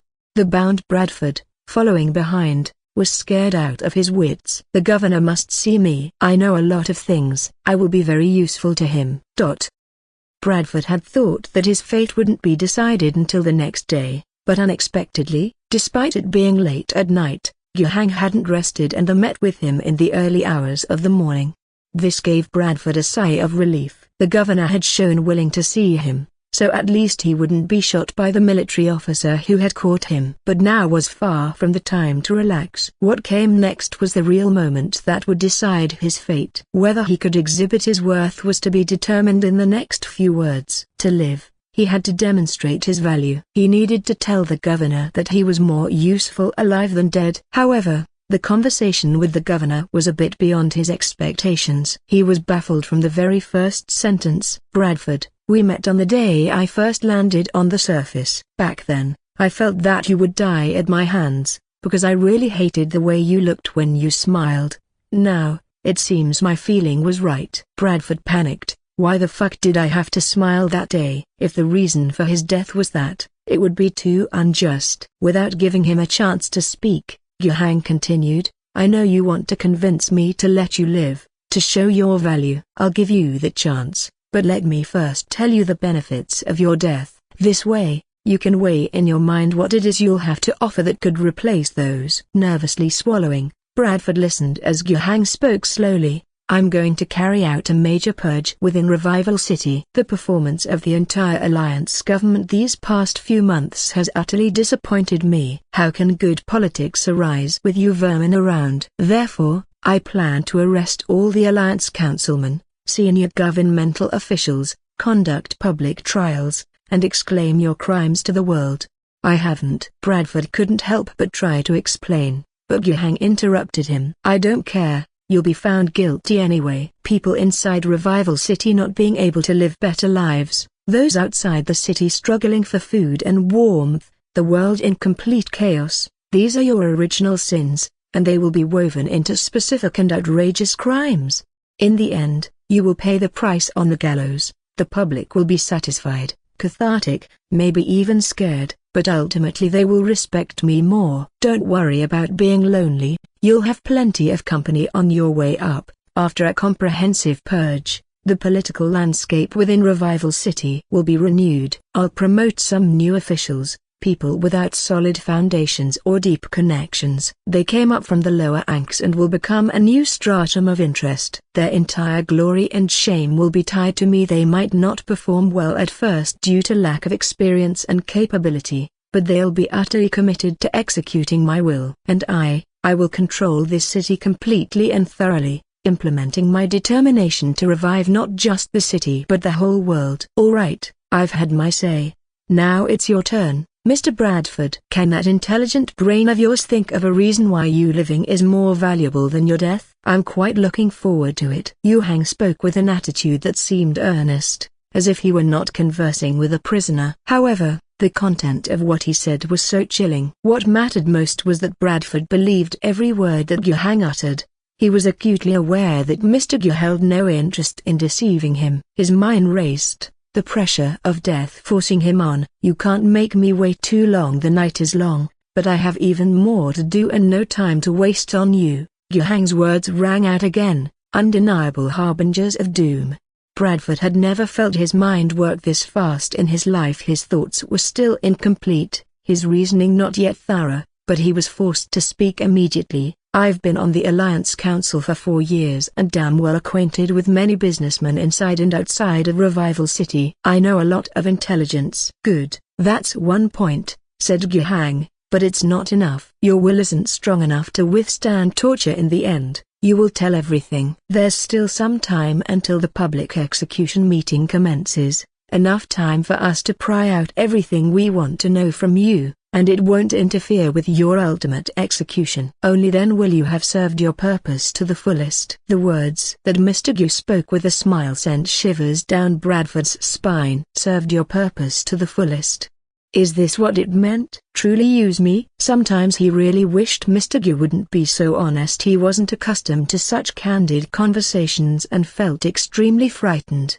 But he had no choice but to toughen up and deliver another reason. After the purge, the quality of the administrative personnel you promoted is hard to guarantee, and their work will be very difficult. I started from scratch and got to where I am today because I am capable. I will serve you loyally, doing everything you want without regret or complaint. A valuable proposal, but keeping an old councilman would floor the deterrence of the purge and the revelation of crimes at the public trial. Your personal capabilities are not enough to outweigh the loss, Guhang continued after a pause. Bradford, you're disappointing me. I thought you were smart enough to understand that neither intelligence nor service could save your life, yet you still proposed those two reasons, making me doubt whether listening to you was worthwhile. My time is running short, and so is yours. With every exchange with Guhang, Bradford felt the fear and despair building inside him. The governor's words, his demeanor, were like giant hands gripping his heart, squeezing tighter with each moment of conversation. He felt like he was running out of breath, his faculties almost shattered by the terror of impending death. But at this point, he was finally ready to lay everything on the line. Guhang had always been candid, openly discussing the purge and his subsequent plans. And now, more than ever, he needed to be equally forthcoming with all his thoughts and ideas. I'm a channel merchant. My foundations aren't just in Revival City, they are spread everywhere. In the many city-states of the Eastern Province, each with a population of over 200,000, I have contacts. The landowners in the southern Green Valley region enjoy my company. Even one, who wanted to engage in grain trade, had to use me to connect with them. As for the Oasis Kingdom on the western Great Wasteland and further west, Blackbird Heavy Industries, I've painstakingly built trade routes there.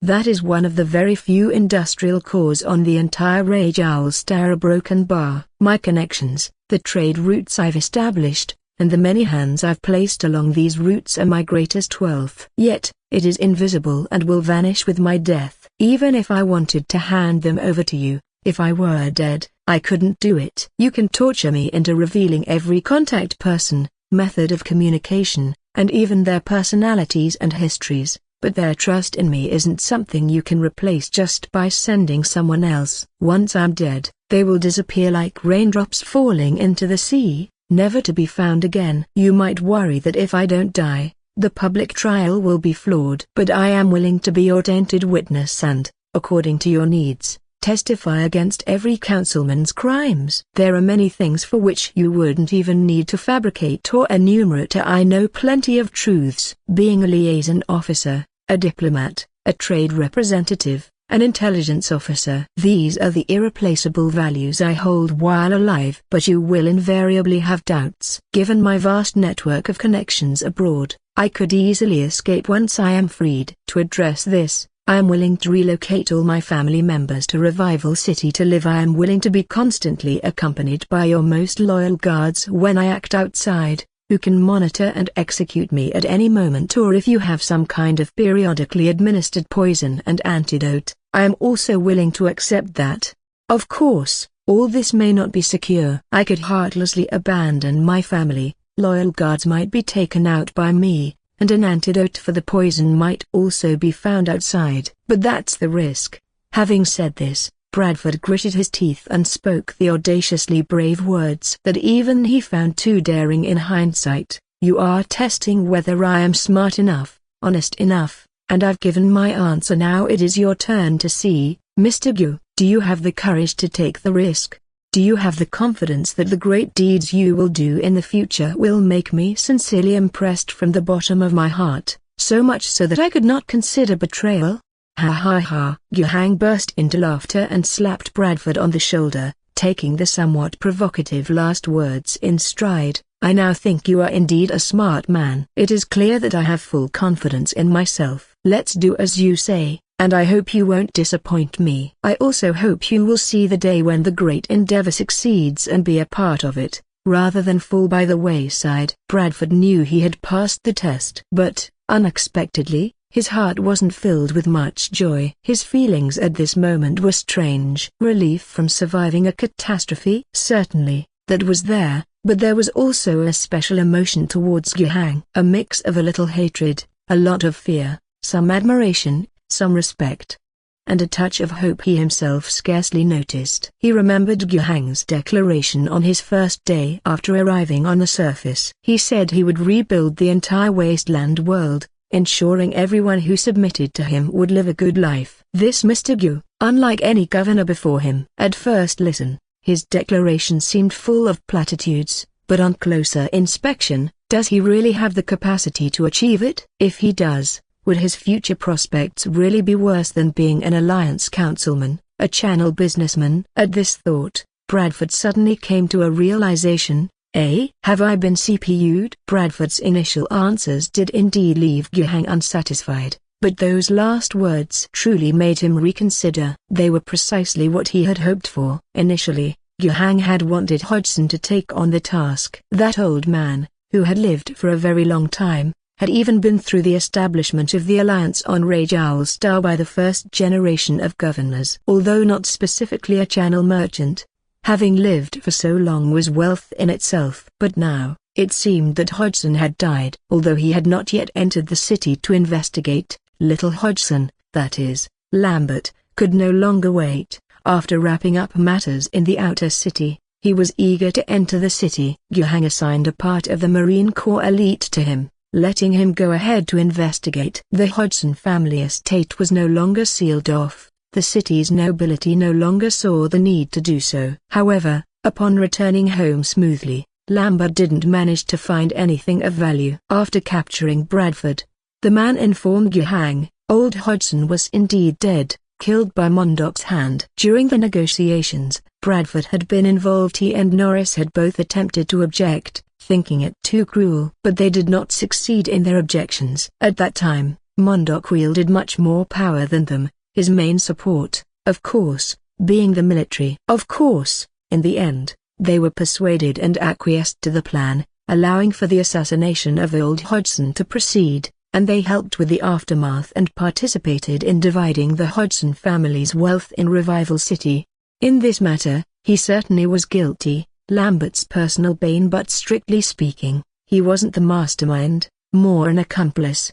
He certainly had to pay the price for his actions. Even if his earlier answers had greatly satisfied Yuhang, it didn't mean that Yuhang would let him go. His life might be spared for the moment, but the status of prisoner could not be removed just yet. Only after he had committed actions to atone for his sins would Yuhang consider pardoning him. Murdering the head of the Alliance Council is a grave sin linked with the previous collusion with the cult that happened to Senator Wen, along with Mondok's act of treason outside the city thwarting Yuhang, the governor. Yuhang now had 1,000 ways to hang the elites of Revival City. When the time comes, it would just be a matter of seeing which hat fits best on their heads. If one didn't fit, there would be another.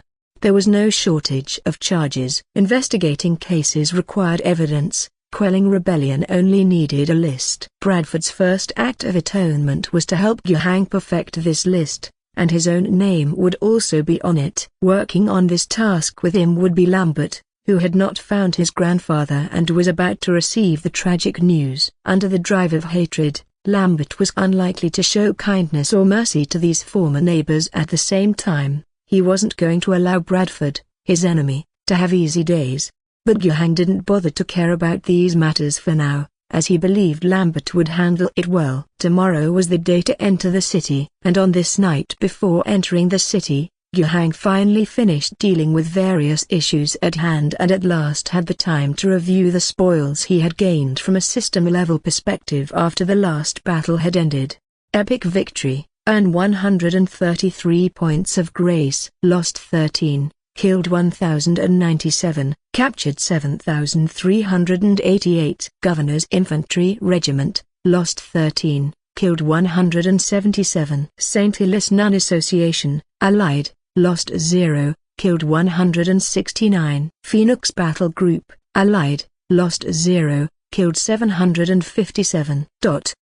This battle actually brought him over 100 points in rewards. This was even higher than the profits from the previous ambush against the primordial Wrath Owl sect, which also happened to eliminate most of the pus-filled creatures in the alien woods.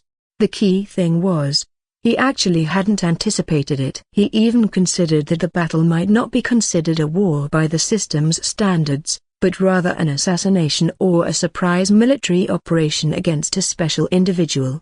Moreover, even if it was judged to be a war, the main combat achievements were made by the Stellar Warriors. The Battle Nuns were a bit lazy at first, but when those cult members emerged, they got serious and went to work. But no matter which side it was, they weren't Yuhang's subordinates. Would the system award points for their accomplishments? The reality was that it wouldn't, but the value was immense. Although Yuhang didn't gain any points for the killings done by the Stellar Warriors and Battle Nuns, their actions undoubtedly crushed the Alliance Legion. Aside from the fleeing enemies, most of the rest laid down their arms and surrendered, while a few resistors were killed. And those top-tier fighters surely had no time for taking prisoners. That task was done by Yuhang's infantry unit. The infantry's 13 casualties and 177 kills happened during this time. And the 7,300 prisoners were also credited to the infantry. Now, that was something he could score points on. Although the main battle wasn't won by Yuhang's subordinates, leading to a low coefficient for awards, the low losses and high victory had been rated as an epic victory, which added back some of the coefficient. Moreover, capturing so many people was valuable not only due to the invincible performance of those mighty men and women, but also because of Yuhang's influence as governor and the demoralization caused to the soldiers by Mondok's execution in midair. Various aspects and factors combined to make up these 133 points in rewards. An unexpected joy, so to speak. Up to now, he had 135 reward points, quite a sum. However, he hadn't yet thought about how he wanted to use them. In the soldier's badge system, to modify the over 7,000 captured soldiers. But that would have to wait until he could ensure their loyalty and the political commissars he had placed could exert their influence. Otherwise, after the training and enhancement, if they revolted, it would be troublesome. The technology system was also something to draw from. Producing several powerful items was crucial for the development of his territory, but there was no rush for that either. How to use these reward points was something Yuhang needed to ponder. Dawn came, and Yuhang entered the city. There was no welcome with open arms, no food and drink offered. The inner city folks had heard the sounds of battle from outside a few days ago in the early morning, and through various rumors they knew the governor was coming, and the city's 4 major gates had already been sealed by the governor. Though it had only been a few days, the city still had ample supplies and there definitely wouldn't be people starving to death just yet. However, these inner city people hadn't really heard of the governor's benevolence and good governance. On the contrary, they had fresher memories of the previous governor's terrible deeds. Regarding Yuhang's arrival, they were hesitant, doubtful, and distrustful. Right now, they were hiding in their homes, with doors and windows shut, only peeking through the cracks at the Stellar Warriors, Battle Nuns, and the passing army on the main roads. Yuhang felt the countless gazes from both sides of the streets, but he didn't care. He led his people straight to the Alliance Council Hall at the city center. Sitting in the Alliance Council Hall, Yuhang looked around. The place was constructed to look the part. The circular dome was adorned with many complex reliefs, which seemed to hold religious significance, with the image of the emperor present everywhere. It also seemed to vaguely recount the grand story of the ancestors forging paths out of the rubble to establish the alliance. At the top, there was a small opening covered by a glass dome, allowing daylight to pour through. On sunny days, there was no need for lights to brighten the room. Below the dome was a long table where the Alliance councilmen presumably held their meetings. Above the long table and up 5 steps, there was a throne-like chair placed on a platform. According to the original design, this should be the seat reserved for the governor. Back when the Alliance was revived, the first governor must have sat in that elevated position, watching the councilmen discuss and solve various problems arising during the reconstruction of Rage Owl Star. Proposals were brought forth, problems were solved, and plans were implemented one after another. It must have been a glorious era. Even now, many people on Rage Owl Star fondly remember those times, especially after the tenure of the second governor. Yuhang didn't know much about the achievements of the first governor, nor did he consider himself a successor to the legacy. But that didn't stop him from doing similar things in the same place. As he sat down, Yuhang's system pinged with new messages. You have occupied the city, Revival City. Revival City's fixed monthly income, 68 points of grace. Seeing the city occupied and Revival City included in the system's tally, Yuhang was initially pleased. When he first arrived to serve as governor a few months back, he had been eagerly awaiting this message, but it never came. Today, his wish was finally fulfilled. However, upon seeing the number 68, Yuhang's eyebrows furrowed deeply. That was way too low. Absurdly low. The governor's camp, which he had built from scratch, combined with the ramshackle abandoned cave society he had taken over, could together provide him with 61 points of grace. To reach that figure, the two camps combined barely surpassed a population of 10,000. So how could Revival City, with its population of nearly 1 million, contribute so little? Then, he saw a string of negative effects listed under Revival City in the Integrated Domestic Affairs interface. City standstill, greatly reduces city income. Anarchic state, significantly reduces city income. Apart from anarchic state, there were several statuses with the entry significantly reduces city income, including restless population, extremely low standard of living, hungry city, poor management level, terrible infrastructure, low population quality, low public order, insurgents. There were also several entries for moderately reduces income, such as disorderly market, trade disruption, extensive development, post-war turmoil, military control, administrative disarray, grassroots loss of control, heretic cultists. He didn't even mention those with minor reduction in income, as there were plenty of those as well. Yuhang was left speechless and choked up. With so many negative effects weighing down on it, it seemed not so surprising that the grace income had plummeted to rock bottom. However, Yuhang quickly adjusted his mindset. He hadn't entirely failed to anticipate this situation. His previous thought was that even if the city were taken by military means, governance would still be necessary for the system to recognize the city as belonging to him. The current situation, with a plethora of negative effects stacked on top of each other, which greatly reduced the benefits, probably meant the same thing. Similarly, this matter could also be viewed in a positive light. The clear-cut negative effects pointed out to Yuhang the problems that needed to be addressed. Tackling them one by one, things would likely improve. In his view, the debuffs of Revival City could broadly be divided into two categories: development and management issues. The former wasn't something that could be resolved instantly. It required an increase in productivity and the restoration of trade routes so that people could be well fed and clothed, have the energy to rebuild the city, and achieve a better quality of life. As for management issues, some deep-rooted ones likewise needed time to be gradually dealt with. However, at least a few problems could be solved immediately. For instance, the biggest debuff: city standstill. Factories were shut, shops were closed, and the citizens of the city were too frightened and unsettled to even venture onto the streets, whether due to martial law or due to fear and unease. Unable to work, with insufficient food reserves. This was precisely what Yuhang needed to tackle right away. He needed to immediately establish an administrative system, however rudimentary, that could at least function to begin addressing the issue of the city's standstill. It would be a brand new administrative team. He had once hesitated over whether to proceed in this way, but the death of Hodgson extinguished that thought completely. If there had been a fully supportive elder with a good reputation in the Alliance to assist him, he might have taken over the existing administrative system of Revival City and slowly implemented reforms. But now, forget it. Using the old administrative system would only bring constraints.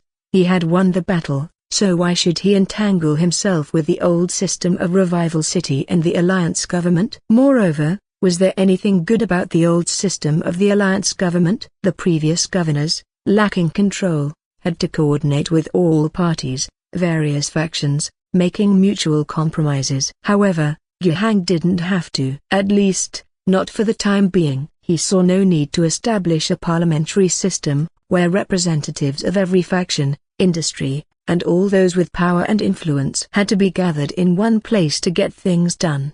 He decided to abandon the existing system and overturn it, completely rebuilding a highly centralized authority and system to efficiently implement his will. He would retain the name Alliance, as it was a necessary political designation to subjugate and rule the settlements beyond Revival City. But apart from that, he did not intend to keep much else. He would abolish the council entirely, and in its place would be the Alliance government. The government would consist of multiple departments led by officials who, in the future, would make decisions and guide the city's development. The old system would be swept away. Those who once held power and profited from it would be purged. The entire class of industrialists would be wiped out in one stroke, to be replaced by collectively owned factories under government ownership. With the old interest groups eliminated, their vacated positions and benefits would become opportunities for newcomers. The newly formed interest groups would grow from the new system and would emerge thanks to the governor. In return, they would also be the governor's most steadfast supporters. This process would seem a fierce revolution to some. Footsteps were heard at the door, and Guhang snapped out of his reverie, looking up to see a slightly frail girl in a grey-blue blouse walking in. Ozeneer had arrived after receiving the instructions from the governor. Ozeneer was a bit stunned. She had only just stabilized her job recently, formed a governmental team, and took charge of managing 2 camps when she was suddenly reassigned with an order to lead a 10-plus member governmental team to Revival City. Shortly after that, she received her appointment from the governor. She was to serve as the acting minister of the production department for the alliance government. The experiences of the past few months were all too fantastical. One moment she was a refugee struggling to stay fed and warm, then somehow, she became the production manager at the governor's camp, responsible for overseeing the production work for tens of thousands in 2 camps, arranging various production plans, and recruitment of personnel. And now, she had suddenly become a high official in the alliance government, with nearly 1 million people in Revival City depending on her for production planning and consumption arrangements. Initially, just managing 10,000 people, she had no idea if she could do well, only bracing herself for the task ahead. Fortunately, after that exchange with the governor, her mind, for some reason, suddenly became clear. While she was still somewhat inexperienced, the various problems that arose could always be swiftly resolved by her. As her work became more and more second nature, Ozeneer gradually relieved much of her anxiety and began to dedicate herself wholly to her job. She found herself loving this work. On one hand, she was free from worries about food and clothing. On the other hand, seeing those wanderers who had once shared similar experiences with her come to the governor's camp and lead lives that weren't extraordinarily good but at least hopeful, with her help, brought her joy. She did not particularly understand the grand plans and lofty goals of the governor, but in her view, those people who could work properly, eat well, and live well, were the foundation of this great enterprise. But now, the scale of responsibility had increased from 10,000 to 100,000. With the increased scale, there would undoubtedly be endless problems to solve. She was even less sure if she could do well. It wasn't that she was afraid of losing the governor's trust by doing poorly. In this regard, Ozeneer's ambition wasn't very great. What she feared more was that her mistakes could affect the livelihood of 1 million people. The hardships endured during her time of displacement, the struggle for survival outside of Revival City, made her acutely aware of just how difficult the ordinary civilian's life could be in this wasteland. Especially for the poor outside the city with no savings at all, their ability to withstand risks was extremely low. Yes, she was born into a well-off family, but it was precisely because she had seen the light that the suffering in the darkness was all the more deeply etched into her memory. "It's because you have this concern that I have entrusted you with this task," said Guhang, offering her encouragement once more. "It's because you care that I can entrust the livelihood of nearly 1 million people in Revival City to you. If even you can't do it well, how can I trust those who have not deeply experienced suffering?" Ozeneer took a deep breath and firmed her resolve. "I understand, I'll work hard." Following that, Guhang spoke with Ozeneer for a long period of time. Guhang fully expressed his expectations to Ozeneer. Of course, he wouldn't let this young lady, Ozeneer, start from scratch, out of nowhere. Even if Ozeneer were to do it, he wouldn't be at ease. Here, Guhang imparted many things. He told Ozeneer that the first issue to resolve was hunger. The city's granaries had been seized, and she needed to ensure that the poor outside the city did not riot out of starvation. The situation had become critically precarious. Those poor people really had no savings, and without distributing food, deaths from starvation were imminent. Secondly, She needed to urgently restore the production work in Revival City. The small workshops in the outer city had already been taken over, and they could be the first to resume operations. The large factories located within the city would be confiscated from the nobles and parliamentarians later on, and would similarly require immediate implementation of the resumption plan. This was the most pressing matter. The rest was to transplant the work point system into Revival City to serve as a basis for distribution, to clarify the production capacity of various industries in Revival City, formulate production plans, and consider how to upgrade industries to expand the civil service system, improve administrative efficiency. With this approach, various problems could be addressed separately and systematically. A broken bar. After grasping Yuhang's intent, Ozenia set off to work. However, the success of her work depended on how well another person performed his duties. That person was Lambert Hodgson, who had been tasked by Yuhang with the Great Purge. To distribute grain from the granary, there had to be grain available to resume production. There had to be shifts to work. The previous alliance government was a classic example of a small government that didn't prioritize food security. They didn't even have an official government granary for strategic reserves. The city's food supply was only found in the reserves of food merchants and some factory canteens, which needed to be confiscated first before it could be accessed. Similarly, to tackle the resumption of production, it was necessary to complete the confiscation of production materials, so that is, the confiscation of the major factories. At that moment, a fire burned in Lambert's eyes. Bradford felt a chilling scrutiny from him and said helplessly, "Don't look at me like that. The governor sent me to work with you. I am here to atone." "Your sin cannot be redeemed," Lambert said through gritted teeth. "But that's not up to you, it's up to the governor," Bradford retorted at first, but quickly realized he shouldn't defend Lambert any further. Even though he had already grievously offended by killing the man's grandfather, there was no need to provoke further and have this man, who had already invested in the governor, demand his life vehemently before the governor. That would be too difficult to manage.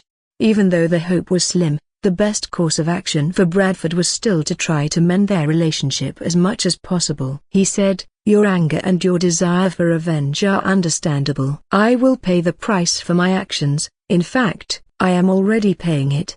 Look, I've obediently provided you with lists of names. By arresting those on the list, you can avenge your father and grandfather." Mondok was the main perpetrator and the staunchest member, with deep influence in the military through his family. "You can eliminate them all." "I am already doing so," Lambert interrupted. "And there's Norisa. He's gathered at least 5,000 people in his largest manufacturing factory, preparing for a siege. It looks like he wants to turn the factory into a fortified stronghold, but in reality, he wants to surrender." "So what?" Lambert asked. "So, you don't necessarily have to assault it by force, which would require you to request more troops and support from the governor. You could, on behalf of the governor, agree to Norris's terms of surrender. I could even act as an envoy to help you negotiate," Bradford suggested. "The governor's order is to purge all the old nobility," Lambert remarked. "I know, of course, I know," Bradford said with a bitter smile, "but once that old man agrees and he's in your hands, then you can do whatever you want, can't you?" Bradford suggested a cunning plan. "Pretend to accept Norris's conditions for surrender and then renege and kill him." Lambert was somewhat tempted by the plan but ultimately rejected it. Indeed, as Bradford had said, it would save a lot of effort not to fight at all. A hard assault, with thousands of people, even if they were just ordinary workers armed with light weapons, defending inside a reinforced factory, would require considerable force to overcome and could even result in significant casualties. But Lambert still intended to do it. The main reason was that he did not want Yuhang to bear the name of a traitor. In private, any means were acceptable, but publicly, as a ruler, credibility was extremely important. It even signified the reliability of public policy and the ease with which it could be believed by the people. Under such circumstances, one must put on a fair and upright front. Playing smart here might save a lot of effort in dealing with Norris, but the cost of taking shortcuts now could very well be paid doubly elsewhere. After making this decision, he even mocked Bradford, saying he could only ever be a merchant and would never understand the grandeur that a politician aspires to achieve in accomplishing great things. Bradford was left speechless, and Lambert received additional support for his actions. He assembled 2 battalions that had accompanied the governor into the city, and from the captured military supplies, he pulled out about 10 heavy cannons and adopted a posture for a forceful attack. Norris sent envoys to negotiate terms of surrender, but was once again sternly rejected by Lambert. Lambert demanded that everyone resisting inside the factory surrender unconditionally, lay down their weapons, and await the governor's trial. This was the final ultimatum, and Lambert would only give them 1 hour. The message was taken back inside the factory by the envoys, and everyone fell silent. An hour later, no one came out to surrender, and Lambert ordered the battle to commence. He ordered Perboff, who he had brought along for assistance, to command his 2nd Battalion to start playing with their newly acquired toys. Those were 5 155mm howitzers next door. The 6th Battalion, which was also dragged into work, was equipped with 5 captured artillery pieces as battalion firepower support. 10 heavy guns fired in unison, with shell after shell being launched into the factory. With a salvo, thick black smoke billowed from the factory. The governor's soldiers did not rush in hastily. With the enemy completely surrounded and heavy artillery at their disposal, it would be foolish to send soldiers in as cannon fodder. They had plenty of ammunition in stock, so they would let the 10 cannons fire a dozen or 20 rounds first. After a few hundred heavy shells bombarded them, then they would discuss sending in the infantry to mop up. In the midst of this, Lambert received additional assistance. Superior Georgette arrived with 6 nuns. Lambert had seen the nuns of the Holy Lily of Mercy before. To be honest, compared to the phoenixes who always had a grim face and an unwelcoming demeanor, he preferred these battle nuns who always wore a gentle smile.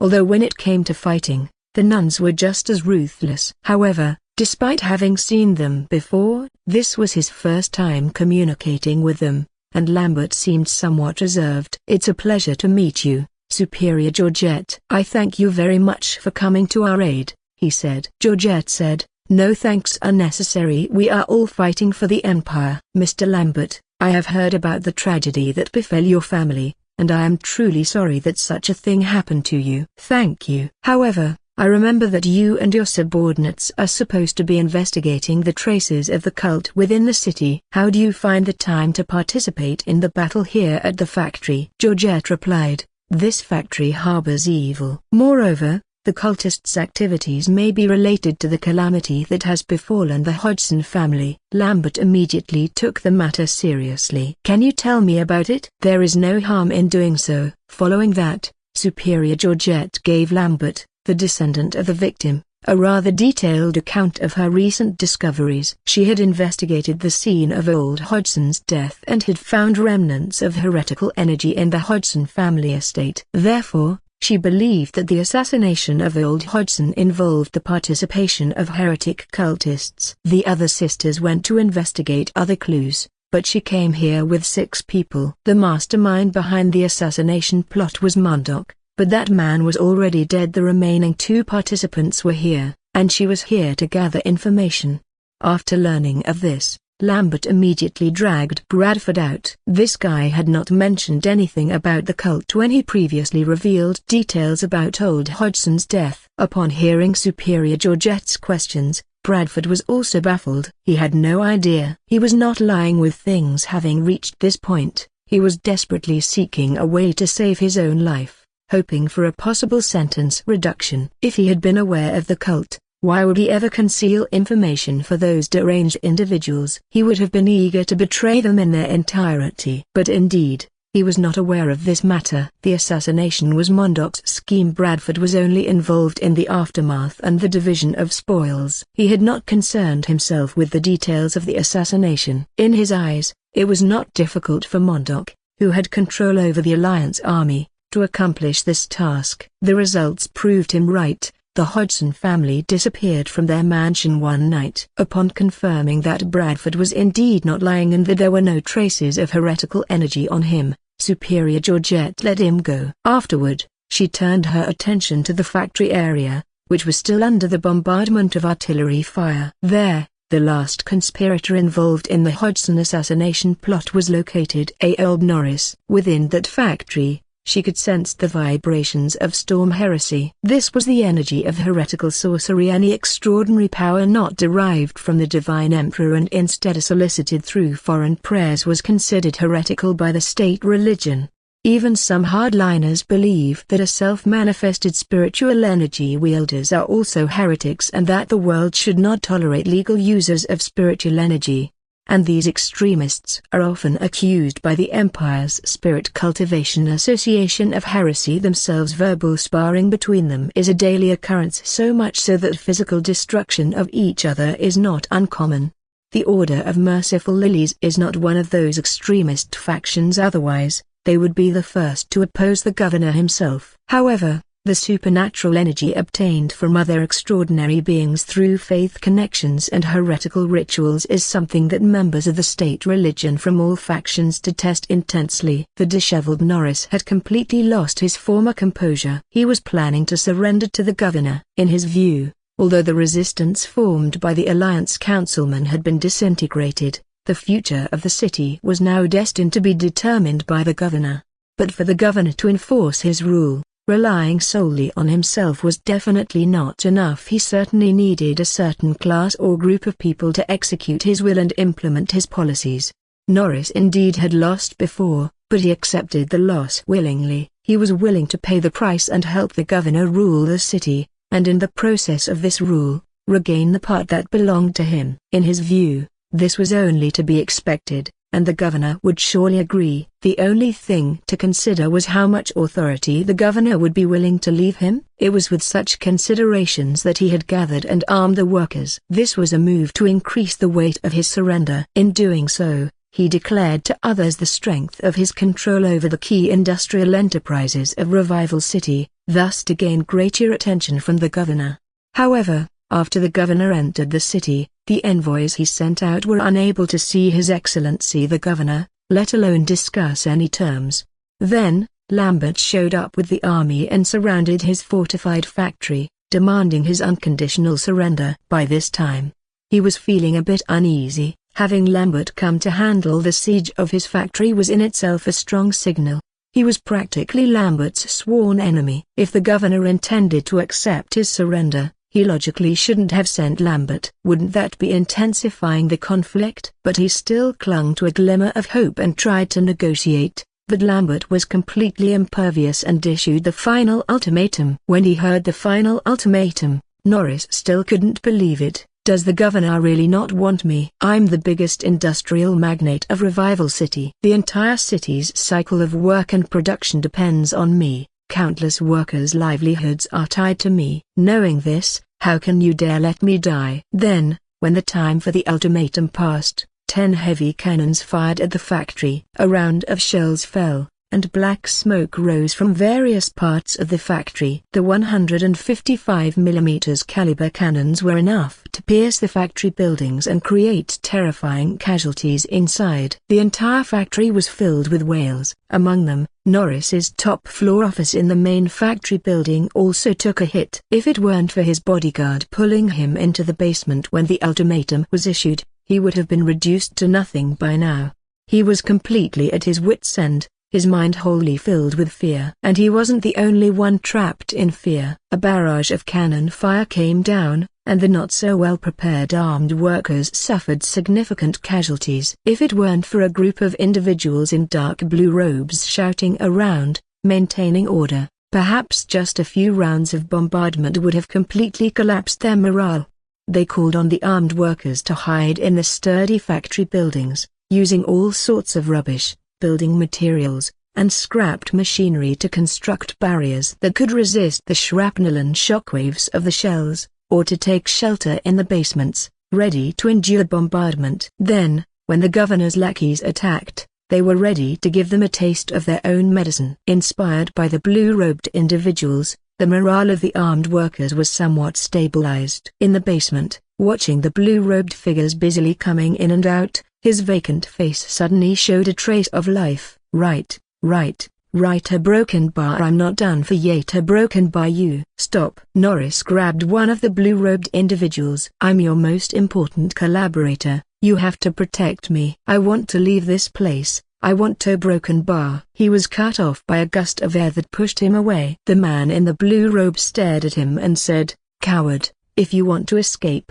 then go by yourself. We are staying here to fight." His gaze was filled with zealotry. Norris shouted, "You're all going to die." The man in the blue robe looked even more scornful. "True believers of the divine do not fear death. We are going to teach those governor's lackeys a profound lesson." "You're insane." The blue-robed man ignored him and ran upwards. Within the bustling factory, where everyone was prepared to resist to the end, Norris was like an abandoned old dog, filled with despair. A broken bar. In another underground chamber of the factory, the primal high priest Kuikao was also present. By his side were two men in grey and white robes. Their attire was very similar to that of the Howling Wind divine envoy Yuhang had encountered in the alien forest. They were indeed two divine envoys from the primordial Wrath Owl sect, their ranks equivalent to that of Howling Wind who died at the hands of Yuhang. They were another two of the 12 divine envoys. The Shadow Wind envoy was a corpulent woman. Her fat body, not even the loose robes could hide. The Gale envoy was a very muscular man. "Has the storm's blessing already been planted?" Kuikao asked. Both divine envoys bowed. "We have followed the sacred decree. It has all been planted." Kuikao's expression carried pity. "The children of God will return to the divine realm. Then we too shall leave. There are greater plans awaiting our dedication." Excitement was evident on the faces of both divine envoys. The Shadow Wind envoy's voice even trembled with excessive rapture. "I can barely wait to see the storm descend." The Gale envoy beside her was much calmer. "Do not indulge too much. The plan was forced to launch early due to the governors. We do not have as much certainty. That's being too cautious." The Shadow Wind envoy was interrupted at her climax, showing displeasure. Her shrill voice rising, "We could have offered this city to the storm long ago, but it's all because he broken bar." At that point, she abruptly stopped talking. She saw Kuikao's gaze turn towards her. "This is the will of the storm," Kuikao said with a smile at the corner of his mouth. "Shadow Wind." Yuhang suddenly felt a palpitation. He stood up from his seat, walked over to the window, and looked out. From here, he couldn't see the specific situation on the battlefield, but the sound of heavy artillery, nonetheless, carried over half the city. He already knew that Georgette and the Battle Nuns had rushed over there, and in theory, there shouldn't be any problems. However, Yuhang couldn't ignore the unease he had felt before. As a spiritual energy user, his intuition often concretely forewarned that something was about to happen. Even as the artillery roared on, Yuhang never felt at ease. Instead of agonizing over it here, it would be better to go there in person and investigate. Yuhang made his move. As he did so, he sent out a message, hoping that the Phoenix Battle Group, which was resting somewhere in the city, would also hurry over as soon as possible. This was still a mission request. In his words, it was that Superior Georgette might run into trouble. Believing in the past that Commander Matins, who had who had fought side by side with the Superior, would surely not sit idly by.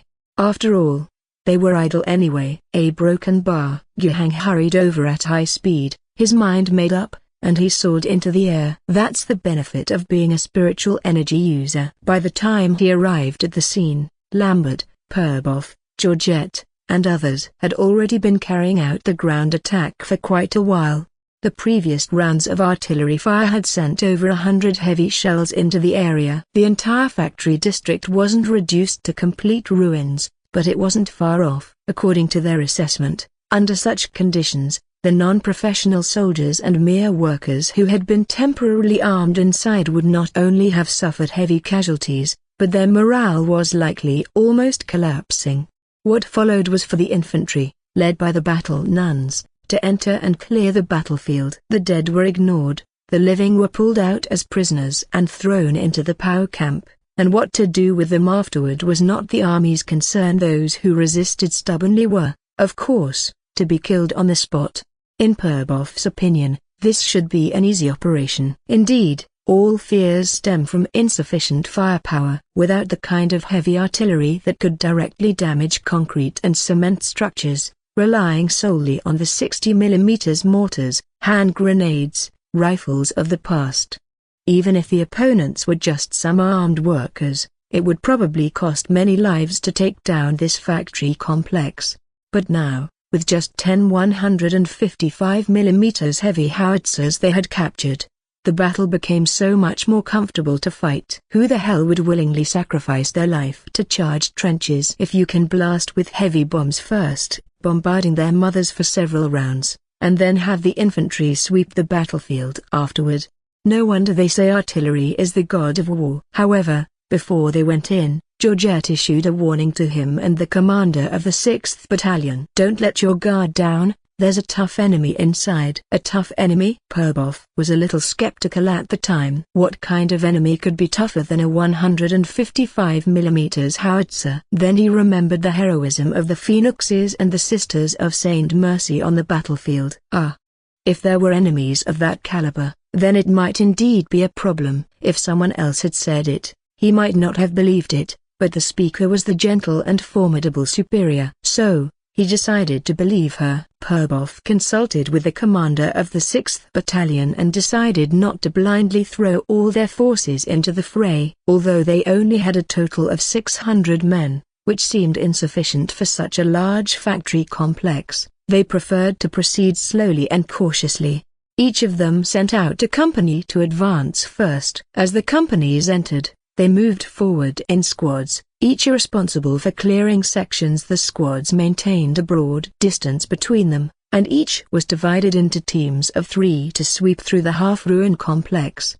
At the officer's request, the soldiers crept forward with waist spent, using the ruins as cover. It was slow and cumbersome, yet very solid progress. They would not advance until they had thoroughly confirmed the safety of an area. Indeed, there were enemies, and these enemies had a very strong will to resist. Those clad in workers' attire and wielding weapons only slightly better than iron pipe rifles emerged from the ruins. When they popped up, they were usually only 30 to 50 meters from the searching soldiers, not far at all. Upon their emergence, they unleashed a volley of bullets at a squad of infantry with the weapons they held. The soldiers reacted quickly, dropping to the ground and seeking cover. The armed workers' marksmanship was not very good, and most of their shots went wide. Even if a bullet did hit, the plastic steel armor being worn could save their life. While one squad was suppressed, another team of 3 not far away would immediately counterattack. Comparatively, Yuhang's soldiers were far superior in marksmanship to the armed workers. The performance of the G9 type assault rifles was also much more reliable than the weapons in the hands of the armed workers. A burst of fire from the group of 3 was enough to kill all the emerging armed workers.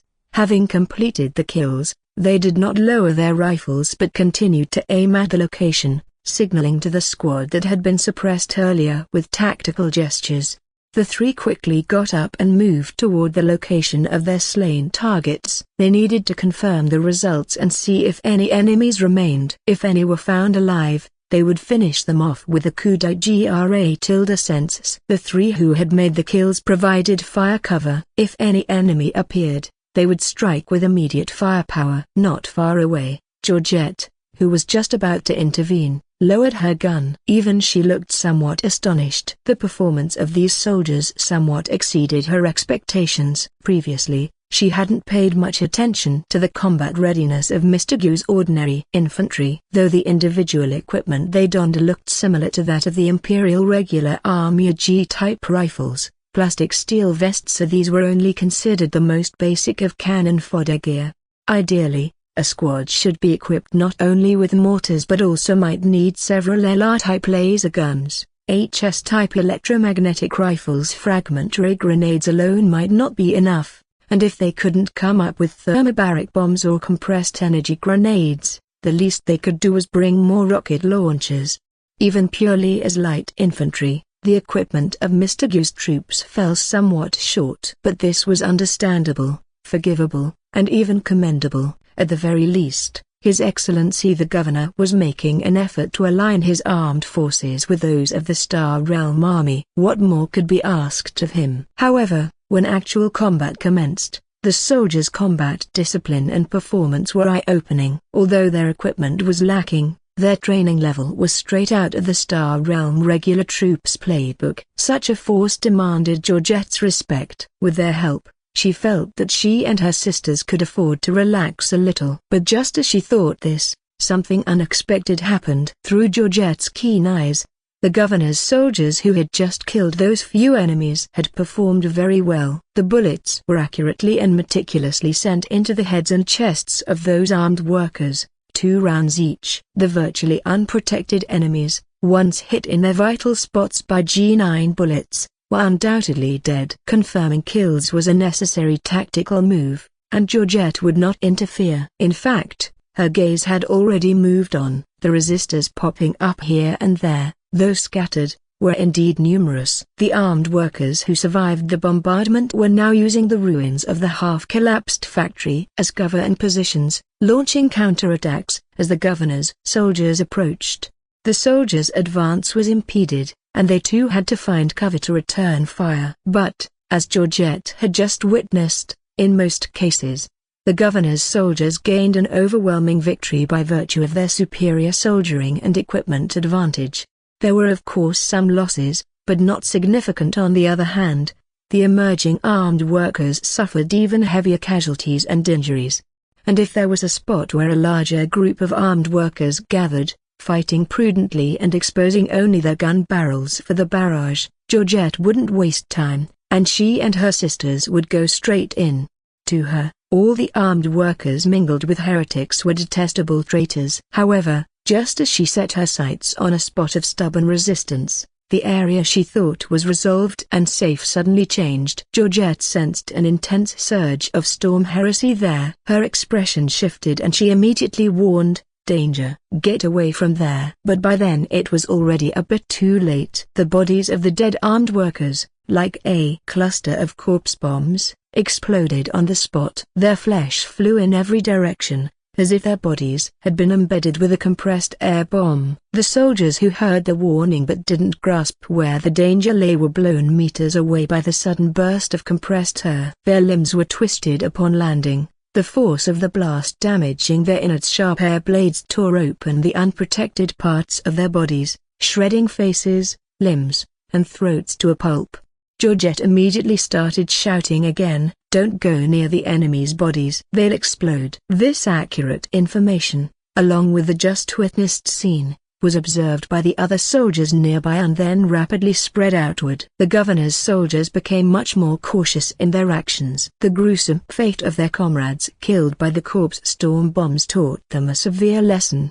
They altered the conventional tactical requirements, no longer approaching for close confirmation after a kill. Instead, they would shoot from a distance if it was convenient. If not, they'd leave it be.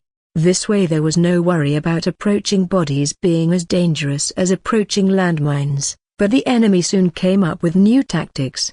Some people in blue robes emerged beside the armed workers. The power of storm sorcery pulsed through them. In Georgette's eyes, these people weren't very formidable sorcerers, but they were numerous and cowardly. What they were doing wasn't using sorcery to strike directly at the governor's soldiers or the Battle Nuns, but instead, they were stirring up winds that carried the bodies of the gunned-down workers onto the soldiers' positions. These bodies, like compressed air cannonballs, caused a lot of trouble for the soldiers. The potency of these wind-delivered bombs might not have matched a 155 caliber howitzer, but their precision was key. Some soldiers ducked behind slopes formed from collapsing walls or found small recesses. A gust of wind, spinning as it blew, brought a body right in. The soldier had seen it in advance and firing at the body to break it up was useless, so all he could do was run out. The corpse bomb exploded, killing 3. This position, which had seemed like a good cover, now appeared to be unsafe. In fact, nowhere was safe then. The soldiers' progress was hindered by the undead bombs. Even with the support of the Battle Nuns during this time, the problem was only somewhat alleviated. The Battle Nuns could snipe those in blue robes from a distance, but those targets needed to expose themselves. Hidden behind possibly a few meters thick of building rubble or in shell craters, even the fiercest grenade gun couldn't penetrate. After all, They could send over the bodies with the wind, no need to show their heads. In such a situation, Georgette made up her mind. "Sisters, for the Emperor, follow me in the charge." She leapt out, and her sisters followed suit. Her sacred gold halberd was a transcendent weapon blessed with divine powers. The other nuns didn't have anything as formidable, but there was no need, whether it be ordinary combat blades or grenade guns. They were enough. Instead, it was the Battle Nuns' superior's sacred gold halberd that dealt devastating damage. Compared to the weapons in their hands, their defensive capabilities were equally despairing. After they began their charge, their bodies were completely exposed and naturally suffered concentrated gunfire from the armed workers. But the ability level of the armed workers wasn't up to par, while the nuns of the Holy Lily moved quickly and agilely, causing their hit rate to plummet significantly when combined. Even if they were hit, their power armors didn't suffer much damage. The Holy Lilies advanced unstoppably, and as they charged, the grenade guns in their hands fired away. Simultaneously, the soldiers from the governor's army also intensified their firepower projection as cover, suppressing the enemy and inflicting causalities. The nuns successfully broke into the enemy ranks and began to eliminate the opponents at close range. Their target, of course, was not the ordinary armed workers but the blue-robed cultists who acted as cannons, launching the mortals as projectile bombs. Their appearance dealt a devastating blow to the enemy. Whenever a battle nun approached an entrenchment, the cover lost its protective function, and the grenade gun could annihilate a cluster of entrenched enemies. Even at close enough proximity, the blades in their hands became more efficient than gunfire. However, killing those enemies was never the biggest problem the nuns faced. It was the exploding corpses. Even the nuns clad in power armors didn't want to take a close-range blast from a heresy bomb. The nuns had the ability to counteract spells, but for one, they had to be relatively close to the caster. Secondly, the explosion of the corpses didn't seem to be a casting process. Or rather, the casting process was already completed, and all that was lacking was a method of detonation. That was a very subtle action, not easy to suppress. The nuns could only counteract spells, but not nullify all supernatural powers in an area. There was an essential difference between the two. The shockwave of the storm sorcery bombs, if too close, could damage the power armor. A few more hits, and cracks might appear, leading to a drop in defense capabilities, resulting in casualties. That's why, after killing at close range, they would quickly distance themselves to avoid getting blasted. As long as they increased the distance, the impact's strength weakened, and the damage remained within a tolerable range. Even because of this, they might only get close enough to slaughter the blue-robed cultists and then leave the armed workers, who would be used as undead bombs, alone, or wait to deal with them from a safer distance.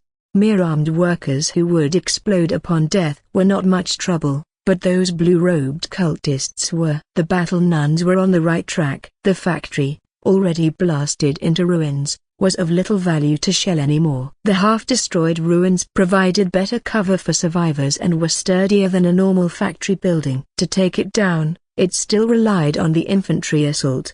If it had only been the armed workers as the opponent, 2 infantry battalions would have been more than enough to handle it. The number of armed workers still alive wouldn't be that large, and they lacked heavy weaponry as well as military skills. Even if they seemed fearless in the face of death, it was just a matter of time before all were killed. With the skills of the governor's soldiers, even in the bloodiest of close-quarters battles, the actual losses would be quite limited. They just needed to kill those in the blue robes. And that's exactly what the nuns were doing. Indeed, they were doing it well, with courageous actions, leading the soldiers to start advancing again. Moreover, after getting a clear picture of the situation on the battlefield, the commanders of the 2nd and the 6th battalions participating in this fight also planned to increase the front-line soldiers. Thus, 4 infantry companies were thrown into the front lines of battle, including the only company with a special number in the entire troop, Abandoned Cave Company.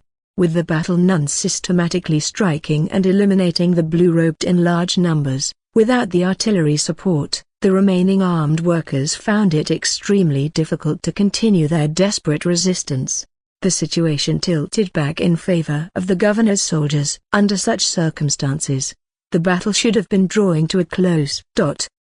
After Yuhang arrived at the scene and briefly met with Perboff, Lambert, and others commanding the outskirts, he used telekinesis to lift his body high and survey the battle from above. The situation seemed approximately as described. By rights, this should have eased his worries significantly. The nuns of Saint Mercy Lily were putting in a commendable effort against the heretic cult. The soldiers, accompanying the battle, were in high spirits. Although there were some casualties, it was entirely within the acceptable range. Although a factory was wrecked, this should be the only place within Revival City still capable of mounting a large-scale armed resistance. Once this was over, the job would be considered done. This show of force was a warning to the remaining Alliance elites, leaving them with no chance to resist, trembling under the slaughter wielded by Lambert. However, Yuhang felt a sudden surge of unease at that moment. It was as if a great disaster was about to take shape right before his eyes. He directly activated spiritual vision to inspect the entire battlefield. Yuhang saw many specks of storm heresy reactions. Those armed workers had been preemptively implanted with some kind of heretical power that could be detonated after death, or even while they were still alive. The specks of storm heresy that Yuhang saw were likely these. Under normal circumstances, as for others that were strong or weak, those had to be the cultists in blue robes who had exposed themselves. They were being fully assaulted by Saint Mercy Lily and were dying fast. If things continued at this rate, in a few more hours, before the sun set, the entire factory area would be thoroughly cleansed. In conclusion, at a glance, Yuhang didn't see any problems. So what was that earlier feeling of unease all about? Could it be that it wasn't a spiritual warning at all, just his brain glitching from recent exhaustion? Thinking this, Yuhang felt somewhat relieved. Of course, that would be for the best. Otherwise, if there really were a crisis, then that would be troublesome. With that thought, Yuhang took another glance at the battlefield. Still no problems. Wait a minute. Yuhang furrowed his brows deeply. It wasn't that he saw anything new, but he realized he might have missed something. The dots of light that symbolized storm sorcery seemed a bit too numerous. According to the reports from Perboff about the previous state of the battle, even if any armed workers died, their bodies would be used as landmines and fired out as cannon fodder. The corpse bombs that were used up, of course, shouldn't still have light dots. And when the nuns of Saint Lily started to show their power, targeting those blue-robed cultists, the soldiers followed suit, dealing with the remaining armed workers. Without the control of a sorcerer, the dead bodies wouldn't detonate on their own. But even so, the soldiers kept their distance from those bodies that hadn't exploded, ensuring they wouldn't be blown up by some cultist sorcerer who hadn't been eliminated in time. The problem of how to deal with these remaining bodies would be troublesome, but at least for now, they didn't pose a threat to the battle. However, the number of light dots that Yuhang saw didn't quite match the number of workers the soldiers had killed and those who were still stubbornly resisting in the center of the ruins. Moreover, many of the storm heresy light dots overlapped with the positions of the soldiers. He had thought before that it might be the soldiers accidentally getting too close. But upon closer observation, it became clear that the soldiers had no idea they were standing next to the bodies of armed workers. It was normal for one or two people to be careless, but for so many to be overlapping was anything but normal. Did they have a death wish? Impossible. Considering the previous situation, Yuhang was startled to realize, were those the bodies of the workers who had died in the bombardment, buried under the factory ruins, triggered by hundreds of previous shellings? They were implanted with the energy of storm sorcery just like the others and could also be used as corpse bombs. It was just that because of the previous shelling, a large area of the factory buildings had collapsed, burying many bodies or even living people under the debris. But being buried didn't mean they were no longer a threat. What if these thousands of corpses were to detonate at the same time beneath the rubble? It would be like thousands of compressed air bombs exploding underneath, releasing shockwaves and air pressure that would blow the seemingly solid and stable semi-ruined site into the sky. For those deeply entrenched within, the consequences would be catastrophic. The 4 infantry companies of the 2nd and 6th battalions would probably be annihilated, not to mention even Georgette's 6 battle nuns, who might suffer greatly from this one wave. After understanding the risk, Yuhang didn't even have the time to communicate with Purbov, Lambert, and others. His order, transmitted through the means of spiritual energy shaking, resonated across the entire battlefield. I am Yuhang. I command everyone to cease fighting and evacuate the factory area. Repeat, evacuate the factory area immediately. To prevent Georgette, who was not his subordinate, from misunderstanding his orders, he specifically pulled a spiritual energy communication line to her, sending his voice directly into her ears. This place is likely a trap. Evacuate first. We can make long-term plans later. The soldiers under Yuhang's command, of course, obeyed the order. Though they did not know why, they still followed Mr. Gu's command and retreated. Of course, they didn't just foolishly turn and run. Some provided fire cover, while others established defensive lines to prevent the armed workers from taking the opportunity to attack and inflict unnecessary casualties.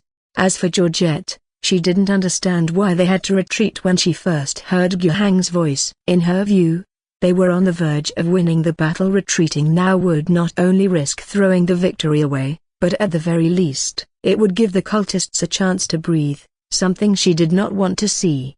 But she couldn't just continue the attack with her 6 nuns either. Seeing Mr. Gu's soldiers retreating, she, reluctant as she was, had to fall back as well. The enraged battle nun was prepared to retreat and then confront Mr. Gu for an explanation. However, the subsequent information that reached her ears about Yuhang's judgment that this was a trap immediately put her on alert. She hadn't noticed anything, but that didn't prevent her from taking the warning seriously. Mr. Gu was a spiritual energy practitioner. Perhaps he could see something she couldn't. She beckoned, signaling her sisters to retreat with her. However, the enemy also realized the intentions of Mr. Gu's troops and the Saintly Lily's nuns to retreat. The surviving armed workers, like madmen, leapt out from their cover and began to pursue fiercely. They continuously fired their weapons while moving ceaselessly. By the look of them, it seemed they were not expecting to cause much damage with their light arms, but rather, even in death, they wanted to deliver their corpses closer to the nuns and soldiers. This level of coordination and morale could not have come from ordinary workers. Madness was evident in their eyes, and not a glint of reason remained. Indeed, they could not live much longer. Even the battle nuns and Mr. Gu's soldiers, still retreating, maintained good organization, and the rearguard soldiers and retreating nuns took out these rashly exposed armed workers. However, behind those armed workers, a figure clad in gray-white robes, corpulent, quietly emerged from the ruins. She didn't move forward or expose herself within the firing line. She opened her arms, palms to the sky, and the power of the storm began to radiate out from her as the center. It was as if a pervasive breeze wafted through the corpses of the workers that the breeze touched, even those buried under the rubble. All underwent some change. Georgette felt intense storm heresy energy being activated on the previously silent corpses under her feet and all around. The bombs were not yet exploding, just activated. Afterward, all they needed was a spark, and these corpse bombs would naturally detonate. Georgette knew she couldn't escape. Before the enemy could detonate the trap, everyone was already out of range from escaping the trap's reach. But as the enemy activated the corpse bombs, it also revealed their position. She stopped in her tracks, powered up forcefully, and charged toward the source of the storm heresy energy. She leapt into the air, the power pack on her back spewing flames, propelling her to extreme speed in an instant. On the way, her grenade gun was continually raised, but the strong storm heresy energy target she sensed never appeared in her field of vision. She could only clench her teeth and continue the sprint. In these brief moments, a bit of sentiment crossed her mind. The sisters who followed her had just retired from a grueling war. The order stationed them aboard the quintet starship as members of the national religion, intending to provide them a quiet place to recuperate for 2 years. Obviously, staying in orbit around Rajoul Star, the quintet should have encountered no trouble. They could have spent 2 peaceful years in the ship's small chapel, soothing their weary hearts from years of constant war. It was well meant, but Georgette didn't quite appreciate it. Aboard the starship, her demeanor was calm, but her heart struggled to settle. Accustomed to life on the battlefield, She felt oddly uneasy in the calm. Upon hearing that Rage Owl Star was plagued by a cult, she couldn't wait to bring her sisters to the surface and join the battle. In her opinion, it was a waste to be donned in armor blessed by the Emperor and possess strong powers but not use them to vanquish the enemies of the Emperor, instead cultivating oneself within the Starship Church. But what she didn't expect was that this decision would lead her sisters, who could have rested safely, into a desperate situation. She herself might survive the upcoming explosion due to her own strength, but her sisters would certainly suffer casualties, possibly even total annihilation. They had survived battles far more difficult and terrifying than the minor skirmishes on Rage Owl Star, but now they might die or be injured here because of her orders, stepping into a trap. It's pathetic how a slip in the gutter could cost blood. If she couldn't stop this explosion, she might live with regret for a very long time. But, no matter how fast she moved, it seemed too late. She could already feel the spread of the Storm Heresy's power, activating more and more corpse bombs. The explosion was likely to happen in the next moment. However, at that moment, everything came to a sudden stop. Those corpse bombs were not further activated, nor did they explode. Then, from the center of the Storm Heresy, she heard a sharp, exasperated voice, "You deserve to die." A wind bullet shot out from that point, aiming for the sky. Georgette's gaze followed the wind bullet upwards, and she saw a man dressed in a golden nobility robe, floating there. Just as the wind bullet was about to hit, it suddenly dissipated, leaving only a gust of wind that whipped his robe and black hair fiercely about. The man's eyes shone with blue spiritual energy, and his target was none other than the cult leader. Georgette realized that Mr. Gu had used some kind of spiritual energy technique to cut off the cult leader's control over the corpse bombs and stop the imminent explosion. It was then that Gu Hang's voice reached her ears, "Battle Nun, please eliminate that heretic quickly." Yes. Georgette hadn't wavered with the change in the situation and now felt even more invigorated by Gu Hang's words. She maintained the acceleration provided by her jetpack's flame spray and moved as fast as possible toward the cult leader. The few surviving armed workers tried to stop her. Their guns posed no threat to the Battle Nun, so they could only hope to get close enough for the sorcerer to detonate the storm bombs within them, using this method to hinder her. "Don't hesitate, charge with all your might." Gu Hang's voice sounded again. Georgette now had complete trust in Mr. Gu. She didn't bother with the armed workers, only executing them with a bomb gun when convenient. And indeed, those armed workers didn't manage to explode. All the detonation signals sent out by the sorcerers were intercepted by Gu Hang. Watching the armed workers who were supposed to act as bombs to hinder her actions collapse around her without a single explosion, Georgette felt overwhelmed with gratitude towards Gu Hang. She had seen more powerful spiritual energy users before, many in fact. In her opinion, Mr. Gu's spiritual energy was excellent, but that was about it. He was not at the level of a master. Yet today, the spiritual energy control he displayed was enough to amaze anyone. That method that could sever the sorcerer's extension of spiritual energy was truly magnificent. It was Georgette's first encounter with such spiritual energy abilities. Her understanding of spiritual energy wasn't profound, but she saw Mr. Gu's actions as decisive. And she, of course, wasn't going to squander the opportunity created by Mr. Gu. She had already sprinted to a position where she could see the cult leader. The sight of the divine envoy wearing a grey robe and being extremely obese made Georgette feel sick. Her bomb gun fired 2 bullets at her, barely repelled by the storm shield. Gu Hang had the ability to weaken the storm shield, aiding Georgette's 2 bullets to directly attempt to assassinate the cult divine envoy. But he did not bother to do so. His most important task now was to intercept the sorcerer's signal to detonate the corpse bombs,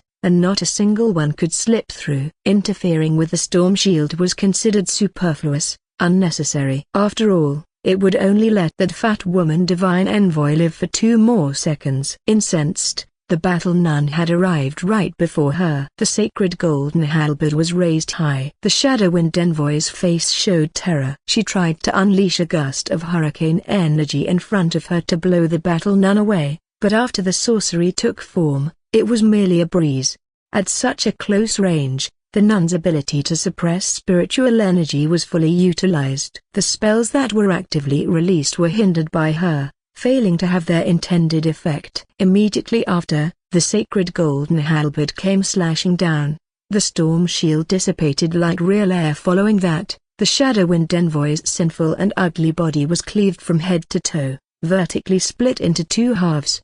A broken bar. The greatest threat had died, but that did not mean everything was over. Theoretically, as long as a single sorcerer nearby was still alive, the danger persisted. The Battle Nun understood this. After slaying the strongest grey-robed cult leader, she didn't pause for half a moment and immediately targeted the ordinary blue-robed sorcerers nearby. One shot from her bomb gun meant one life lost. At the same time, the soldiers who were in the process of retreating, along with 6 other nuns, turned back and joined the fight. During this process, Yuhang's figure was always floating in midair. The soldiers in battle occasionally looked up, gazing at their governor with eyes full of reverence. They didn't quite understand what Mr. Gu had done, but through the messages conveyed by their officers, through the encouragement shouts of the battling nuns, they still knew that just now, the situation was extremely critical and Mr. Gu had saved everyone's life. The battle nuns also frequently looked up. They knew a bit more about what had just happened, and their gaze at the moment was even brighter. Yuhang, flying in the sky, could feel the gazes from below. However, he did not pay too much attention to them. Half of his focus was now on the battlefield, remaining vigilant for any signals indicating corpses being triggered to explode. Although the fat divine envoy had died, hence no one could activate all the storm bombs at once, scattered detonations by those blue-robed sorcerers were still a possibility. Since Yuhang was already there, he intended to prevent them from succeeding as much as possible. As for the other half of his focus, it was spent pondering over the entire situation. The infiltration of Revival City by the primordial Wrath-Owl sect was more severe than he had anticipated. After taking over Revival City, a plethora of debuffs related to the current condition of the city had popped up on his system interface. Among them, there was one called Cult Rampant, but this was categorized as moderately decreased benevolence income, which was negligible compared to the numerous significantly decreased and greatly decreased debuffs above it. For this reason, Yuhang had slightly overlooked this issue. Even before, when the Alliance government, under his pressure, had conducted a comprehensive investigation of the cult, forcing members of the primordial Wrath-Owl sect to launch an ambush to assassinate him, Yuhang had even made a misjudgment. These people didn't wield much influence in Revival City, and having been dealt with severely, they were resorting to desperate measures. Yuhang knew they still had forces in Revival City, but he thought they were inconsequential, nothing more than a minor nuisance. And yet, they had managed to cause him such a huge problem here. Even battle nuns, experts in combating heretic cults, almost capsized in this gutter. I underestimated you, Yuhang thought to himself. This was not a trifling matter, but a serious internal threat. Especially the storm bombs implanted inside human bodies. This technology was perfect for terrorist attacks. The cult followers even concentrated people in the industrial district, preparing for a significant strike. If they realized this approach wouldn't work and decided to brainwash ordinary people to become human bombs in crowded places, factories, or on military routes, that would indeed be a significant headache. Yuhang realized that if he did not thoroughly deal with these people, he could not expect to live in peace. A deadly animosity had been forged between the two sides. As for how to catch them, firstly, finding clues and investigating was the standard method. During the fight, the nuns had deliberately spared the lives of a few blue-robed sorcerers. Getting fanatical cult members to talk was no easy feat, as they likely feared death little. However, Georgette also mentioned they had some special methods in this regard, and Yuhang chose to trust her. Secondly, there were some unconventional methods, a city-wide rigorous screening. In this respect, it was perfect for Frozen Ear to cooperate. The outer city was the main concern since its residents were poor and lacked savings. After Lambert had taken control of the city's food warehouses, Ozen Ear was to immediately go to the outskirts to distribute food. preventing chaos caused by starving people while also encouraging them to return to their jobs and resume production as soon as possible. Now, it's just a matter of having Oceania include occult screening during the food distribution process. But there were complications with this plan. Without technology to simply poke someone's throat and determine if they were a cult member, figuring out how to screen for cult followers was indeed troublesome. After the battle had completely ended and it was confirmed there were no enemies left, the soldiers withdrew from the area. As long as no one interfered anymore, the storm heresy contained in the bodies of the armed workers who had died in the rubble would gradually dissipate on its own and not last very long.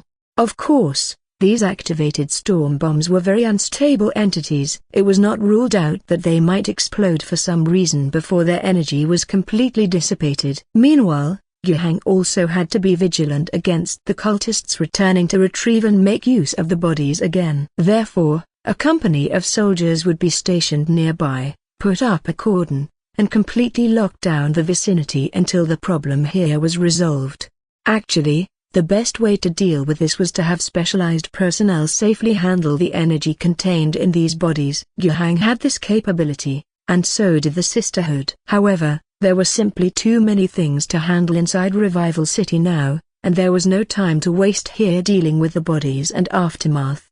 Yuhang himself needn't say much. He was incredibly busy. From civil affairs to economic production to military governance, all required his attentiveness. The Sisters of St. Elias Nun Association still had to further trace the trails of the cult. It was certain they had done more than just the incident at the Norris factory, and surely had plots elsewhere. So, they could only be left here. The factory had already been bombed to ruin by earlier artillery fire, and as long as there were no people inside, even if all those storm bombs exploded and blew the ruins to the sky again, it didn't matter too much. Next, Yuhang needed to find Georgette again to have a good talk about pursuing the cultists. However, before Yuhang could find her, Georgette sought him out first. "Your Excellency the Battle Nun, your timing is perfect. You are broken bar.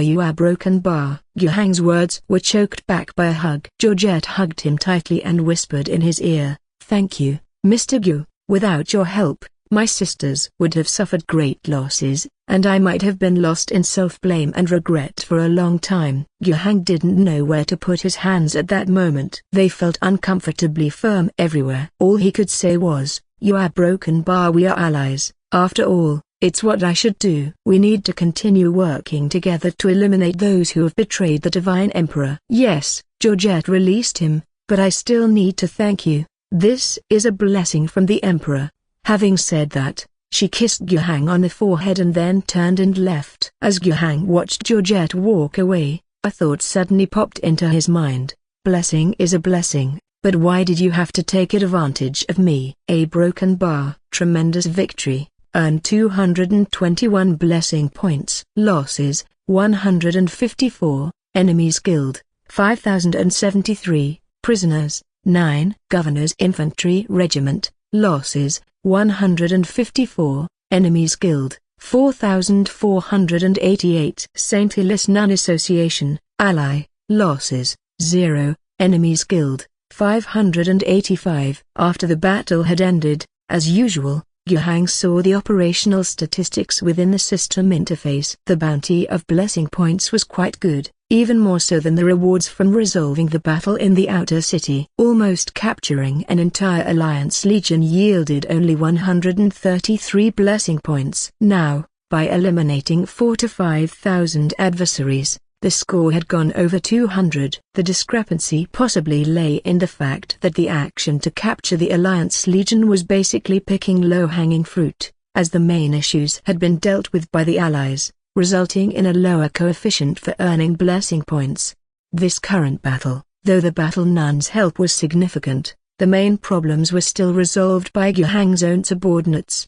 The bombardment from the heavy artillery was the most significant source of damage in this battle. Without the several hundred shells fired by those 10 heavy guns, a direct attack on the factory would likely have failed, even if 2 entire infantry battalions were deployed. The offensive side attacking the defensive side is inherently at a disadvantage, not to mention a troop difference of 600 versus 5,000, almost tenfold.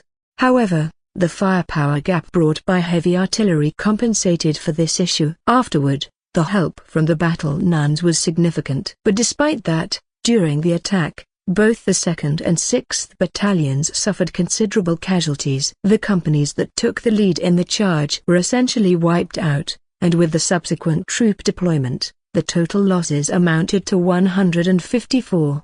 These casualties were quite disheartening. Since Yuhang pulled out his troops and began his campaign, this was the battle with the single largest number of casualties. However, thinking coldly, the cost-benefit ratio was still acceptable. After acquiring the entirety of Revival City and offering proper treatment, Yuhang would be able to easily replenish manpower from the outskirts of the city. Training more than 100 soldiers to T5 level is merely 1 point of divine favor, effectively free, and the weapons and equipment could be completely replenished from the current military production capacities of the abandoned cave society.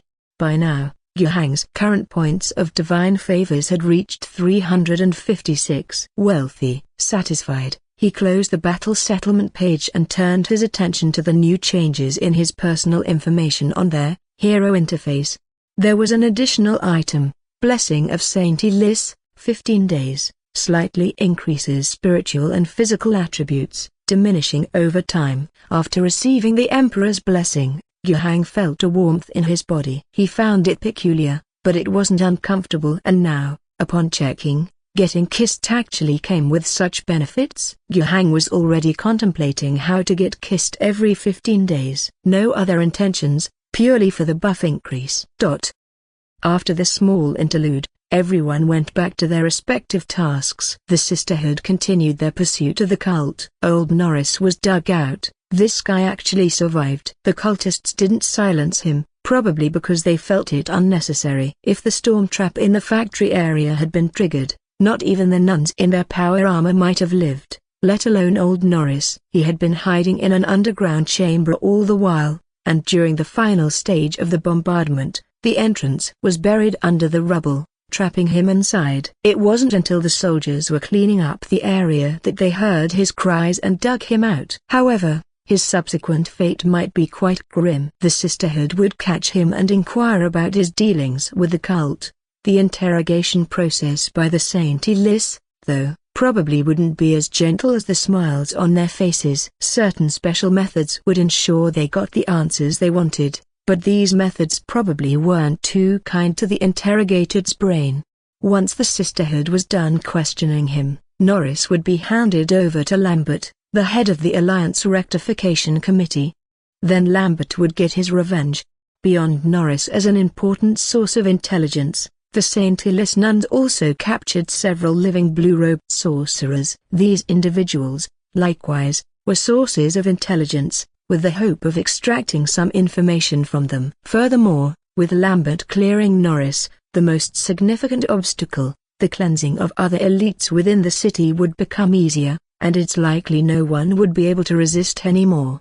Currently, it seems the elites of Revival City are deeply intertwined with the primordial Rothaul sect. The Sisterhood should be able to find some breakthroughs here as well. A two-pronged approach. The conventional path of pursuing the cult handed to the Sisterhood, and Yuhang started focusing on citywide screening to catch cultists. That's what Ozeneer was doing. The reason for having Ozeneer handle the citywide screening wasn't to have the girl investigate cases. That wasn't her specialty. In reality, Yuhang hoped that she could distribute grain throughout Revival City to ensure the welfare of the citizens, and, by the way, take care of this matter as well. But with this citywide screening, Yuhang didn't hold much hope. It was just something done incidentally. Mainly because there wasn't a particularly effective method of screening. Cult members wouldn't admit to it if you simply asked them whether they were part of it or not. He had also told Ozeneer that this task was to be done conveniently, and the main focus should remain on ensuring people's livelihoods. The army that had entered the city with Yuhang had already taken control of several grain warehouses. However, it was at this time that bad news arrived. The city's grain reserves were not plentiful. If one considered regular consumption for a population of 1 million people in the city, there was roughly only a 15-day supply. For a city that primarily relied on imported grain for trade, such a level of grain reserve was dangerously low, as if the previous alliance government had no understanding of the importance of food security. But from another perspective, it made sense. After taking over the grain warehouses, Oceania had included the poor of the outer city in her calculations of consumption at the same per capita standard as at the governor's camp and abandoned cave society. But before this, the alliance authorities might never have counted it like that.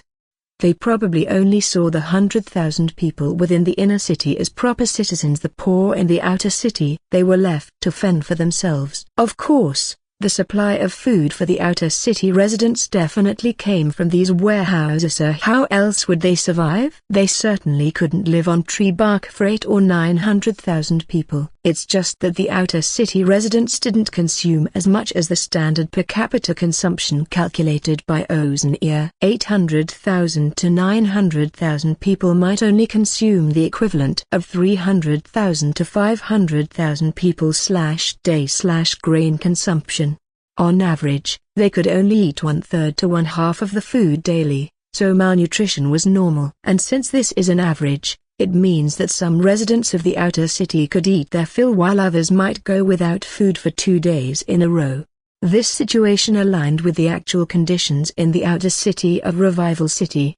Having survived in the outer city for a few months, Oceania was very clear about how the residents lived there. By such standards, a 15-day supply of food could be stretched to reserves lasting 30 to 40 days. But Oceania decided not to calculate it this way. She would provide the outer city population of Revival City with a standard portion of food. Otherwise, if we were hungry before the governor arrived and remained hungry after he came, then what was the governor's visit for? During this current phase, increasing the ration distribution to ensure everyone could eat enough was an important step in establishing loyalty to the governor. The inner city residents are indifferent to the new governor. Let them be indifferent. Do they really think it's still the era of the alliance, when only the inner city residents counted as people? In the long conversation between Guhang and Oceania, they had made it clear that the greatest treasure of Revival City lay in the hundreds of thousands of residents in the outer city. As long as they wholeheartedly supported the governor, everything else would be a paper tiger. The elite could be overthrown, their production materials confiscated. Guhang didn't need their support to rule. The relatively well-off inner city residents, no matter if they harbored resentments, just needed to behave and work diligently. If they dared cause trouble, there were ways to deal with them. The vast number of impoverished people in the outer city would see an improvement in their living conditions. They would live better lives under the governor's kindness and quickly return to the factories and their jobs, glowing with dedication for the governor's cause. Of course, distributing only food would not suffice. Or rather, the distribution of food is the foundation of solidifying the rule of the governor. The price paid beyond that cost, how to steadily reap rewards, is where the real challenge lies for Oceania. Oceania was well aware that simply opening the granaries was no proof of her abilities. As if anyone couldn't do the same. Along with providing food, she had to make it clear to the residents that this was a favor from the governor. Only then would the true value of distributing the grain be realized. At the same time, she had to anchor a principle from the outset. She couldn't allow people to live on handouts. She didn't plan to define this batch of food as mere relief or welfare. Whether Revival City was seen as impoverished or wealthy depended on the perspective. To say it was wealthy would mean considering only the inner city people. Indeed, by the standards of this wasteland, they were quite well off. Their wealth, however, was built upon the exploitation of the tens of thousands of people in the outer city who were treated as if they were less than human. But now, Oceania intended to treat the 8 or 900,000 people in the outer city as human beings, which immediately added a significant burden.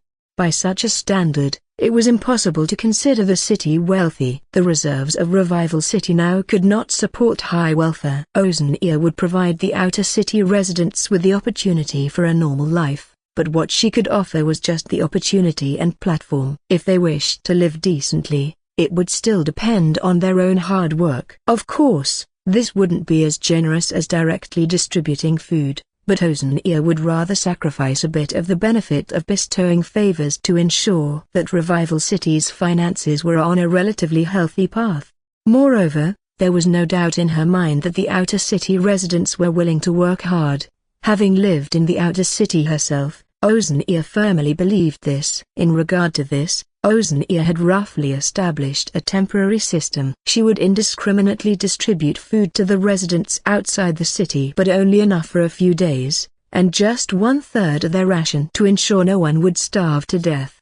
For those who wanted more, they would have to purchase it. The government grain sale outlets that were set up would sell grain at an affordable price, and purchases would be limited to a certain quantity per person. The government would strictly crack down on any gang activities involving buying up grain using others' quotas for hoarding. For a considerable time to come, the grain industry would become a state-run industry, and the governor's government would go all out to ensure the stability of grain prices. Private individuals were not to intrude into this industry for the time being. As long as the outer city residents had access to a stable and affordable grain supply, their basic needs would be ensured. Of course, a considerable number of outer city residents had no savings at all. Recently, due to the war, they were unemployed and had no means of livelihood. Ozen-Ear also had corresponding measures. Following the regaining of control over the factories, workshops, and shops, as they reopened, they would absorb the unemployed. Wages would be settled daily in the form of grain tickets, which could be directly exchanged for food. Ozen-Ear considered introducing a work point system but decided against promoting it in Revival City for the time being. With just a handful of administrators on hand, she was in no position to implement a work point system to replace the existing currency system. Such upheaval would require a stronger administrative capacity and grassroots control to carry out. In fact, even just distributing grain and promoting the resumption of work and production, she and her dozen subordinates were not up to the task. Fortunately, the military would be there to assist her. The 3rd Battalion of the Governor's Infantry Regiment will be responsible for food security, and incidentally, for the safety of Ozen-Ear herself. Of course, relying solely on an infantry battalion is certainly not enough, and at this time, the work that Yan Fangxu had been doing finally paid off. He had not shown his face in Revival City because he was with the 4th Battalion and the 50 political commissaries drawn from various teams, still entrenched in the prison camps outside Revival City. With a shortage of manpower in Ozen-Ear's area, she made a request to the governor. Guhang turned his head and asked Yan Fangxu about the training status of those prisoners. It had only been a few days. Naturally, more than 7,000 prisoners could not be reorganized so quickly. However, their training level was sufficient. Although it did not meet the T5 standard produced by the system, they were after all formally part of the previous alliance's regular army. The main issue was their reliability. But if manpower really needed to be drafted, it was not impossible. Yan Fangxu selected 7 companies that had shown the best performance to date. Within these 7 companies, the political commissars deployed had already succeeded in establishing branches of the Soldiers' Committee and had done very good ideological work. And those who were put into practical action immediately faced their first test. Ozen-Ear seemed rather overwhelmed. The administrative team she led had virtually no control over the suburban areas outside Revival City. Everything had to start from scratch. It was also difficult to establish control quickly. So how was Ozen-Ear going to spread the word about distributing food at set times and places? She resorted to a crude method. She got hold of several tricycles, fitted them with loudspeakers, recorded the messages for food distribution, and had them drive around the city ensuring the message could be heard everywhere. The work of cult screening issued by the governor, in Ozen-Ear's understanding, was something that needed to be done, but the priority was not as high. Of course, she knew that if cult members were not caught, they would cause trouble and make mischief. But relatively speaking, if the people in the suburbs had enough to eat, it would not be so easy for the cult members to stir up trouble. The difficulty would increase. Who would follow a cult when there are prospects for the future? Of course, screening work still needed to be done. 3 nuns had been assigned by Georgette to assist with the final processing of the screening work. But clearly, relying on 3 nuns, it was impossible to screen hundreds of thousands of people. Amidst her busy schedule, Ozania found time to create a registration form. When collecting food, the public needed to register their personal information, which had to be cross-verified with the information provided by others. The hope was that through this method, it would be possible to identify any recent abnormal behaviors, people living in close proximity whom their neighbors didn't recognize, or even more directly, to report those suspected of being cult members. Those identified as anomalies would be subject to further scrutiny, and ultimately, by the last check, the nuns would be directly involved. This was the best solution Ozania could come up with under the limited conditions and time. Her core focus, however, was still on food distribution. However, just as the tricycles with loudspeakers were spreading the word everywhere, and the food distribution points guarded by teams of soldiers scattered around the suburbs were set up, waiting for the food to arrive so that the work could proceed smoothly, news came that the convoy transporting food from the inner city had been ambushed. When Ozania heard the news, she felt as if she'd been struck by lightning. If there were problems with the food transportation, it could lead to a major crisis. The people's sense of anticipation had already been built up by the continuous mobile loudspeaker propaganda. According to frontline reports, many citizens were already queuing up at the distribution points, waiting for the arrival of the food. Now, what could she do if the food ran into trouble halfway? Was she really going to tell the starving people lined up for their meal that the food was gone? Wasn't that nonsense? It was likely to spark a riot on the spot. Ozania was somewhat panicked. Her experience wasn't expansive. In her past managerial roles, she had done well, typically identifying problems, pondering solutions, and finding ways to get things done. Usually, if she followed her own plan, issues would be resolved. But she had never encountered a sudden, large-scale emergency like this, one that could completely collapse if mishandled. Panic was natural. However, she quickly forced herself to calm down. Ozania, don't panic, think of a solution. Just like before. Regaining her composure, she began to think. Managing the food distribution for the vast population outside the city was a very complex process. First, she had chosen 6 locations in the outer city as warehouses to serve as distribution hubs. The food transported from the main warehouses in the inner city would first be delivered there. Then, each distribution hub would correspond to about 10 specific food distribution points. The food transported to the hubs would be further distributed to these points. Citizens could register there and directly receive food after confirming their identities. The security issue was quite tough. The forces Ozania could enlist included 7 companies provided by Yan Fangxu and the 3rd Battalion sent by the governor's camp, adding up to a total of 10 companies. A company would be responsible for each distribution hub. They had to garrison the hubs to ensure the safety of the food upon arrival. They also had to monitor each food distribution point and provide immediate support in case of emergencies.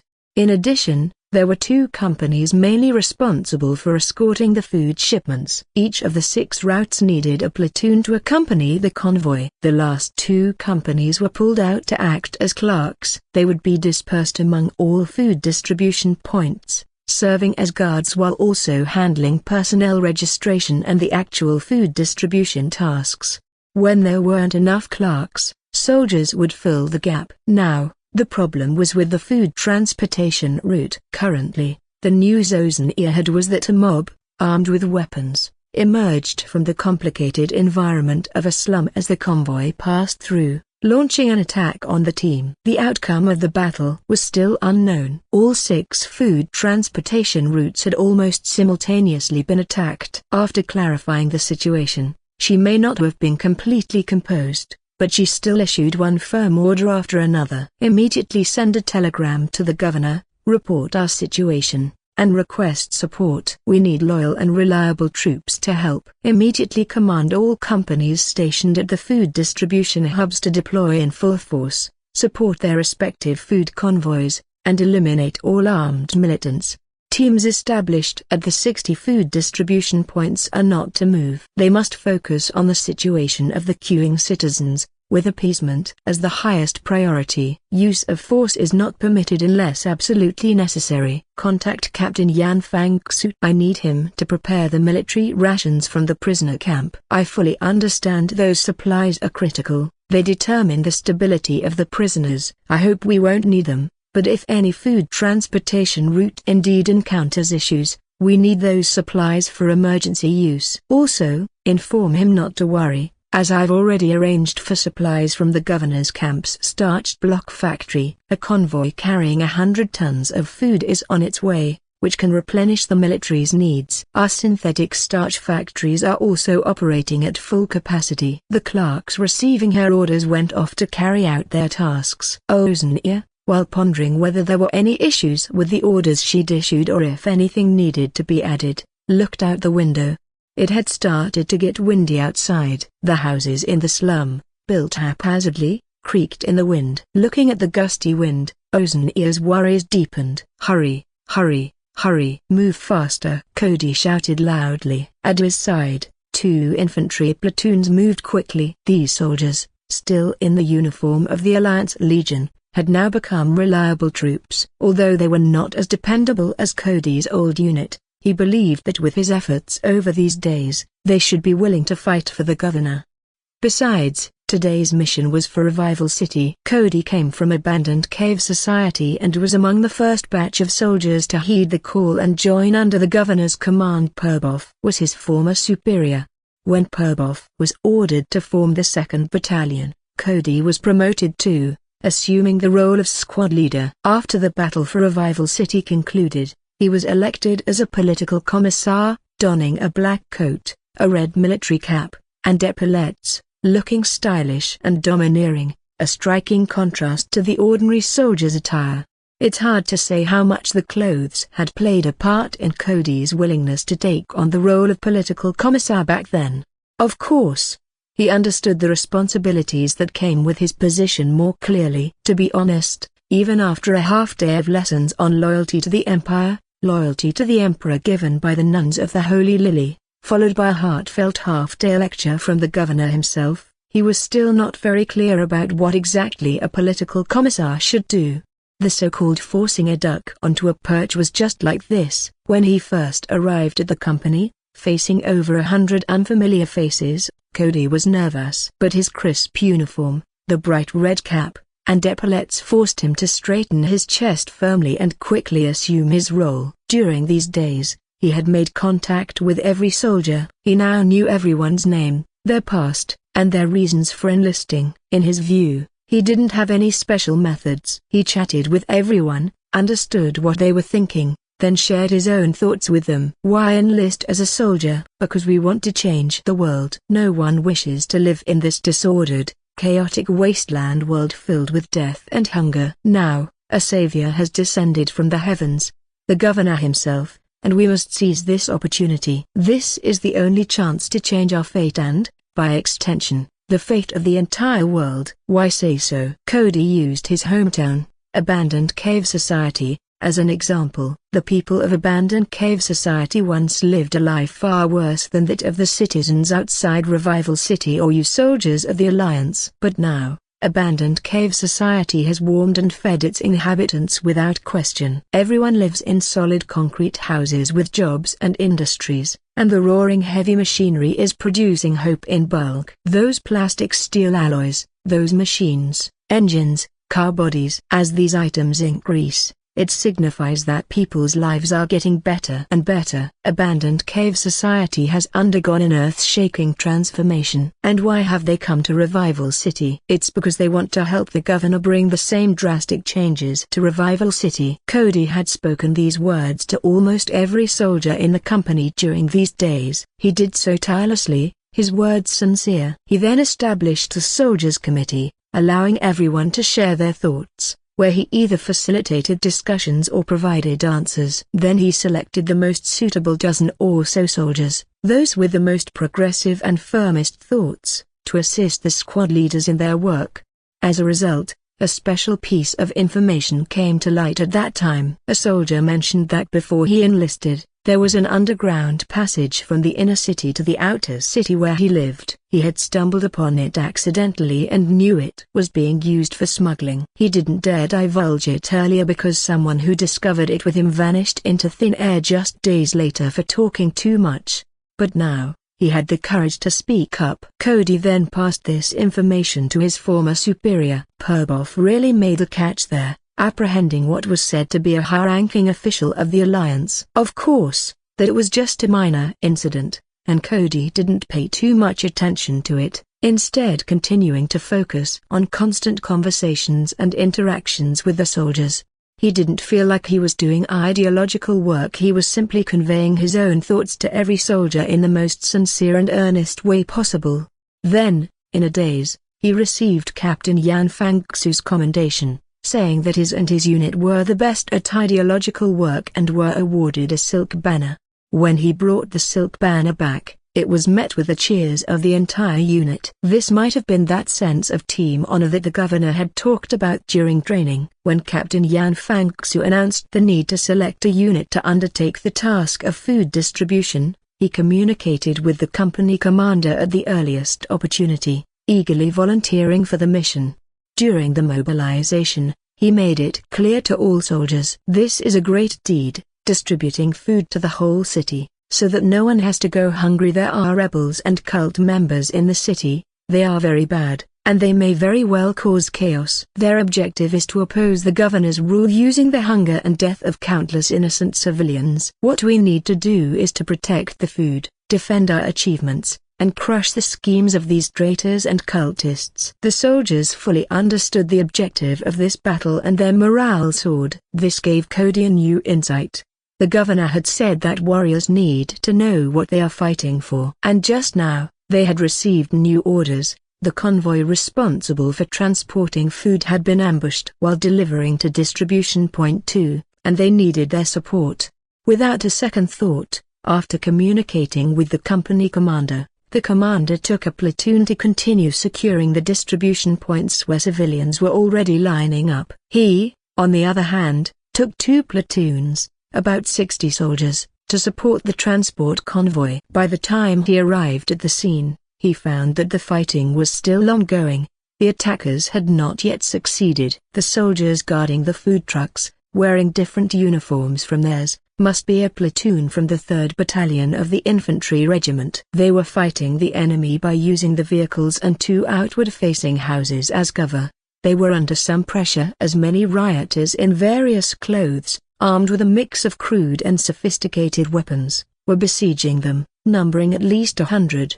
Seeing this, Cody was much relieved. Thank goodness, the situation hadn't escalated to an unmanageable level. He could tell that the comrades from the 3rd Battalion, although lacking heavy firepower and having to protect the grain trucks to avoid breaking through, were at least holding their ground solidly. Those rioters were not able to break through either. But getting a bit closer, he noticed that his previous assessment might have been a little off. The casualty rate among the 3rd Battalion's comrades was unusually high. At this point, he saw among those rioters a few individuals who were clearly different from the rest. They weren't holding weapons, but instead, white mists were condensing in their hands. Once thrown, these white mists caused compressed air explosions, the impact of which was nearly equivalent to that of a grenade's explosion. The scattered wind blades also resembled shrapnel wounds. Those must be the so-called cultists. Cody hesitated no longer and shouted, "Support our comrades." "Warriors, follow me in the charge." In the midst of the battle, getting flanked was disastrous. After the militia behind the rioters were attacked by Cody's 2 infantry squads advancing from 2 directions, they could barely put up any effective resistance.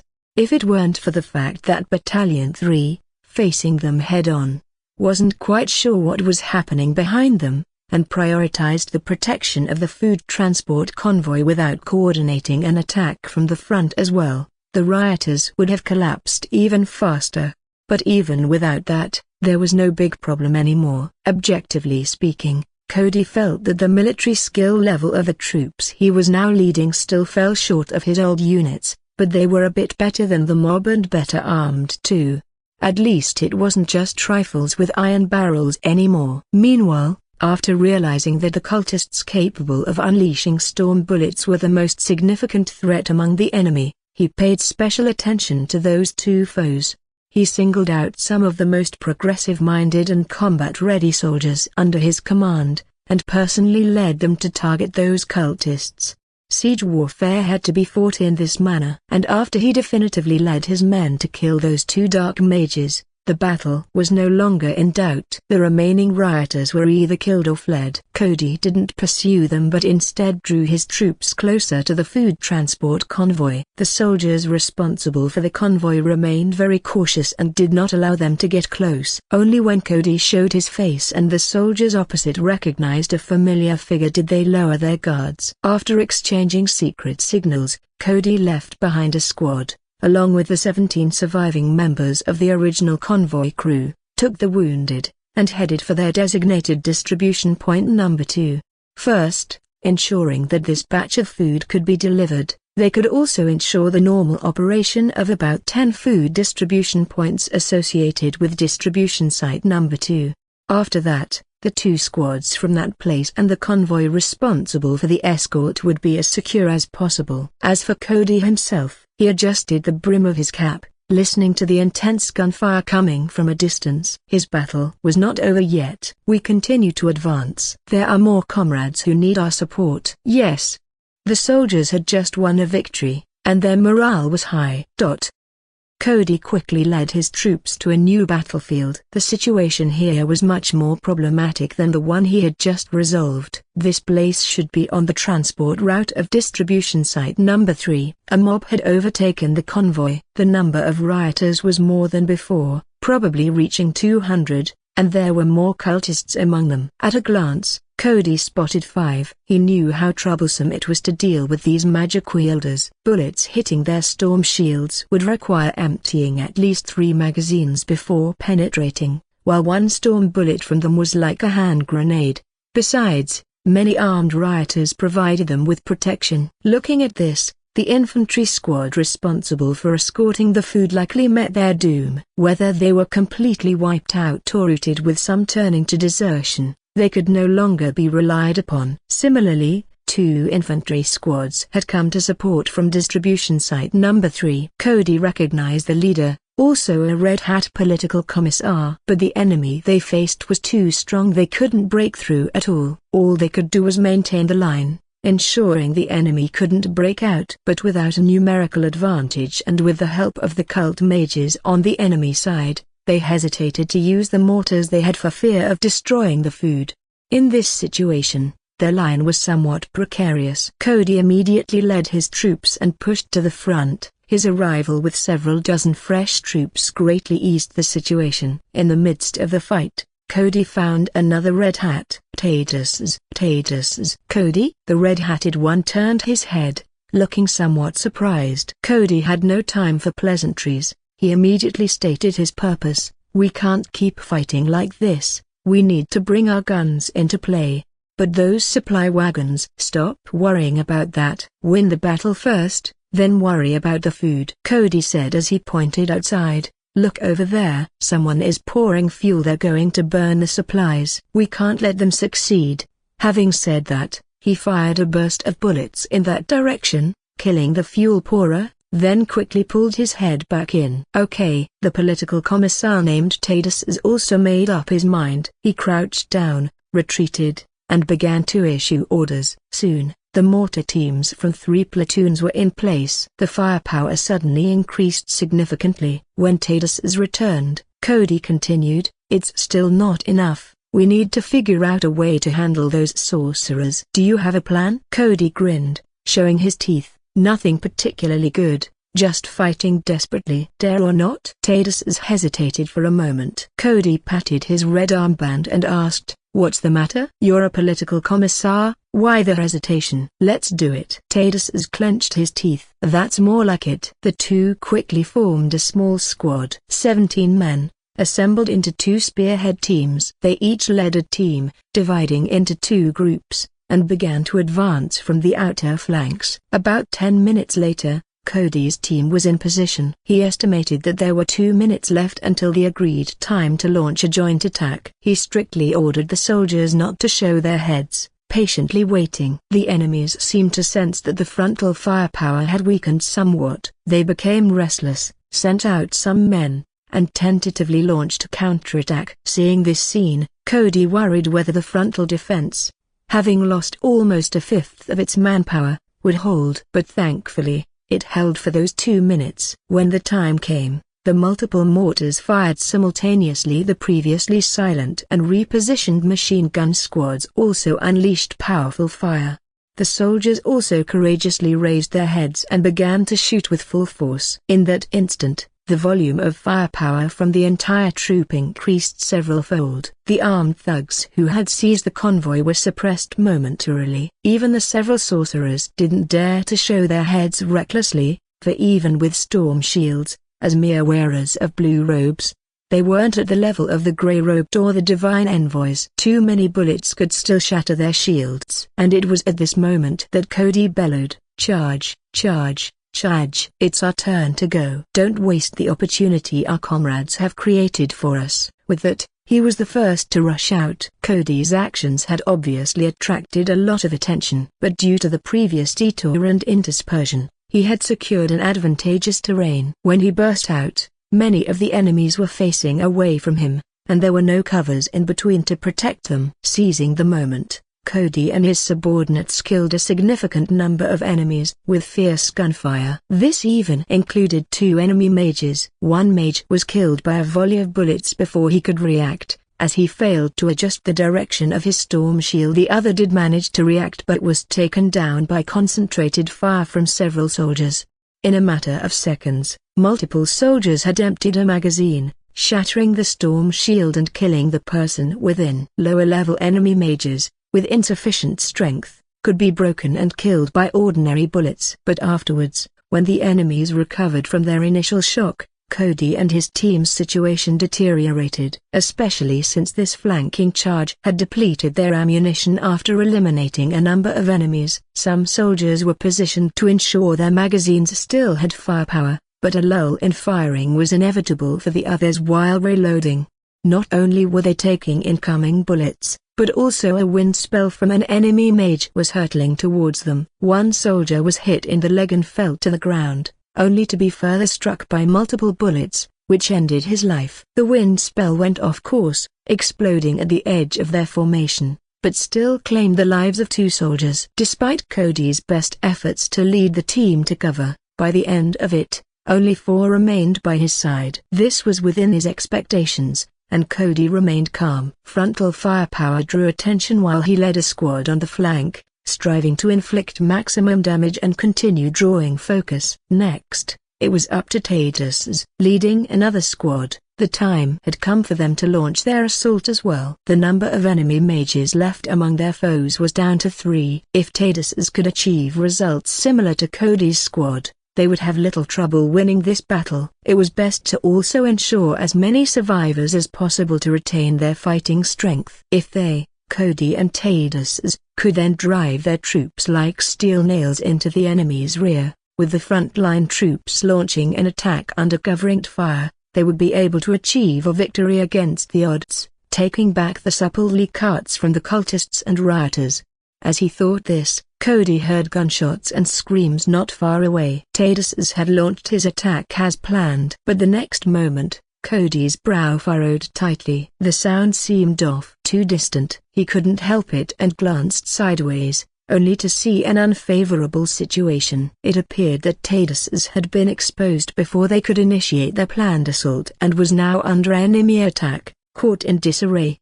Cody realized he couldn't just wait for the outcome. He looked to the 4 soldiers on either side of him. Their expressions were somewhat panicked. Even though they were chosen as the most excellent and steadfast warriors, they were essentially trapped deep within enemy lines, surrounded by adversaries, and morale was inevitably shaken after nearly half their team had just been killed.